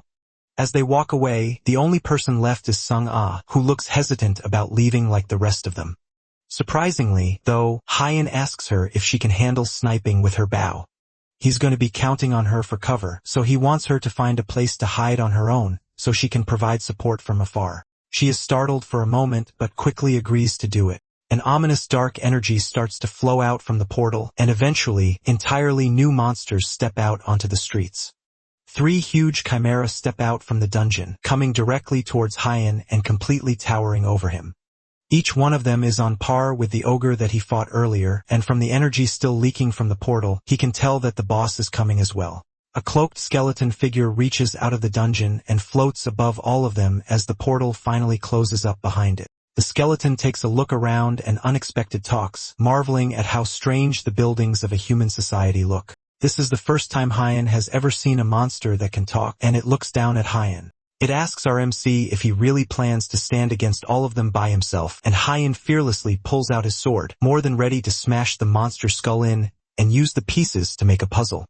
The boss monster acknowledges Hyan's arrogance, and just from looking at his body, it can tell that Hyan would be quite useful to have on its side. But Hyan instead cuts to the chase and offers the skeleton to have a leader's duel. He wants to have a fight with the boss while the minions stand to the side. The skeleton boss immediately refuses, causing Hyan to scuff. He wasn't expecting it to agree anyways, and he prepares for a fight. Without wasting a bit, Hyan grips his hammer and rushes towards the monsters. But before they can pull themselves together and fight back, he sucks in a deep breath and activates his raging lion's roar, immediately bringing down the defense of the monsters. While they are frozen, Hyan leaps into the air and raises the hammer above his head, bringing it down on the first chimera, causing a huge shockwave to spread out from the impact. The skeleton is impressed, and it can sense that Hyan has no mana left. That means that this amount of power Hyan is showing is nothing but his raw strength. Despite his arrogance, the skeleton knows that it would be a waste to kill Hyan. Instead, he plans to keep our MC alive and instead make him a slave. The monster's helmet starts to crack, and eventually, it explodes, leaving behind a very dazed-looking large goblin. It falls down, completely knocked out from just that single hit from Hyan. However, because he's already severely weakened and out of mana, the hammer that was already heavy before now feels even heavier, and his knees buckle from supporting its weight. The skeleton boss, who is still interested in preserving Hyan as a slave, immediately uses its mind control powers on him. His eyes change into a sharp rainbow color indicating that the mind control worked, and with this, he is completely within the skeleton boss's grasp. Now that the fight is seemingly over, the skeleton welcomes Hyan as his newest slave and orders him to bow and prove his loyalty. Hyan starts to move his hand and raises it high up in the air as the mind control clears, showing the skeleton his middle finger in retaliation. The mind control was unsuccessful thanks to the Ring of Strength and Mind. The skeleton is impressed that he managed to defend against his mind control using a simple item, and it resolves to kill Hyan since there's no other way to take him as a slave while leaving his body intact. The tiger chimera rushes in as soon as its master's will changes to something lethal, and Hyen is just barely able to activate his Antria's integument skill, which hardens his body and protects him from the would-be fatal blow. The force from it is still heavy enough to send him flying, however, and Hyen crashes into a nearby building, causing a small explosion in the process. They walk towards where Hyen crashed into, but they fail to notice an arrow come flying in from an unknown direction until it sinks itself into the tiger's head, causing it to tumble over. The skeleton looks around, wondering if Hyen has a companion. But regardless of whether he does, the level of that attack is not something that he feels like he should concern himself with. Hyen, however, sees that arrow as the perfect thing he needs to regain the upper hand in this fight. He takes the hammer again and leaps out from the wrecked building, gripping it tightly in his arms and using it to slam the arrow lodged in the tiger's head like a nail, causing it to dig its way right into the tiger's head and straight through the brain. The beast falls instantly, defeated by Hyen's quick thinking and Sung-Ah's perfect timing. However, there's still one more chimera beast left, and its sharp tail comes darting towards Hyen in an instant, pierces its way straight through his chest, causing him to cough up blood and drop the hammer. But instead of falling to the ground, Yan uses the last of his strength to grab the snake creature by the tail and fling it into the air before slamming it down into the ground as hard as he can. Then he pulls out his sword from his inventory before it can get up and ends its life with multiple quick stabs, which takes out the final chimera creature. The skeleton watches silently as Hyun stands over its defeated minions and wipes his blood from his face. Now that everyone else has been taken care of, there's only one bald enemy left to bring down. The skeleton doesn't fall for his arrogant bluff though, and it knows that Hyen is completely spent. He's even more tired than he was when this whole fight started, and on top of that, his mana is completely drained. There's no way he stands a chance against a boss monster in the state that he's in. Hyen's confident expression turns serious as he realizes that he's been found out. Right now, he definitely doesn't have any mana, and his body regeneration skill is also at its limit. More than anything, he doesn't have the means to strike it down while it's floating. He doesn't even have the strength to jump or throw the hammer, and he doesn't have any mana left to activate his Titan strength skill. Things aren't looking good for him in this fight, and it's about to get much worse. His heart starts to beat erratically in his chest, and blood drains from his nose as something in his body starts to take hold of him. He coughs up blood and starts to stumble about before eventually falling over, hitting his head on the ground and losing all the strength left in his body in the process. The attack from earlier where the snake monster stabbed its way through his chest wasn't just a simple melee attack, and instead it left poison in his body, which has started to take effect. Hyen was already at a massive disadvantage before, but now he no longer has any chance of victory.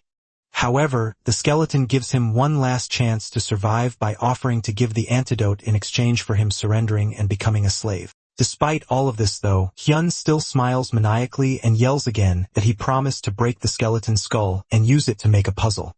He has to act fast and use every last bit of energy he has to make this count. First, he uses all the remaining mana in his body to cure the poison, then he brings out his last resort. From his inventory, he pulls out Biljin's longsword, which is a B rank item that gives him the Berserker trait as well as a durability enhancement. The Berserker trait increases his strength and vitality by 1.5 times for 5 minutes.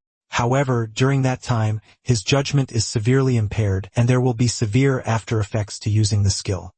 As the Berserker trait activates, he taunts the skeleton, daring him to come over and fight to the death. Because even if he has to go to the afterlife, he'll make sure to take responsibility and bring the skeleton boss with him. Before they can start fighting though, a voice from behind calmly informs him that he has done enough. Hyen turns to see Dongwoo approaching with a hand held up to help. Before going forward into the fight, he tells Hyen that they don't know each other, but he can tell that Hyen has done something amazing. But now it's his time to rest because the Talented Association will take care of things from here. Hyen recognizes Dongwoo as the tutorial graduate and the Talented Association president. Dongwoo tells him that he has serious injuries and he should go and rest for a bit. And Hyen tries to rogue, but immediately, his body crumbles as his injuries start to take over. He almost had it, but now there's no way he can keep fighting. With no strength left in his body, Hyen collapses to the ground as his eyes start to close. Dongwoo appeared in such a uselessly cool way, and now he doesn't have any reason to not trust him to end this once and for all. Much later, at a Korean hospital, Hyun's eyes snap awake, and he turns to see his sister taking a sip from a drink while using her phone. He gets up groggily, complaining about why he has to see such a shitty face as soon as he wakes up. Ayun replies that it's because he says some shitty words as soon as he opens his eyes. She then asks him why he didn't just die since the hospital fees were a huge waste for them. Hyun is about to return her harsh banter, but then he quickly remembers the dungeon break and asks to know what happened. Hyun doesn't know the exact details, but she heard that it went well. She randomly received a call about her older brother's hospitalization, and came in only to find the Talented Association president watching over him. Remembering the Talented Association also makes him remember that scouter that gave him a business card one day after he cleared a dungeon in town. He doesn't mind being helped out, but he doesn't feel like he owes him anything. Hyun notices him thinking to himself and tells him that he shouldn't push himself. After all, she's worried about his unique ability and the fact that it's a possibility that one day he could just die. Hyun tries to argue that it's not like dying just because he wants to. He doesn't like it when he dies, and his level gets cut down too, which makes it even worse for him every time. But his words die in his throat as he looks at Ayun's face. She's glaring at him with a lot of emotion, and it looks like his constant deaths are worrying her a lot more than she lets him know. So he quietly agrees to not die as often as he has been over the past few months. Elsewhere, at the Talented Association, the president is trying to learn more information about Kang Hyun.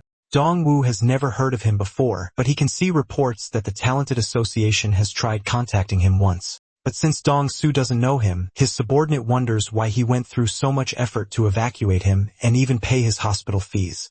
The reason is because he witnessed the birth of a new hero.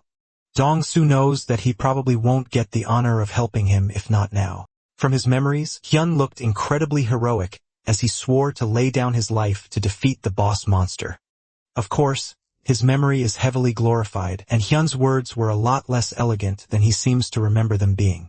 But a bigger issue is what happened in regards to the case of the lich boss that got away. After a few more days, Hyun gets his last visit with the doctor. The test results show that there are no issues with his body, and the doctor can barely believe that a talented's recovery rate could be so fast. With that, Hyun is discharged from the hospital. And as he and Hyun make their way out, Hyun complains that he could have been discharged earlier, but he had to stay an extra day. Hyun tells him that he talks too much, especially since the association president paid for all the hospital fees, so he didn't even have to worry about the money anyway. As the two of them start to argue, Hyun hears a nurse telling someone that there is no patient named Kang Hyun in their hospital.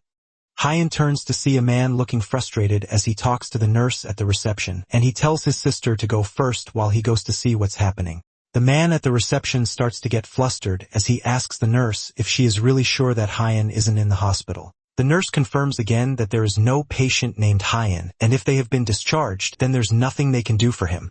The man sighs, accepting that he was one step too late in catching Hyun, but luck must be on his side because Hyun comes over from behind asking the man directly who he is and what he's searching for. Hyun came over because he heard his name, and although he was initially shocked, the man quickly composes himself and tells Hyun to hold on while he reaches into his suit pocket. He pulls out a card for the Ministry of Interior and Safety and introduces himself as the team leader, Shin Tae-gil. The Ministry of Interior and Safety seems to be some sort of special talented management team, and it's clearly a government organization. Hyun asks directly why the government would be looking for him all of a sudden. The two men head over to a restaurant, and Hyun asks the man if it's alright for them to come here since the place is quite expensive. Tae-gil assures him that there's no issues, and Hyun laughs to himself, realizing that this is where all his taxes went. But now that they are in a more private area, Hyun gets to the point asking if they want him to work for the government. Tae-gil assures him that they won't force him to work, but they are just making him an offer. That also means that Hyun would become a civil servant, but he doesn't see much good in that. To start with though, Hyun won't be a regular civil servant. The Special Talented Management Team is an organization dedicated to preparing for the rapidly changing future. The government already knows that there's no way they can control the talented. The number of talented goes up every day, and it's impossible to control them by force. They don't want to antagonize them either. So the best way to work with them peacefully is to make them offers like these. The government has decided to build a relationship based on helping each other out. And to do that, they plan to support the talented as much as possible. As they talk, Hyun focuses intently on how Tae-gil cooks the meat, and he is severely dissatisfied. He doesn't point it out immediately and asks what the benefit is for him to become one of these government-favored talented. The biggest benefit will, of course, be money. The government will offer him enough money that he won't have any trouble doing whatever he feels like. And if there's ever an issue with his personal safety, the government will forever take care of him and his family. They will also give high on a person of merit level treatment. The conditions are really good, but that also implies that there will be a lot of him to do. Taegil won't deny that. However, they won't ask him to do things that are unfair or unreasonable. Hyun should easily be able to keep his current lifestyle, and he will only move when they ask him for help. It's not a bad deal at all. And, apparently, Talented Association President Choi Dong-woo as well as Dangon Guildmaster Han Sai-yun have already agreed to cooperate with the government. At the end of the day, this sounds like an incredibly profitable side gig for him, and there's very few reasons for him to turn it down. Hyun decides to accept the proposal, and with that, he becomes a government worker. Later that day, he heads back to Gyeonggi-do in Suwon where the dungeon break happened. He drove his car here, and after being evacuated to the hospital, he left it here. After all the chaos, he wonders if the car is still fine. As he walks towards where he parked it, someone calls out his name, and he looks up to see Sung-ah in a casual outfit, and it looks like she was waiting for him. She hands him a bag, and it's filled with the monster cores of all the monsters she defeated in the dungeon. Just as she promised, all of them belong to him. She was going to give them to him earlier, but he got carried off after he fainted, and she couldn't track him down. So she came back to this place and waited for him endlessly even though she didn't know if he would ever return. He tells her that she can just take the monster core since he doesn't need them, but she assures him that she doesn't want to break her promise with her benefactor. At the end of the day, he won't say no to that, and he walks away with the bag of cores, thanking her for her consideration. Then with that, he continues his search for his car, but he's called back once again by Sung-ah. He turns to see her bowing to him as low as she can go, and she asks him to take her in as his apprentice. Hyun pauses for a moment, completely confused. Meanwhile, elsewhere, close to the doors of an F-rank dungeon called the Gorka Village, a badly beaten lich rests in the forest and looks down disappointed in itself. He can't believe that mere humans have managed to corner him to this extent to the point where he's almost cowering in the darkness and fear. Suddenly, someone comes over to it, surprising the D-rank dungeon boss. It's almost pitiful to see a dungeon boss cowering in the corner of a forest, and of all the people to find it, it had to be Chi Minjun. The lich carefully asks the man who he is, but Minjun assures the monster that it doesn't need to be so wary. They are no enemies. And on top of that, Minjun is the one that liberated the monster from its dungeon. Instead of fighting, Minjun has come to offer the Lich of Dance an opportunity to join hands and work together. The next day, Hyun brings Sung-ah over to meet Yu-sung, and she introduces herself to the blonde politely. Despite his usually loud and expressive personality, Yu-sung is left completely speechless for the first time in a long time. He honestly thought that since Yun doesn't have any friends, then there's no way he would be able to find a guild member, but somehow, you proved him wrong. Our MC is offended by the fact that Yu-sung would suggest that he doesn't have any friends, but then he takes a moment to think about whether or not he has any friends, and he unexpectedly comes up blank. With no one coming to mind, Hyun immediately changes the topic, reminding Yu-sung that he won the guild member bet, which means that the blonde will be paying for their meal. That doesn't really change anything since Yu-sung pays for their meals every time already, but a bet is a bet and he can't refuse.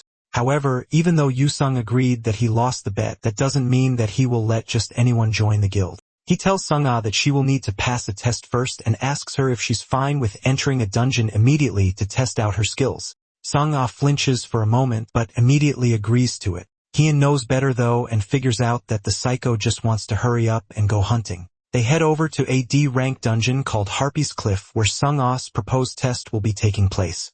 Inside the dungeon, they are immediately attacked by several harpies, but Sung-ah's skills with a bow are more than enough to shoot them down from the sky. Yu-sung can't help but admit how nice it is to have a long-range damage dealer in their team, and their group is finally starting to feel like a proper party. Hyun asks Yu-sung if she passes since he clearly seems to be impressed with her skills, but the blonde has clearly forgotten all about the test, which confirms that he just wanted to head into a dungeon to hunt. Hyun tries to remind him about the test before he finally remembers, and that only further proves that he just wanted to hunt and nothing more. With all the harpies dead, Sung-ah starts to collect mana stones from the corpses. Hyun reminds her that she doesn't have to collect the mana stones so thoroughly since it's especially annoying. Sung-ah tells him that it's alright since she likes collecting it. Yu-sung says those mana stones are worth it, so he shouldn't waste them since he doesn't have a lot. Hyun doesn't care about mana stones since he can get more than enough money from just taking the core. He asks Yoo-sung if he takes mana stones for himself, but obviously, the blonde doesn't care since he's rich. As the two of them are talking, Hyun notices something around them and starts to pull out a weapon from his inventory. Yoo-sung doesn't notice it immediately, but after focusing a bit more, he can feel something as well. Sung-a can't feel the same thing that the two of them are feeling, and she asks them what's going on, but they don't answer. Instead, Hyun closes his eyes and focuses, and after a moment, he swings his fist into the air, hitting something. Then suddenly, someone appears out of thin air and falls to the ground, completely unconscious from Hyun's punch. The guy must have had some high-quality stealth for Hyun, and Yoo-sung to barely be able to sense him. Seeing as he didn't have any killing intent though, it looks like he wasn't trying to kill them. That doesn't mean that he came to the dungeon with good intentions in mind, though. And Hyun's intuition tells him that something fishy is going on here. Yoo-sung suggests that it might be an awakened who was just passing by. And if that's the case, then what Hyun did was indiscriminate violence. But regardless of what his intentions were, it's bad manners to try to sneak up on people in a dungeon, so he deserves a beating. And on top of that, Hyun also has something in mind. He remembers the conversation he had with Tae-gil after signing the contract to become a government worker. As soon as the contract got signed, Tae-gil immediately gave him a directive and some information about the recent dungeon terrorism incidents. Apparently, there's been people intentionally creating dungeon breaks, and the government has managed to catch the tail of the organization that's responsible for the incidents. Right now, they are focused on tracking the head, and soon, there will be a massive attack led by the government. During that attack, they are going to need Hyun's help in taking them down. Back in the present, a mysterious, disgusting-looking liquid is splashed on the creeper's face, and he wakes up with a shout. The first thing he sees as his eyes open is Hyun's smug face, and then he notices that he's been tied up. He asks who Hyun is and just what they are doing to him. But before he can finish talking, the smell of whatever they poured on him causes him to gag and tear up. Hyun at least has the decency to apologize and tell him that they were going to spray water on him, but they didn't have enough to drink, so they decided to use the piss that was in the bladder of one of the harpies. The thief just stares up at them, completely dumbfounded by what they are saying. The man throws up immediately as he realizes just what they threw on him, and he's just barely able to throw out some insults while furiously gagging. Now that he's fully awake, it's time for him to answer some questions. Hyun leans down to eye level and asks the man directly if he is the dungeon terrorist. The man looks shocked for a bit but smirks and doesn't even try to deny the idea. He doesn't consider himself a terrorist, but he is part of the organization that has been causing dungeon breaks. According to him, their organization pursues a noble goal, and their dungeon breaks are meant to bring about something big. Noble or not, however, Hyun doesn't care, and he just wants the man to reveal everything he knows, then he can go scot-free. The man is determined not to say anything no matter how much Hyun tortures and threatens him. No one will be able to hinder their cause, and he is going to make sure that nothing gets in the way of their purpose. At least that's what he wants to say. But after a full day under the terror of Hyun and his group, the man is barely able to grumble through swollen lips that he will spill all the information they want to know. Hyun is disappointed that the man lacks desperation after all that talk of protecting his cause, and he decides to break 3 or 4 more teeth as punishment. Outside the dungeon later that evening, Tae-gil and his subordinates arrive after Yeon reports that he caught a terrorist. Our MC hands the man over like a piece of cargo, but the man is so badly beaten and injured that he begs the government workers to arrest him. Tae-gil nervously asks Hyun why the man is in such a sorry shape, and our MC feigns ignorance, claiming that he probably got beaten up by harpies or something. Regardless of the state of the criminal, Tae-gil thanks Hyun and his group for their cooperation and turns to leave. Before he leaves though, Yoo-sung waves hello to him from behind Hyun. The two of them have met before because the government tried to recruit Yoo-sung as well, but he refused immediately. He thinks that being part of the government is boring, and it looks like the teen is surprisingly bad at thinking things through. With all their issues taken care of, Tae-gil takes his leave, informing Hyun that they will discuss the details the next day. Right now, there are outsiders present and it's late, so he advises Hyun to just call it a day. The next day, Hyun and Tae-gil meet up again to talk about the criminal that Hyun captured. The terrorist's name is John Yong-shik, and his unique ability is stealth, which is the ability he used to try and sneak up on Hyun and Yoo-sung in the dungeon. He seems to have an important role in the organization. Hyun already knows all of this, but the important thing that they found out thanks to him is information on their headquarters.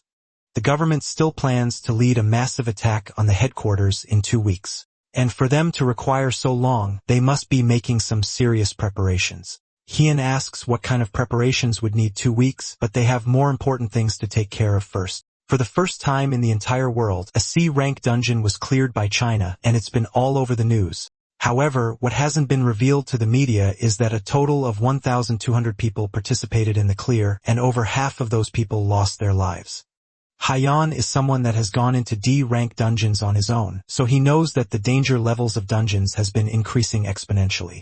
Even if the rank only goes up by 1, they will need several times as many members. China's strategy was to utilize a human wave attack, and that is exactly the reason why it failed. They had incredible numbers, but the average stats of each fighter wasn't very high. That's why Korea wants to take a different approach by selecting a small number of elite members to clear the C-rank dungeon that appeared in Gangnam, known as Binandi's Forest. It's strange that they want to clear the dungeon since China already has the title of the first to clear a C-rank. It would be a lot easier to just stop the dungeon from opening by regularly breaking the normal core. The problem with that approach is that they have never managed to clear the normal core. And at the rate things are going, the dungeon will open in less than 2 weeks. If that happens, then dungeon monsters that killed hundreds of talented will be released into the middle of Seoul, an area full of civilians. They are prepared for that eventuality. But considering the dungeon location and the dungeon's danger level, it'd be a lot better to clear the dungeon than risk the massive damage expected from the dungeon break. Hyun has a good grasp of the situation now, and it's obvious that they are in an immediate crisis. For Taegil to be chatting with Hyun when he should be busy with way more work, that must mean that they want him to participate. Taegil confirms that they do want him to participate, but because of a law he doesn't fully understand, it's impossible to participate in the raid as a solo talented. That's why Taegil also wants to make an offer to Hyun to create a guild. The government has no idea that this is exactly what he wants, since they know that he tends to prefer working alone. To make the deal of creating a guild even more tempting to our MC, they offer to take care of all the troublesome procedures as well as giving him more than enough support to make the guild a success. Hyun puts his hand on his head, pretending to be annoyed by the news, and begrudgingly agrees to form a guild. At this point, accepting this deal to work with the government seems to be exactly what he needed to get everything he wants. It looks like living kindly has managed to pay off in the end. In a random cafe in the middle of town, Hyun meets with his new guild members to discuss the most important thing that goes into creating a guild, getting a cool and memorable name. Yoo-sung thinks it might be too soon considering the fact that it's just 3 of them in the guild at the moment. That has already been handled thanks to Taegil, and Hyun explains the conversation he had with the man the day before, including how they are going to clear a C-rank dungeon in the near future. To Yoo-sung, it sounds fun going into a strong dungeon. And to Sung-ah, it just proves more that Hyun is a very strong individual and worthy of being followed. On that note, Sung-ah tells Hyun that the 2 of them can speak comfortably to each other, since she has become his apprentice. Although our MC never agreed to make her his apprentice, he wouldn't mind speaking comfortably with her. He clears his throat and brings the topic back on track, reminding them that the choice for their name is going to decide the guild's future. Before that, though, Hyun has chosen some policies that they will uphold as long as the guild is available. Firstly, they won't pick pointless fights. As he says that first rule, he glares daggers at the person that is most likely to break that rule. Secondly, they will pay back as much as they receive, be it debts or grudges. Hyun doesn't want them to act like a group of thugs, but he would hate it if they became doormats. Finally, rule number 3 is that they will strive to become stronger than anyone. Those 3 rules sound good to the 2 guild members, and Sung-ah vows to carve the rules deep into her heart. Now the only thing left is to decide the guild's name. They haven't given any suggestions yet, and Yoo-sung starts by suggesting that they call it the Crazies Guild. That suggestion is quickly dismissed, so Yoo-sung suggests that they call themselves the Lunatics, which is just another word for crazies. Hyun shuts him down again and asks Sung-ah instead, hoping that her suggestions would at least be more reasonable. She suggests that they call it Kang-hyun and his strong friends, which is somehow both better and worse than Yoo-sung's suggestions at the same time. Hyun realizes that the 2 of them are practically hopeless, and he will have to figure this out himself. As our MC takes a pen to a piece of paper, Yoo-sung laughs at him for thinking that there's any chance that he can come up with a better name. After a while of thinking, Hyun writes a name down and shows it to the other 2, who look at it for a moment before agreeing that it's not bad. Elsewhere, at a shady-looking bar, a young woman reports to Min-jun that one of their members, Jong Young-sik, got caught. The man swirls a glass in his hand as he tries to figure out what this means for their team. He didn't have much value as a combatant, but he was irreplaceable because of his stealth ability. Because he was captured, it looks like the plan to cause a dungeon break in the Hyge's Plains dungeon will have to be cancelled. Minjun needs someone to take out the anger for this failure on, so he asks the woman about the person that caught Zhang Yongshik. According to their investigations, it was a talented named Kang Hyan. That's a name that Minjun has been hearing a lot around town recently. 4 months ago, he fought a mutant in the talented education school, and then he took on a large-scale dungeon break practically solo. Then he defended against Dian's research institute. Everything about him has been nothing but a problem for Minjun, and the man has finally had enough. He changes the topic since it was starting to get irritating, and he asks how the drug they are promoting is going. The woman says that producing it still needs time, but there have been some problems procuring test subjects. To make things progress faster, he tells her to move up the schedule by any means necessary unless she would want to become a test subject herself. Meanwhile, the news of a small elite team being created to take on a C-rank dungeon starts to spread all over the internet. A list of potential guilds that will be participating in the raid is also released, and people go crazy with conversations about it. The guilds mentioned in the list aren't too surprising to see. First on the list is obviously Sei Yan's Dangon Guild. The second is the Talented Association with Choi Dongwoo leading the pack. The third is the Fire Dragon Guild, is not as well known as the first two, but is still a pretty reputable guild. Next is the Immortality Guild, and the list goes on with all the guilds being a powerful gathering of people led by strong talented. The list goes on with the Guardian Guild, the Black Knights Order, and so on. The lineup is legendary, but the real conversation spreads from guild number 7. It looks like a pretty new guild that was created recently. And looking at their numbers and reputation, they don't really fit among the group of much more powerful guilds. The next day, in a meeting room of the Ministry of the Interior and Safety, Hyan walks in and waves a quick greeting to everyone in the room while apologizing for coming in a little late. Then he introduces himself as the guild master of the Badass Guild for a completely new guild. It's bold of them to be late to the first meeting.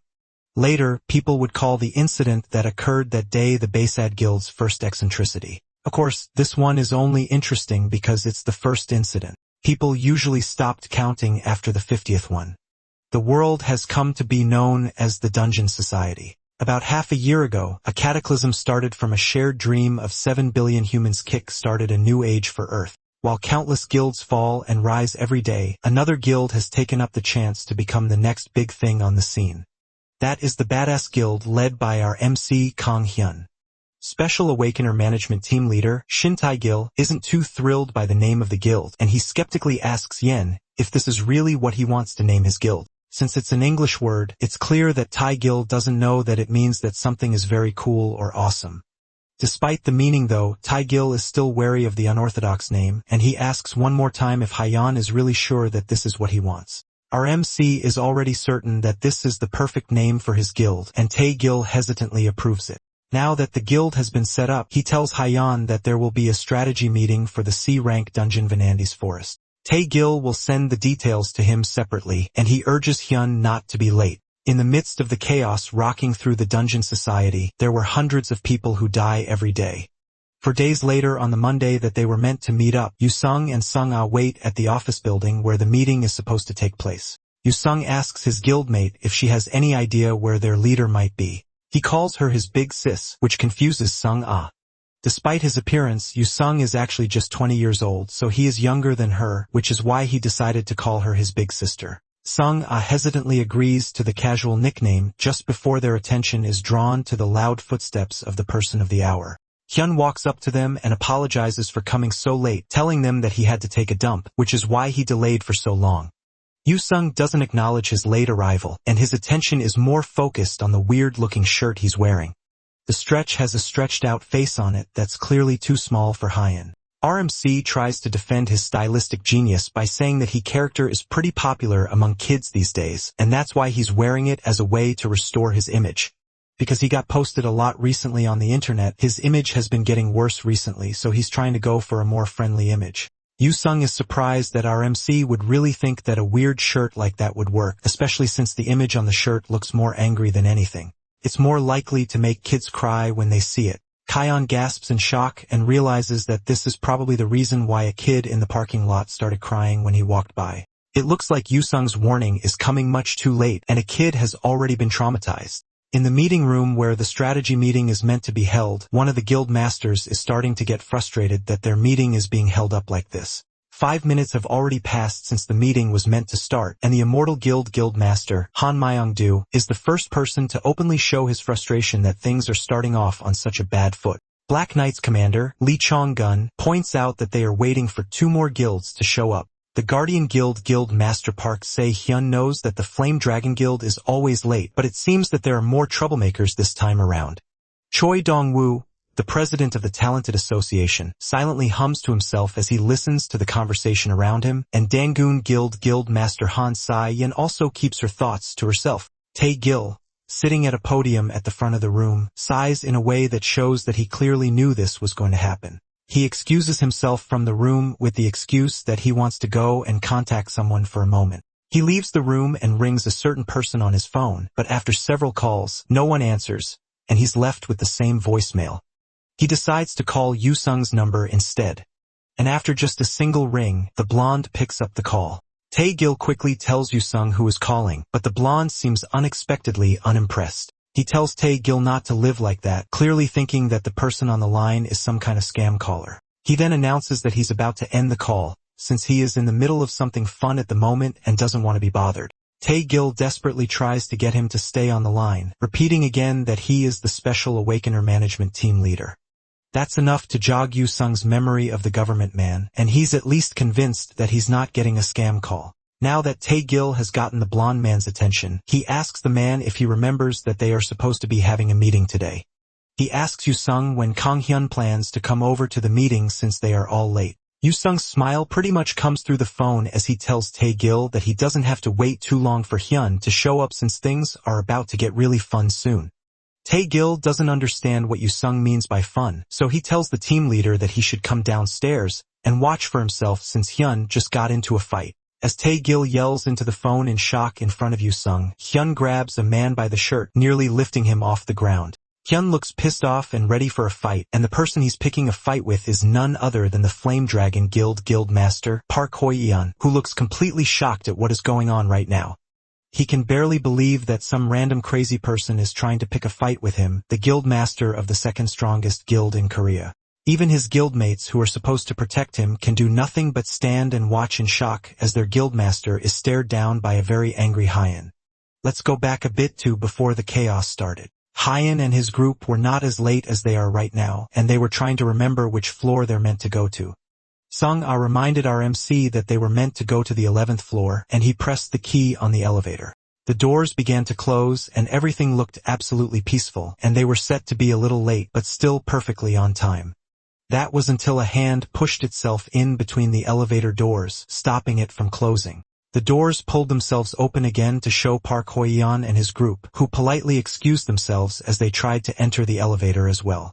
The man noticed that they were also going to the 11th floor and correctly guessed that they were probably going to the strategy meeting as well. The two guild leaders shook hands as they introduced themselves, but the whole formality process was enough to start getting Hyun irritated. After all, they were already late because he had to take a dump, so talking to some random guild master in an elevator wasn't helping. As the last of the Flame Dragon Guild members entered the elevator, the metal creaked as it signaled that they were over capacity and suggested that the last person that boarded should exit the elevator. The cause of this is most likely the armor of the members of the Flame Dragon Guild, which was overwhelming the elevator. Hyun wondered why they would come in full armor in the first place when they are not going to enter the dungeon immediately. With no other option but for someone to step out, Park Hoi-yeon apologized to Hyun, and our MC politely told him that there's nothing for him to apologize for. Since Hyun said that, Park Hyun made the suggestion that started the entire issue in the first place. He told Hyun that he and his guild members should come out of the elevator and let them go up first. Yusung and Sung-ah just froze at the audacity of that request, but Hyun was immediately pissed off. Park Hoi-yeon, clearly unable to read the room, continued and reminded Hyun that his guild is quite big, so it's likely that they will play an important role in this attack. Since that's the case, it would be more efficient for them to go up first while Haeon waits their turn and goes up after them. Haeon, the intellectual diplomat of an MC, decided to make sure that he was hearing correctly and asks Park Hoyeon if what he's saying is that his guild is some second-rate guild and they should give up their spot. Park Hoyeon wouldn't put it like that, but at the end of the day, he didn't think what Hoyeon said was wrong. Even Yu Sung and Sung Ah were getting frustrated and they started getting ready for a fight, but there's no need for that at all. Hoyeon had all the rage in him to easily cover 3 people, and that's what led us to the incident at the ground floor that had 2 guild leaders fighting. Or to be more specific, one group leader completely dazed by the audacity of another who wanted to fight. Tae-gil can't understand why that would lead to a fight, especially since he told both of them that this is an important meeting that they shouldn't be late for. Hyun at least has the presence of mind to apologize, and he tells Tae-gil that he has a truly unfortunate disease that causes him to beat up people to feel better. Park Hoyeon, who has also made it to the meeting finally, slams his hand on the table, already angry at Hyun. The team leader sighs as he tries to get the room back in order so they can begin the meeting. Han Young-do cuts in before the meeting can start. Since they have some new faces on the team, it'd be better to let them introduce themselves first since they are about to enter a dungeon together. Tae-gil agrees and calls over to Kang Haeon to introduce himself and his team. Haeon feels like they are asking him to make him feel better about being here, and it's clear that the Immortal Guild leader has figured him out. Regardless, Haeon gets up and clears his throat as he prepares to introduce himself. He introduces himself as the Guild Master of the Badass Guild, which was just founded a few days ago. Currently, there are only 3 members in the team, including him. Park Hoyeon cuts him off in shock and tells Haeon that the strategy meeting is not a joke and wonders how there can be only 3 people participating in a guild attack. As the Flame Dragon Guildmaster continues to complain, Haeon cuts him off and says that the man is seriously starting to annoy him, especially after what happened a while ago. Haeon came to the meeting because he was called, so there's nothing he can do in terms of participating. That makes Park Hoyeon even angrier, and he stands up in his seat in outrage. Han Myong-do, meanwhile, just laughs at the whole thing, clearly finding something amusing. He tells our MC that he's the kind of person he likes to make friends with and acknowledges that a guild master should have the guts to say things like that unapologetically. Talented Association President Dong-woo also chimes in and tells Park Hoyeon that this isn't the right place to start a fight, especially since the meeting has already been delayed. That shuts Park Hoyeon up, and he has no choice but to sit down and keep his mouth shut now that all eyes are on him. Suddenly, Yu Sung calls out to Hyun and tells our MC to look at the seat directly beside him. In that seat is the Guildmaster of the Guardian Guild, Park Si-hyu. Haeon asks what the problem is with the guy, causing Yu Sung to let out a devious smirk. He tells Haeon to just wait and see because he's going to kill the man. Yu Sung pulls out his mace from his inventory with a crazy look on his face and prepares to go and kill the man, but Haeon holds him back. He looks at the lunatic in a panic and asks him what in the world he thinks he's doing. No matter how crazy he is, there's no way he can possibly think that this is a good idea. Because of the past few days that they have spent together, Haeon almost forgot that this guy was like this from the start. Tae-gil notices Yu Sung standing up with his weapon and orders him to put it away, and the other guild members start to react as well, seeing Yu Young looking like he's about to attack. Park Hoyeon doesn't waste a second and immediately points an accusing finger at the Badass Guild and accuses them of coming here to mess things up for everyone else. One of the guild members of the Guardian Guild pulls out his sword in defense and confronts Yu Sung, asking if they are trying to pick a fight in this meeting room of all places.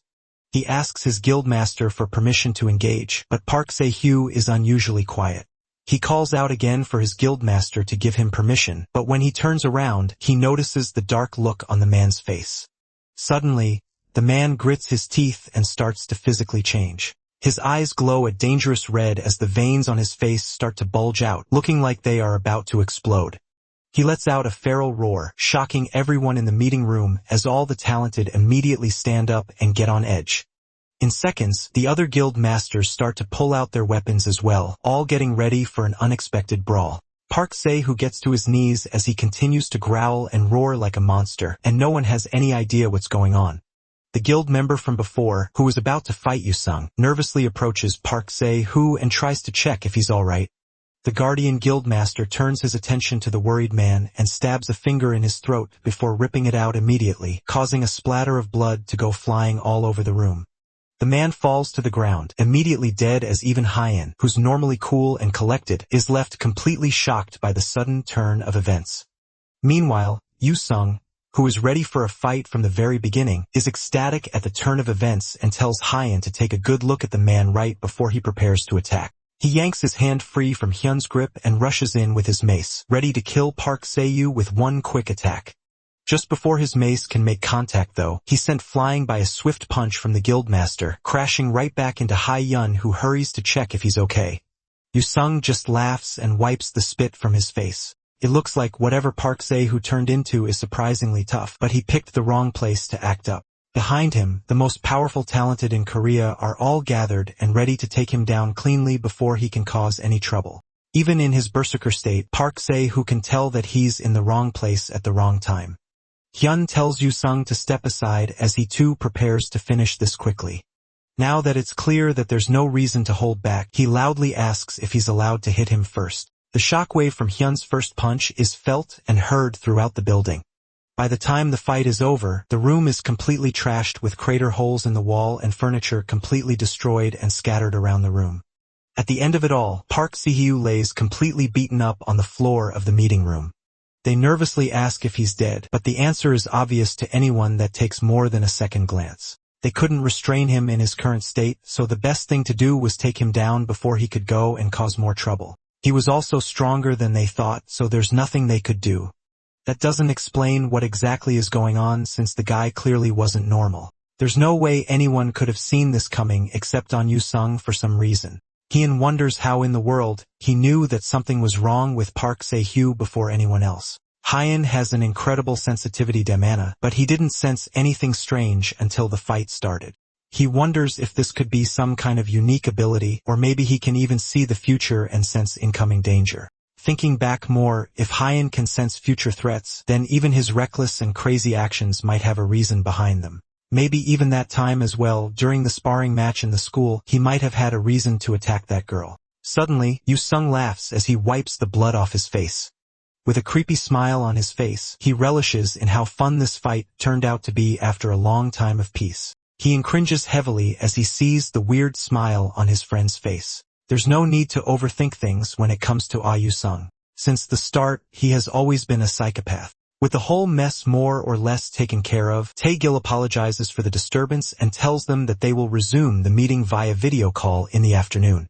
All the guild leaders start to leave the room, and Hyun lets out a large yawn as he starts to leave as well with his group. After making the effort to come out early, things just had to end up like this. Before he can leave, though, Tae-gil rushes to catch up with him and asks him if he has a moment to chat. There was something he was going to bring up after the meeting was over. But since things have turned out this way, it'd be better to tell him now. It's about what they talked about the last time they met up. He promised that the government would do everything in their power to provide support to the Badass Guild. Haeon smirks and says that it's because he's lived a good life. Now that the Badass Guild has been approved and is recognized as an official guild, the government has also cleaned up and organized a guild office for them.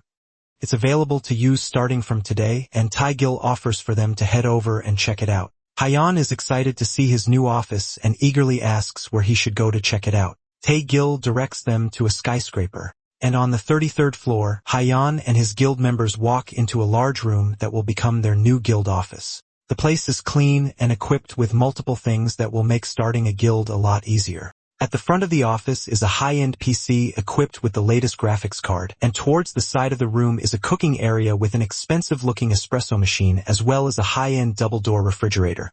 Even with all the expensive and fancy-looking stuff, the place still feels a bit empty, probably because of how large it is. Hyun wonders if the three of them are really expected to use a space this large. They will need to recruit more people, so this space will be needed eventually, and it will be fun for them to come together and try to decorate the place. Hyun already starts making plans of bringing in a sofa and maybe even a TV as well. While they are at it, he also starts making plans to add a shower and a bedroom too. It's starting to sound more like he wants to turn the place into an apartment instead, but it should be alright. Last but not least, they are going to fill the fridge completely with beer. Yu-sung tries to remind his guild leader that this space is supposed to be a workplace, but even after saying that, it's not like he doesn't like these changes. Before they can get too carried away with the preparations, Sung-ah reminds them that it's almost time for the meeting. They are supposed to have a video call with the other guild leaders at 2 o'clock. He quickly sits down at his new desktop and connects to the Ministry of Interior Safety's internal network.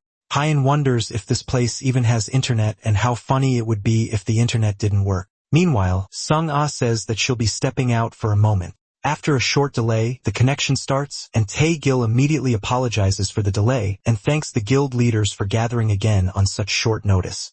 He starts by asking if anyone has any questions, and the first to speak up is Se-yun, who asks about what exactly happened to Guildmaster Park Se-yu. The investigation is still ongoing, but Tae-gil promises to share details once the situation has been clarified. Hyun asks Sung-ah if Park Se-yu is really that famous of a person. The Guardian Guild is ranked 5th in the country, and just like the name suggests, it's a guild formed solely with the goal of protecting humanity. The guildmaster, Park Se-hyu, is someone that even Sung-ah personally respected, but that leaves the question of how he ended up like that to be an even bigger mystery. Yu-sung scolds Hyun for not knowing anything despite the fact that he's the leader of his own guild. A scolding voice comes from the speaker, and Tae-gil warns him to turn off his mic if he wants to have a casual chit-chat with his guild. Tae-gil sighs as the stress of keeping Hyun on this team is starting to catch up with the gains. With the last of the distractions finally taken care of, Tae-gil starts the meeting properly. In 5 days, they will raid a C-rank dungeon called Venandi's Forest, which is a forest with a massive mountainous terrain. According to the report of the scout team that was sent in to take an initial look, the monsters range from goblins to orcs and ogres, and a variety of monsters are also said to appear. Han Myung-do asks if goblins, orcs, and ogres are all they are going to face. If that's the case, then what does Venandi mean? Tae-gil doesn't have a concrete answer to that question yet, but it's likely to be the boss's name.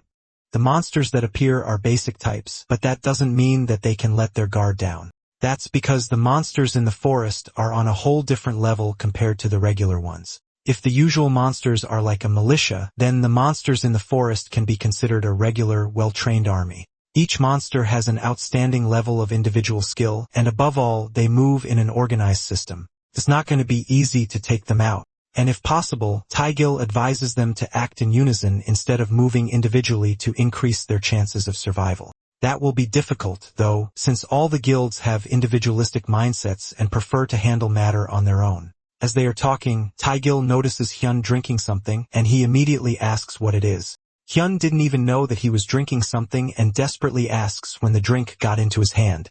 Even Yu-sung doesn't know when he went to buy it and how it suddenly appeared in his hand. The culprit, Sung-ah, appears and says that she went to buy some beer since he said that he wants to fill the fridge with it. She also hands him some dried squid while all the guild masters watch in shock that he can be so nonchalant and unprofessional in this situation. Then, as if nothing happened, he asks Tae-gil what exactly Venandi is, proving that he hasn't even been paying attention during this entire conversation. Tae-gil leans back in his chair with an exhausted expression and wonders if this dungeon raid will actually be alright. Various things happened after that, but the meeting ended smoothly. And the next day, a loud and excited voice barges into the badass guild office, excitedly proclaiming that he will be working with them starting from today. He introduces himself as Han Jaemon. Hyun stares at the newcomer in confusion and asks who he is. He's forgotten that Tae-gil told them that they hired someone to handle the guild's administrative work. They even received the guy's resume as an email, which Sung-ah already printed for him. The new worker is Han Jaemin, a 27-year-old with an average height and weight. He went to a good school and seems to have decent qualifications to work for their guild. As Jaemin reads through the information on the resume, Jaemin can't help fanboying over the fact he's really standing in front of Kang Jaemin. From his face, he looks even more like a criminal in person, and Jaemin finds that to be incredibly cool. Our newcomer is an awkward nerd, and he admires people like our MC for their cool and brutish aesthetic. After reading through Jaemin's qualifications, Hyun can't tell if the man is qualified just by looking at him. But since Shin Tae-gil selected him after careful consideration, then he must really be qualified after all. With that, Hyun reaches out a hand to shake him and offers a starting salary of 1,000 per month. As for taxes and insurance and all that business stuff, Hyun tells him to ask Tae-gil about it since he doesn't really know much about it. Jaemun, on the other hand, couldn't be bothered about any of that stuff since right now, he's more focused on the fact that he's about to shake hands with Hyun himself. He immediately screams out with conviction that he will work hard for them. After that, he gets to sit down in the office common area with the rest of the guild members. He still can't believe that he is also getting to meet on Yu-sung and Shin Sung-ah. Their aura is no joke, and it's even more obvious how cool they are when he looks at them directly. Sung-ah glances at Hyun for a moment before announcing that she has something important to tell him. Since their guild is going to grow in scale from now on, she had the idea to make their guild have matching uniforms since unity is important when creating a team. The already excited Jaemon is almost at the point of losing his mind at the thought of getting official merch from them. Hyun, on the other hand, is more skeptical and takes more time to think over it while Jaemon mentally screams at him to accept the offer. But Sung-ah is already one step ahead of all of them, and she prepared the uniforms herself to show him. As soon as he sees the uniforms, Hyun immediately rejects it without a second thought. The logo is way too much, and it even has a skull on it. It looks like something a biker gang from the 80s would wear. That was actually Yoo-sung's idea, and Hyun is not even surprised that Yoo-sung had something to do with it. Regardless, the members of their guild already look scary enough, so adding crazy biker jackets will only make people more nervous to interact with them. He tells her to put the jacket away, but his words immediately die in his throat as he notices Sung-ah crying. She sadly starts to put the jacket away while tears steam down her face. These jackets weren't just something she created on a whim, and she actually worked really hard to get them made. She poured her heart and soul into preparing it. However, although it looks like she's actually crying, the truth is that she's using artificial tears to guilt trip him. Even though she's faking her tears, she really did put in a lot of effort to get these uniforms made. When she went to look at potential options, the clerk told her that she hit the jackpot and started telling her about how valuable the items she's buying are. He tells her that his shop has been making guild uniforms for 100 years passed down through the generations. That's truly fantastic because it means that he has been making uniforms since before the tutorial began. After that, she decides that she can trust him with the jacket, and he even tells her that he will give her a special discount. It's usually only 500 per piece, but he'll let her have it for 1,300 for everything. After transferring the money, he made the jackets for her. And after receiving them, she is sure that Hyun will be happy to get them too. After telling him the story of how she got the jackets, she rushes to the bathroom with tears still falling from her eyes. Jae-moon, who was excited before, is now feeling awkward now that the atmosphere has changed.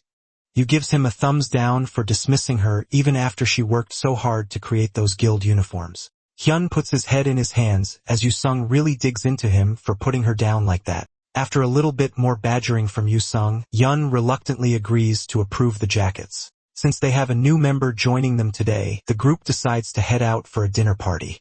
The three of them, along with Jae-min, head over to the parking lot to make their way over to a barbecue place. Hyun asks Sung-ah if she likes the fact that they are wearing the jackets, and she responds with a happy smile on her face.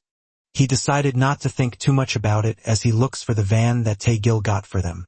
Then he sees it. And honestly, it's pretty hard to miss such an obvious van when it's as heavily modified as theirs is. The same skull logo on their jackets also covers every inch of the van, as well as multiple other symbols and logos that essentially make it look like it belongs to a local thug group. Hyun clenches his fist in anger as he asks whose idea this was, and Yoo-sung proudly raises his hand to claim the credit. He called some workers over the previous day and had them work all night to get it done. Hyun can't hold back his anger this time, and he orders Yoo-sung to get rid of it. He doesn't care if they have to sell it or scrap it. He just wants them to get the simple van that Tae-gil got for them. Sung-ah chimes in that she thinks the van looks awesome, but Hyun doesn't care about awesome right now. He just wants them to get rid of it before he loses his temper. Meanwhile, Janam stands awkwardly at the back watching the entire argument play out. This is a lot different than what he imagined the group to be. He came here excited to work with the amazing group of people that he has heard so much about, but now he can't help but wonder just what kind of guild he has gotten himself into. Despite the arguments and the yelling, the Badass Guild's van drives through the city streets on its way to their dinner destination. In the car, Hyun still swears that if they don't get rid of the car, then they will die by his hands. Yoo-sung looks eager since it seems like Hyun wants to pick a fight, and Hyun realizes that he probably shouldn't even be talking to this guy. Suddenly, car comes to a stop and it looks like they've been caught in a long traffic jam. Jinam, the driver, doesn't understand what's going on, but this traffic jam seems to be particularly bad. But from what he can see, it's like there's a fight happening not too far in front of them. Hyun decides to come out of the van to get a closer look, but as soon as he opens the door and steps out, a body comes flying directly at him, slamming into the door that he had just opened and completely wrecking it. Yoo-sung comes rushing out of the car with a desperate look on his face, and Hyun is surprised that he suddenly seems to be worried about him. But instead, Yu-sung runs completely past him and towards the smashed car door instead. After all, the door is a part of his artistic soul and spirit, and destroying it is essentially the same as breaking him. Kian freezes as he realizes that his own guild member is more worried about the car and not him. Meanwhile, the projectile that was used to break the car door in the first place slowly starts to get up as he regains consciousness. He grumbles about the fact that someone threw him without thinking as he picks himself up. Then he turns and sees the stuff of nightmares glaring at him with a face that could make a grown man cry. Unfortunately for him, not only can the face make a grown man cry, but the man himself now has a vendetta against him for destroying his car door. Meanwhile, at the gathering that caused this entire mess, there's two parties involved. The first is Hysan Guild, and their vice master, Jo Dong-won, antagonizes his opponents, daring them to come closer and risk getting thrown to the ground. The other party in this argument, Yongjin Guild, also has their vice guild master, Woo Jin-young, among them, and he taunts Dong-won for trying to throw his strength around like an idiot. Meanwhile, despite their talk, one of the guild members asks if their infiltration team leader is going to be alright since he got thrown pretty far away.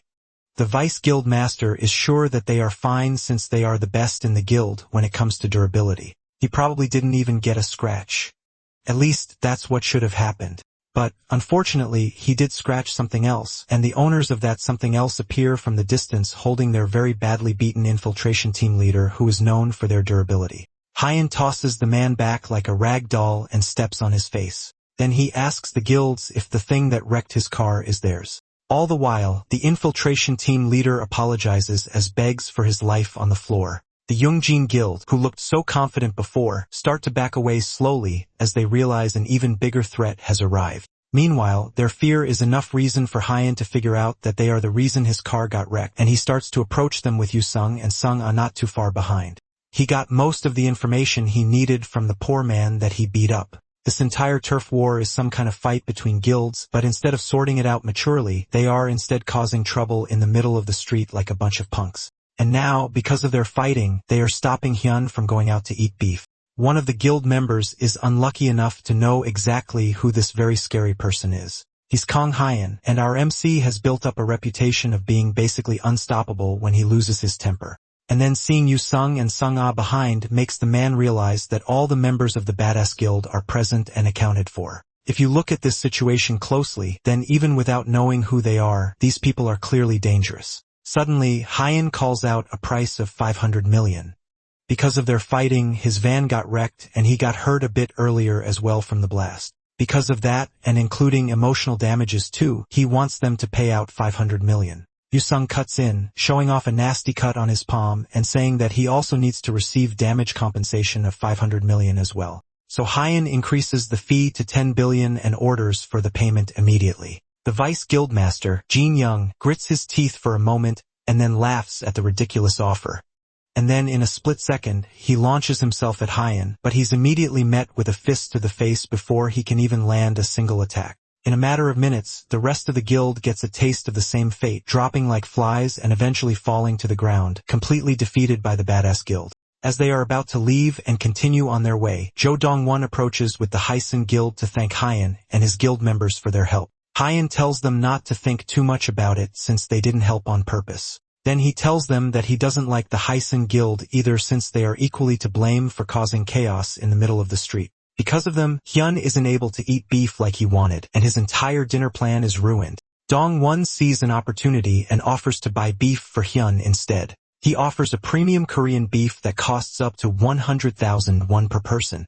After hearing that, Hyun's entire mood changes, and he declares that from now on, he and the Hyunsin Guild are allies by blood. Meanwhile, elsewhere, a woman receives news that the Hyunsin Guild managed to pull off a clean sweep, taking out the opposing Yongjin Guild. This woman is the guild master of the Yongjin Guild, Hong Chaeyeon, and she wonders if she should give them a little warning as payback. As soon as Yen and his group reach the beef shop that was previously advertised, Jo Dong-won introduces himself again as the vice guild master of the Hysan Guild. Hyun is barely paying attention as he stuffs his face with an entire cut of beef at once. Dong-won tries to take over the cooking, offering to prepare the meat so that Hyun can focus on enjoying his meal, but Hyun dons an unusually serious situation as he asks the man if he's confident in his cooking skills.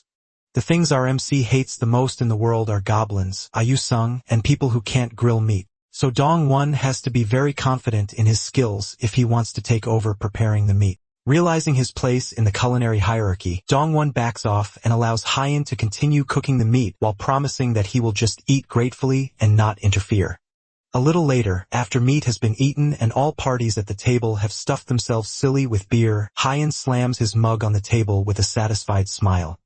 Thanks to Dongwon, he ended up having a good time. Now that the meal has been concluded, Hyen gets straight to the point and asks the man what he wants, catching Dongwon off guard. Hyen properly figures out that this is way too excessive to just be a simple token of appreciation, so he wants to know what Dongwon wants for him to be inviting them out so glamorously like this.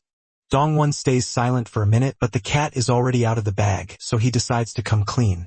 He didn't want to talk about something like this so quickly, since they just met, but Dongwon wants Han's help with strengthening the Heisen Guild. The two guilds that fought today, Yongjin Guild and Heisen Guild, are two guilds with evenly divided interests in the area that they both occupy. However, about a week ago, the Yongjin Guild started invading dungeons managed by the Heisen Guild and causing chaos in their once peaceful rivalry. It's strange because the two guilds are both similar in size and strength, so they had a tacit agreement to not invade each other's territory. And yet, the Yongjin Guild kept provoking them openly and pushing them hard. And finally today, the two sides let out the frustration they've been holding back, which eventually led to the fight that happened in the middle of the road. Yusung likes the fact that they are getting a direct invitation to join in on an all-out war, but Hyen tells him to shut up before he says something stupid. However, he's not the only one that's excited about a fight between two guilds. A shift in the balance of power like this is definitely a really big issue. A fight between the Yongjin and Heisen guilds, who are already hotly arguing over ranking, is sure to be a sight to behold. Janum can barely hold in his excitement at the news. Hyen, on the other hand, is a lot more level-headed. And although he understands what they are saying, he doesn't really have any reason to get involved even though he did enjoy the meat. But Dongwon is not done talking yet, and he bows his head low in shame as he continues. If things continue the way they are going now, then his guild will definitely lose this fight. The balance of power has been broken, and the Yongjin Guild has been getting stronger to an unusual degree. Then he comes closer to Heiano and whispers about a rumor that says that they have been using some kind of substance in the Yongjin Guild. And from what he's heard, it supposedly enhances the power of Awakeners. This rumor is kind of fishy to Hyun, and he is a bit more interested in this case after hearing it. He asks Sung-ah when the C-rank dungeon raid is meant to take place, and it's in 2 days. If that's the case, Hyan decides that they will help the guild. He may be busy right now, but once they are done with the dungeon joint raid, they would be more than happy to help. Dongwon doesn't care when they help as long as they do actually help. With that matter settled, Hyen suggests that they share some more beer, and Dongwon, happy that he has gotten their aid, is more than ready to get them as much as they want.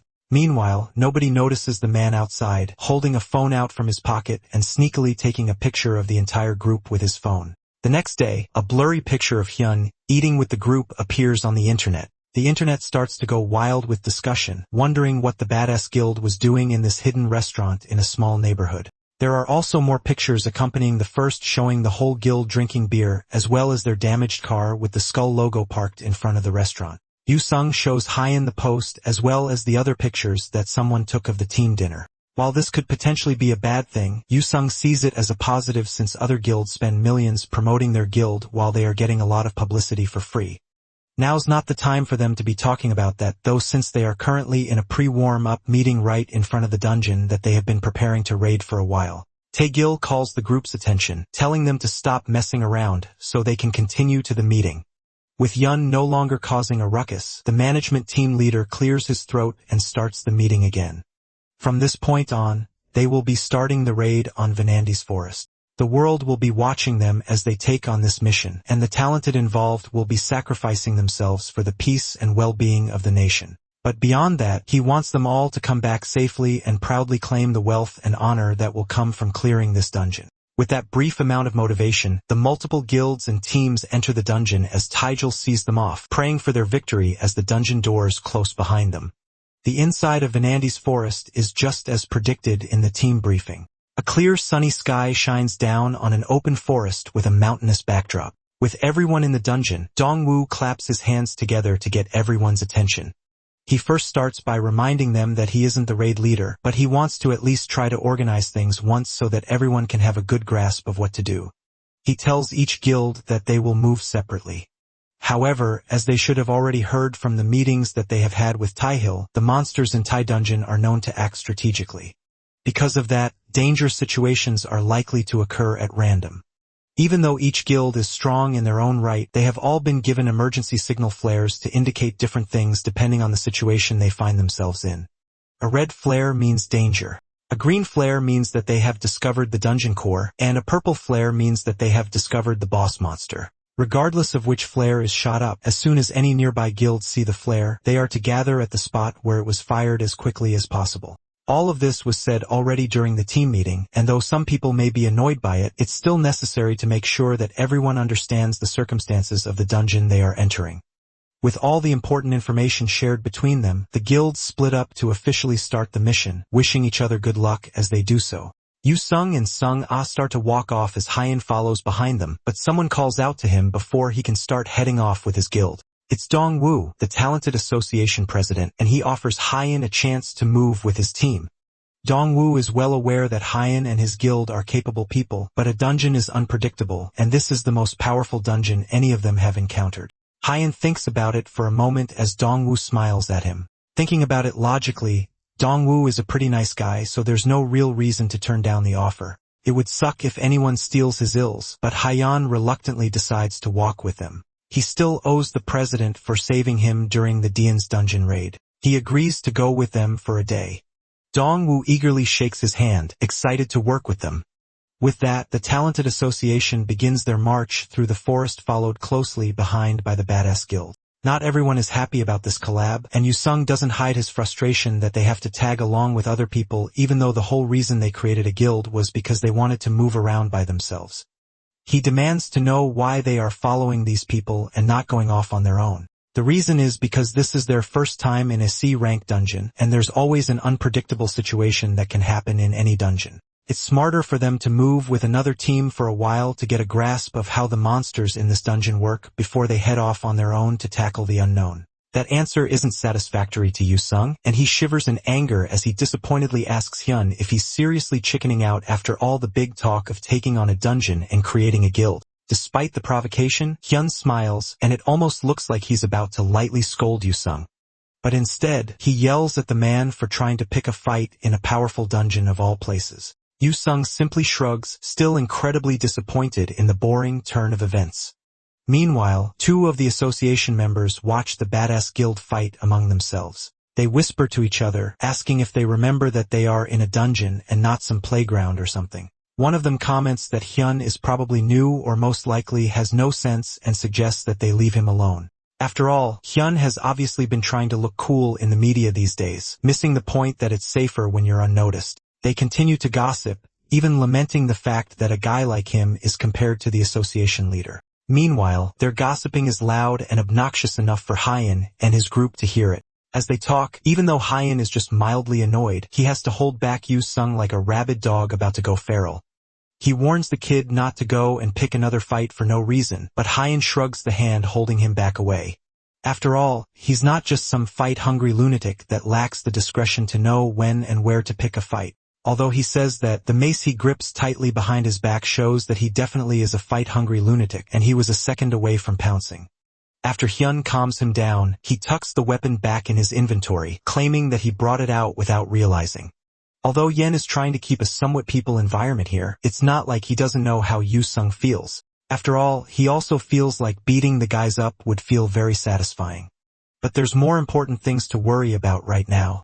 And as if on cue, members of the team start to react as enemies flood in to attack them. This first wave of monsters is a goblin infantry, and they immediately rush in to attack as soon as they come out from between the trees. Within a matter of seconds, the group is surrounded by a massive number of goblins. And just like what was said in the meeting, the goblins all have strange and powerful movements that are on a whole different level than the other goblins that any of them have faced. Donggu immediately starts giving out commands, calling out for different teams to establish their formations and start moving with coordination while protecting and covering each other. Meanwhile, this is just like Donggu heard from all those meetings. If they don't work together to respond properly to this attack, then they are all going to get wiped out. At the back of the pack, however, a large mace crushes a goblin's head with no remorse whatsoever. The beast in Yusung has finally been released as he gets the chance to fight the strong monsters that he has been hearing about for weeks now. Hyan watches and cringes. Yusung gets an almost orgasmic look on his face from bashing the monster skulls in. Watching that kind of scene play out and being in this situation further convinces Hyan of what he's always known. The things he hates the most in this world are, first of all, Yusung, people who can't grill meat, and finally, goblins. He slaps away a goblin that tries to sneak up behind him, then rushes towards another one that isn't fast enough to escape and grabs it by the face. Then, with a sadistic smile on his face, he activates his mana explosion, causing the goblin to explode in a wave of blood and guts. Just like Yusung, Hyun starts to genuinely enjoy the fight just because he gets to destroy goblins without holding back at all. The other association members, who were initially very dismissive of Hyun and Yusung, watch in fear as they realize that the two guys are nothing but lunatics. They realize that they probably shouldn't mess with those guys, but then they also realize that after the snarky comments they made earlier, they are definitely in trouble. Later that night, after a successful day of taking out the goblin infantry wave, the two guild leaders sit beside an open fire to discuss their strategies as well as what happened for the day. Dongwoo laughs heartily as he reminisces on the battle for the day. He had heard rumors that Hyan was a beast in battle, but seeing it in person is a whole different level than what he imagined. As the two offending guild members from earlier kneel and face punishment, Dongwoo apologizes for their rudeness and promises to punish them more for the harsh words. Then he asks Hyun if they would like to keep moving together the next day as well, while pouring a bowl of soup for them to eat. Hyan appreciates the offer, but it's time for his team to move solo going forward. Dongwoo asks if it's because of the bet, and Hyan acknowledges that it could have something to do with it while collecting his own bowl of food. The bet they are talking about happened a little earlier entrance while the team was still getting their briefing from Taegil. The person that made the bet with that is the guildmaster of the Flame Dragon Guild, Park Hoyeon, and he set the stakes on who contributes the most to the raid and on who lands the finishing blow to the boss. Hyun might be crazy, but even he knows a stupid bet when he sees one. He also knows that this is just Park Hoyeon's twisted way of showing off, considering that they have much larger numbers than the Badass Guild. So that kind of bet is meaningless to Hyun. Park Hoyeon relents and decides to up the stakes for Hyun if he wins. He presents Hyan with an Easter egg, which was made by someone who likes pranks.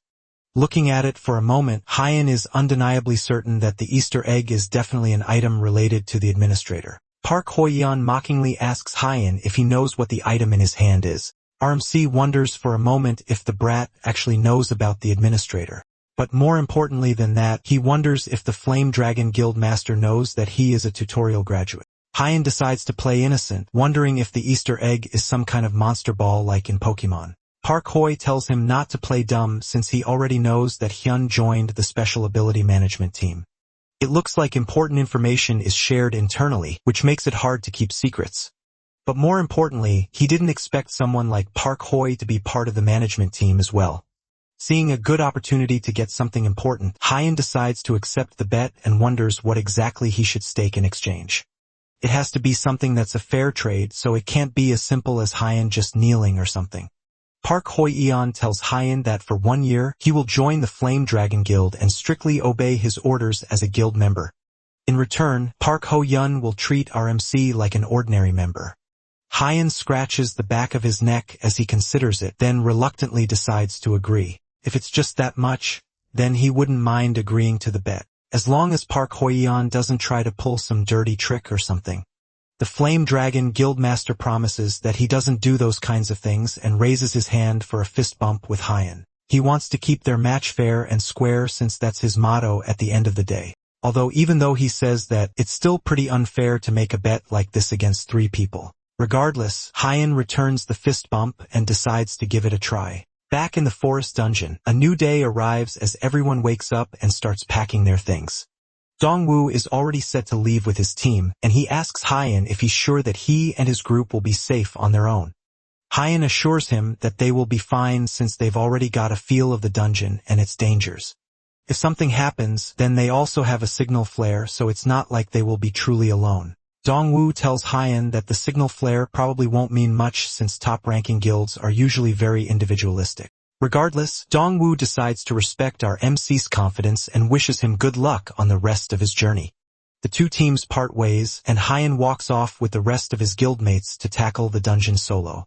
Meanwhile, elsewhere in the dungeon, Park Hoyen is not having as much of a good-natured time as Hyan. The situation is already looking dire, with 3 of his guild members injured and 2 dead. The injured are being treated, but it's hard to engage with the enemies while defending them. Park Hoyen takes an arrow from a tree and breaks it. He has finally figured out what Vanandi means in the name Vanandi's Forest. It's not the name of the dungeon boss like they predicted, but it's instead the name of a species of monster that resides in the dungeon.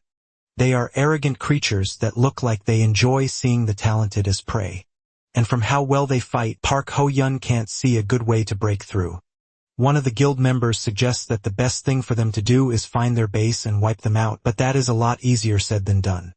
Right now, their team has done nothing but get ambushed and floundered around. There's no way they are going to be able to just casually find the base of these monsters. At this point, it's all or nothing for them, and they are going to have to take drastic measures to wipe this threat out. If the monsters are hiding in the forest, then all they have to do is get rid of the forest. Park Hoyan suggests that they burn the forest down and snuff the monsters out. The guild member from before is strongly against that idea, and he tries to warn his leader that if they burn down the forest, then there's a high chance that they will be in danger too. But at this point, Park Hoyan doesn't think that there's any other solution. At this rate, they will all be wiped out, so there's no other way to get out of this alive. The guild member suggests that they could use the signal flare to call a guild over for help, but there's no way that anyone will come if they do that. The top-ranking guilds are incredibly individualistic, and they all like to move on their own terms. And even if they actually come, Park Hoyan is also worried about the guild's honor and its position in the rankings. That's why he wants to settle this whole thing here and now without involving anyone else. He tells the mages to stand by as he pulls out his weapon from his inventory. Then he waits for a moment, targeting the time when the wind begins to blow east to make sure that the fire spreads as far as it can go. Elsewhere, Hyan has his first encounter with some Vanandi scouts. Despite how much they screech and shout, they don't attack immediately. It looks like they are waiting for Hyan and his guild to come close, and they don't want to make the first move in the attack. Regardless of the warning from Yu-sung's intuition, Yun prepares to charge, telling his guildmates that they'll make a run towards the monsters on the count of 3. After counting down to 3, the badass guild makes a charge for the scouts, rushing towards them for a quick fight. However, instead of fighting back, the group of scouts all leap up to the top of a tall tree before Hyan can get any closer. On the surface, it looks like they have lost their will to fight because of Hyan's fighting spirit, but Yu-sung just thinks that they are terrified of Hyan's face.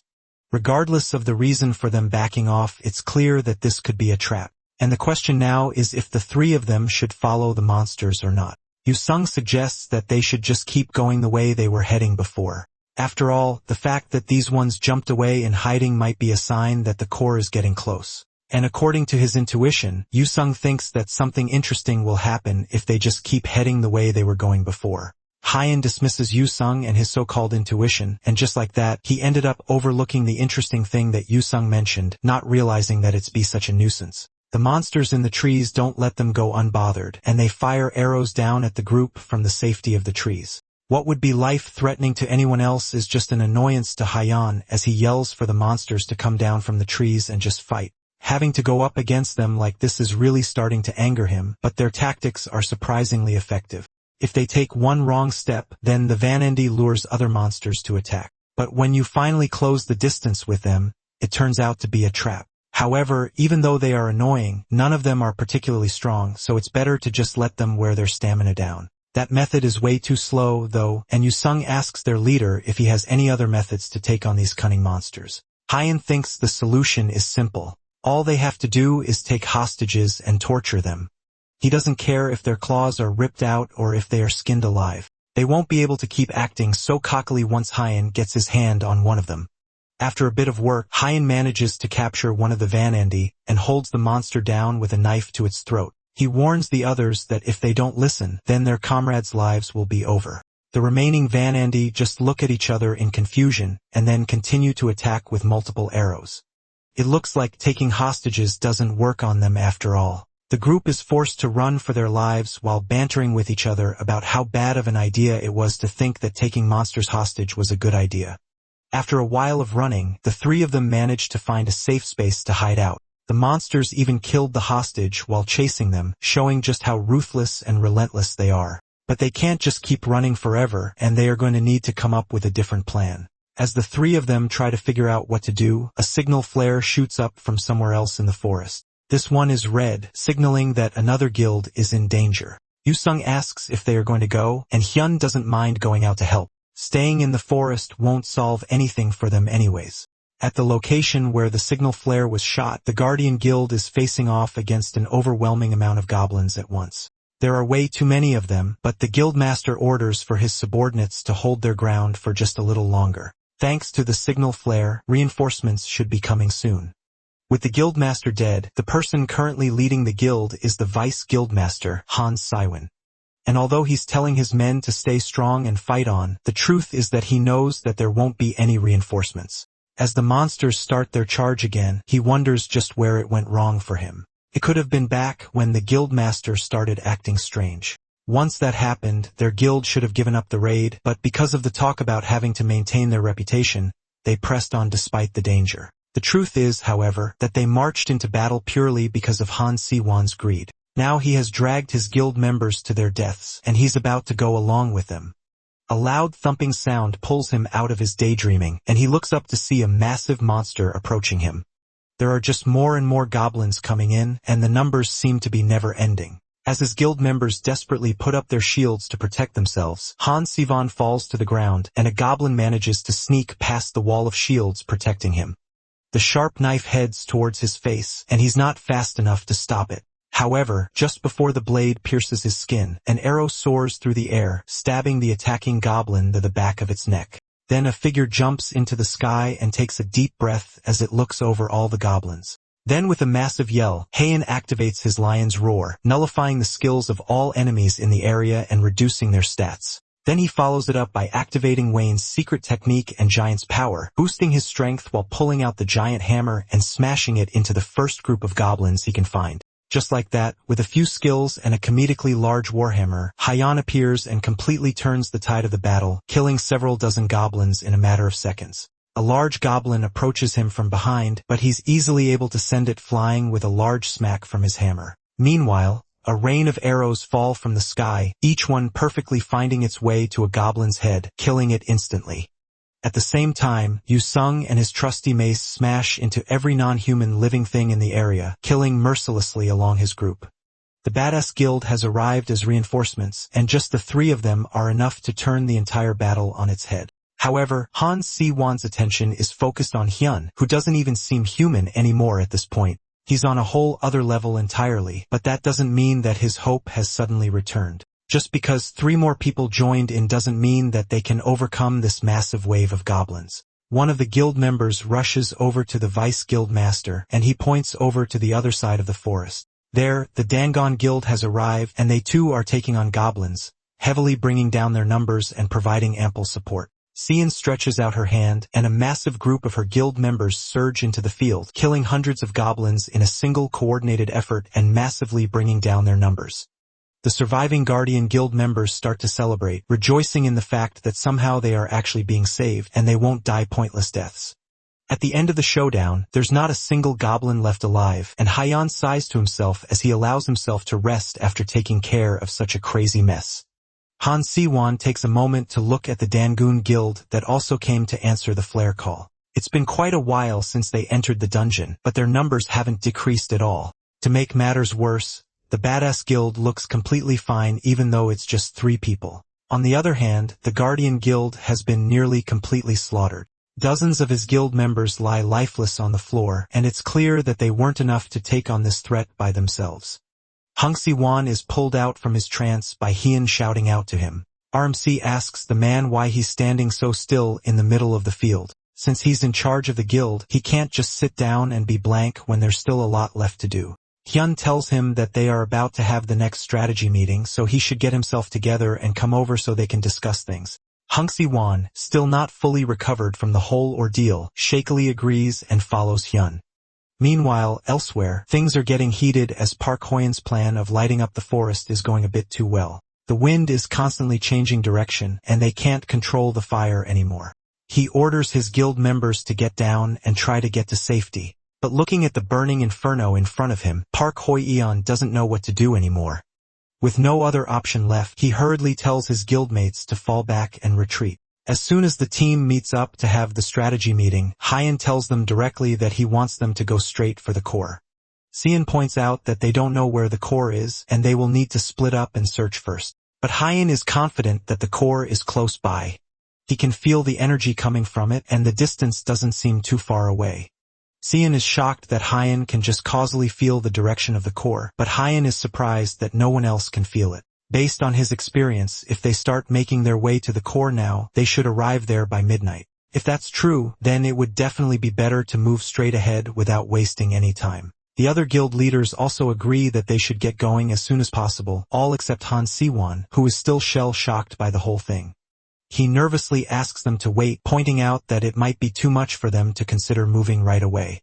After all, they just finished a big battle, so rushing off into an even bigger one sounds reckless. However, Sejin points out that they don't know how Van Andy will move. They have all seen how the monsters act. They are smart and cunning, and giving them even a moment of time to prepare will be costly. However, Hung Si-won still thinks that they should take a short break since everyone is tired. However, Lee Hyan assures him that there's no need to worry about that since their guild has a healer who can recover fatigue.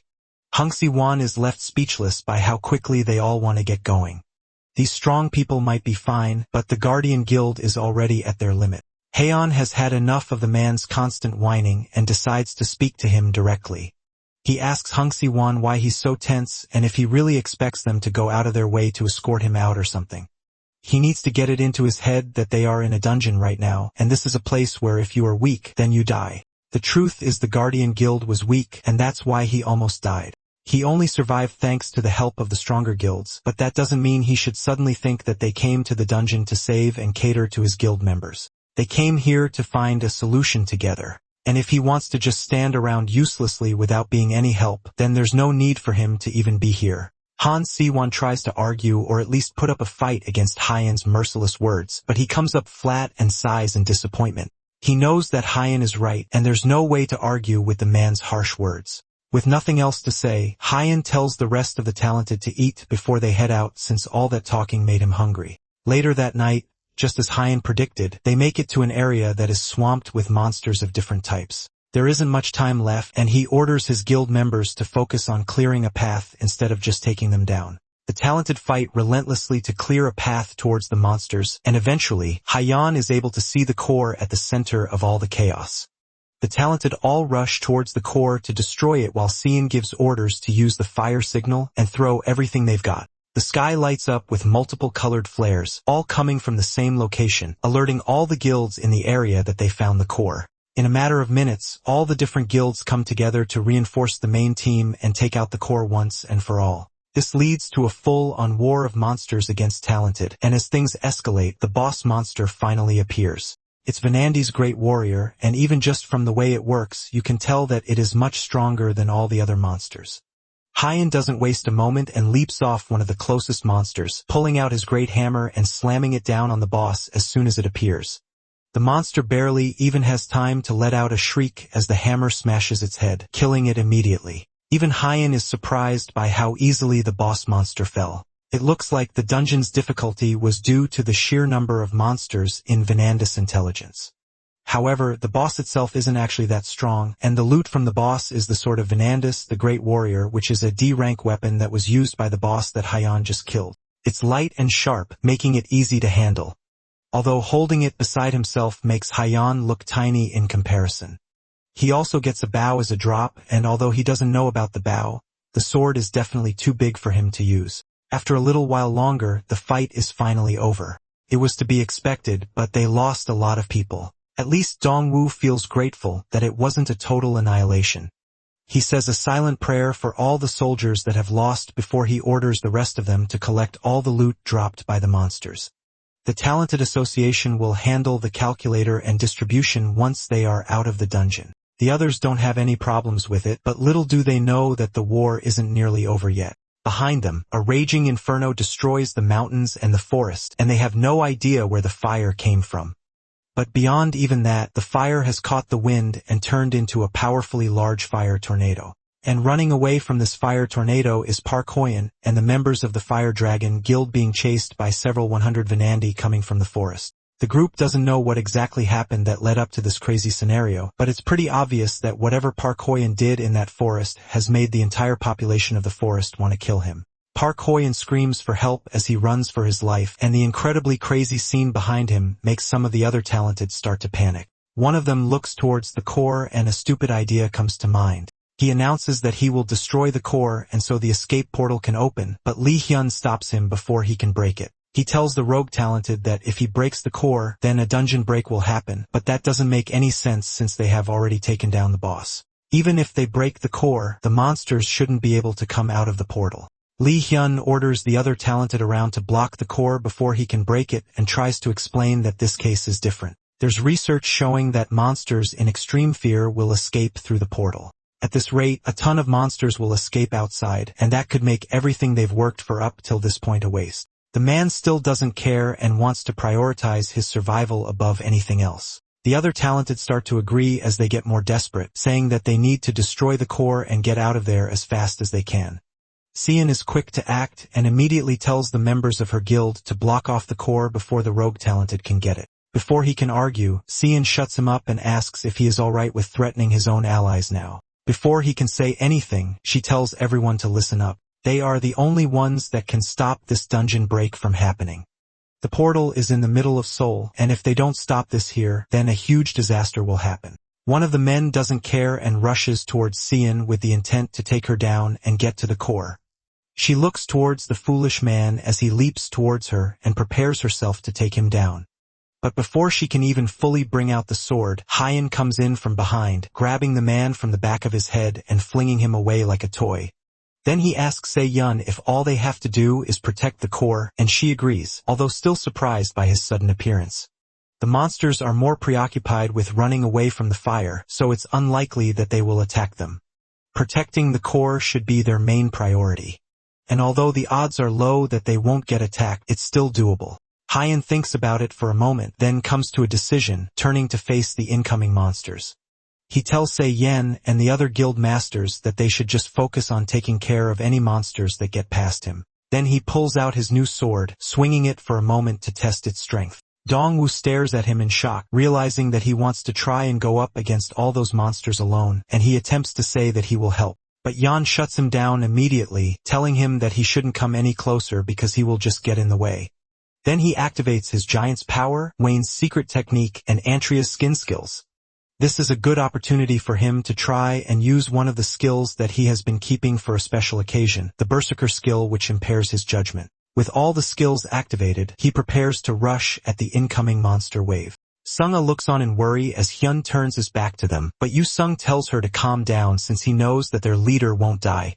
Sung-ah asks him if he's saying that because of his intuition again, but the blonde only gives a non-committal answer, completely unbothered. The Flame Dragon Guild finally gets over to them, bringing along the massive number of monsters from the forest. Once they get past him, Haeon leaps into action, rushing in and taking out multiple monsters with blazing speed. They have seen how strong he is on multiple occasions, but it's still a surprise anytime they see it for themselves. He's taking on all the monsters at once with what looks like incredible ease. However, even with that, a few stragglers still manage to slip their way through heading towards the core. Seon springs into action, ordering everyone to engage in combat and protect the core.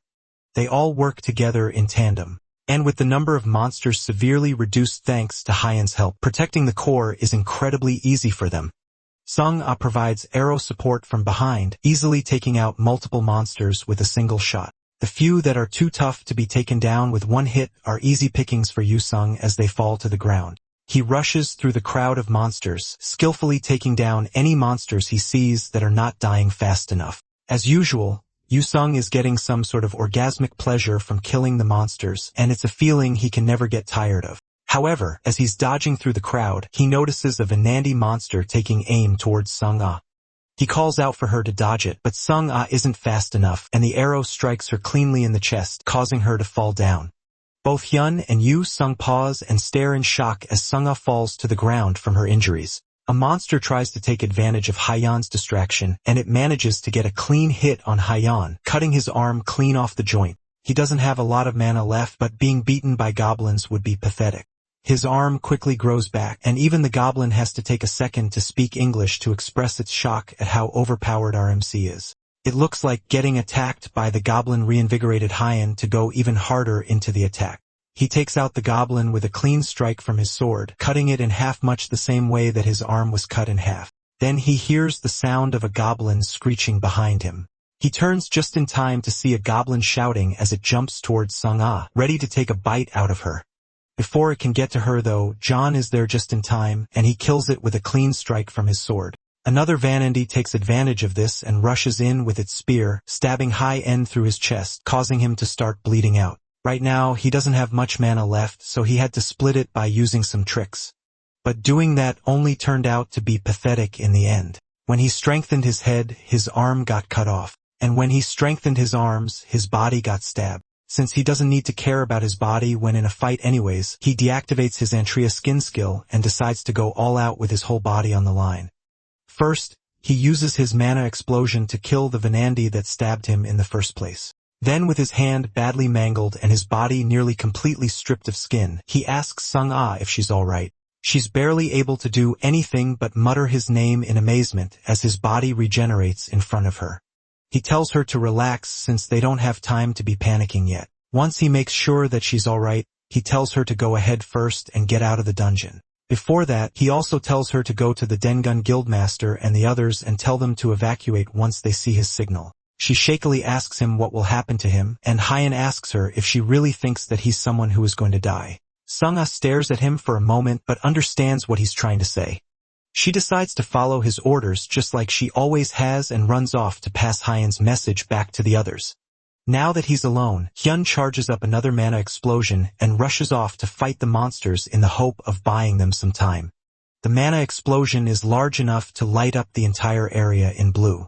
The ground is littered with monster corpses as the fight starts to come to a close. Hyan looks around and takes in just how much of a mess the entire place has become as the fires start to get high enough to cover the sky in smoke. Meanwhile, back at the core, they realize that the fire is about to take down the core. There's no other choice now but to destroy the core and get out of there. But the problem is that Kong Hyan is still deep in the mountain, fighting monsters. As Se-young tries to convince them to wait little longer, Sung-ah comes back with the message from Hyan.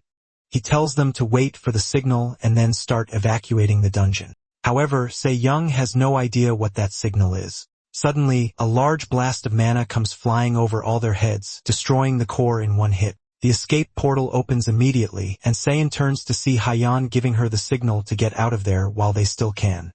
She can't help but laugh at his actions, and with his assurance that things will be alright, she gives the order to everyone to start evacuating as fast as they can. With the message passed across, Sung-ah tries to go back to help Hyun, but she's stopped by Yu-sung before she does something crazy. He convinces her that Hyun will be alright, while Sung-ah can barely stand in her current condition. All they can do now is trust Hyun like they always do and not get in his way. Sung-ah uncharacteristically looks like she wants to argue, but she knows he's right. It's best for them to get out of there and leave the rest of Hyun. And just like that, all the surviving talented make their way out of the dungeon and stand anxiously outside the doors, waiting for Hyun to come out as well. Sung-ah has gotten treated, and both she and Yu-sung wait along with the rest of them.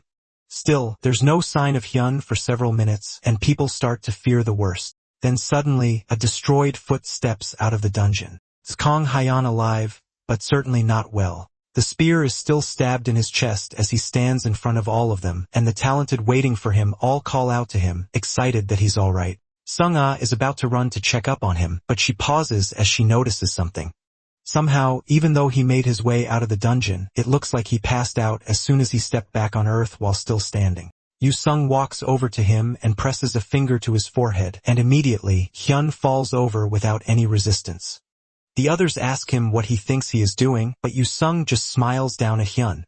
It looks like his gut was right again when he was so confident that Hyun would survive. Time and time again, Hyun continues to prove that he really is the best, even now as he lays on the ground completely unconscious.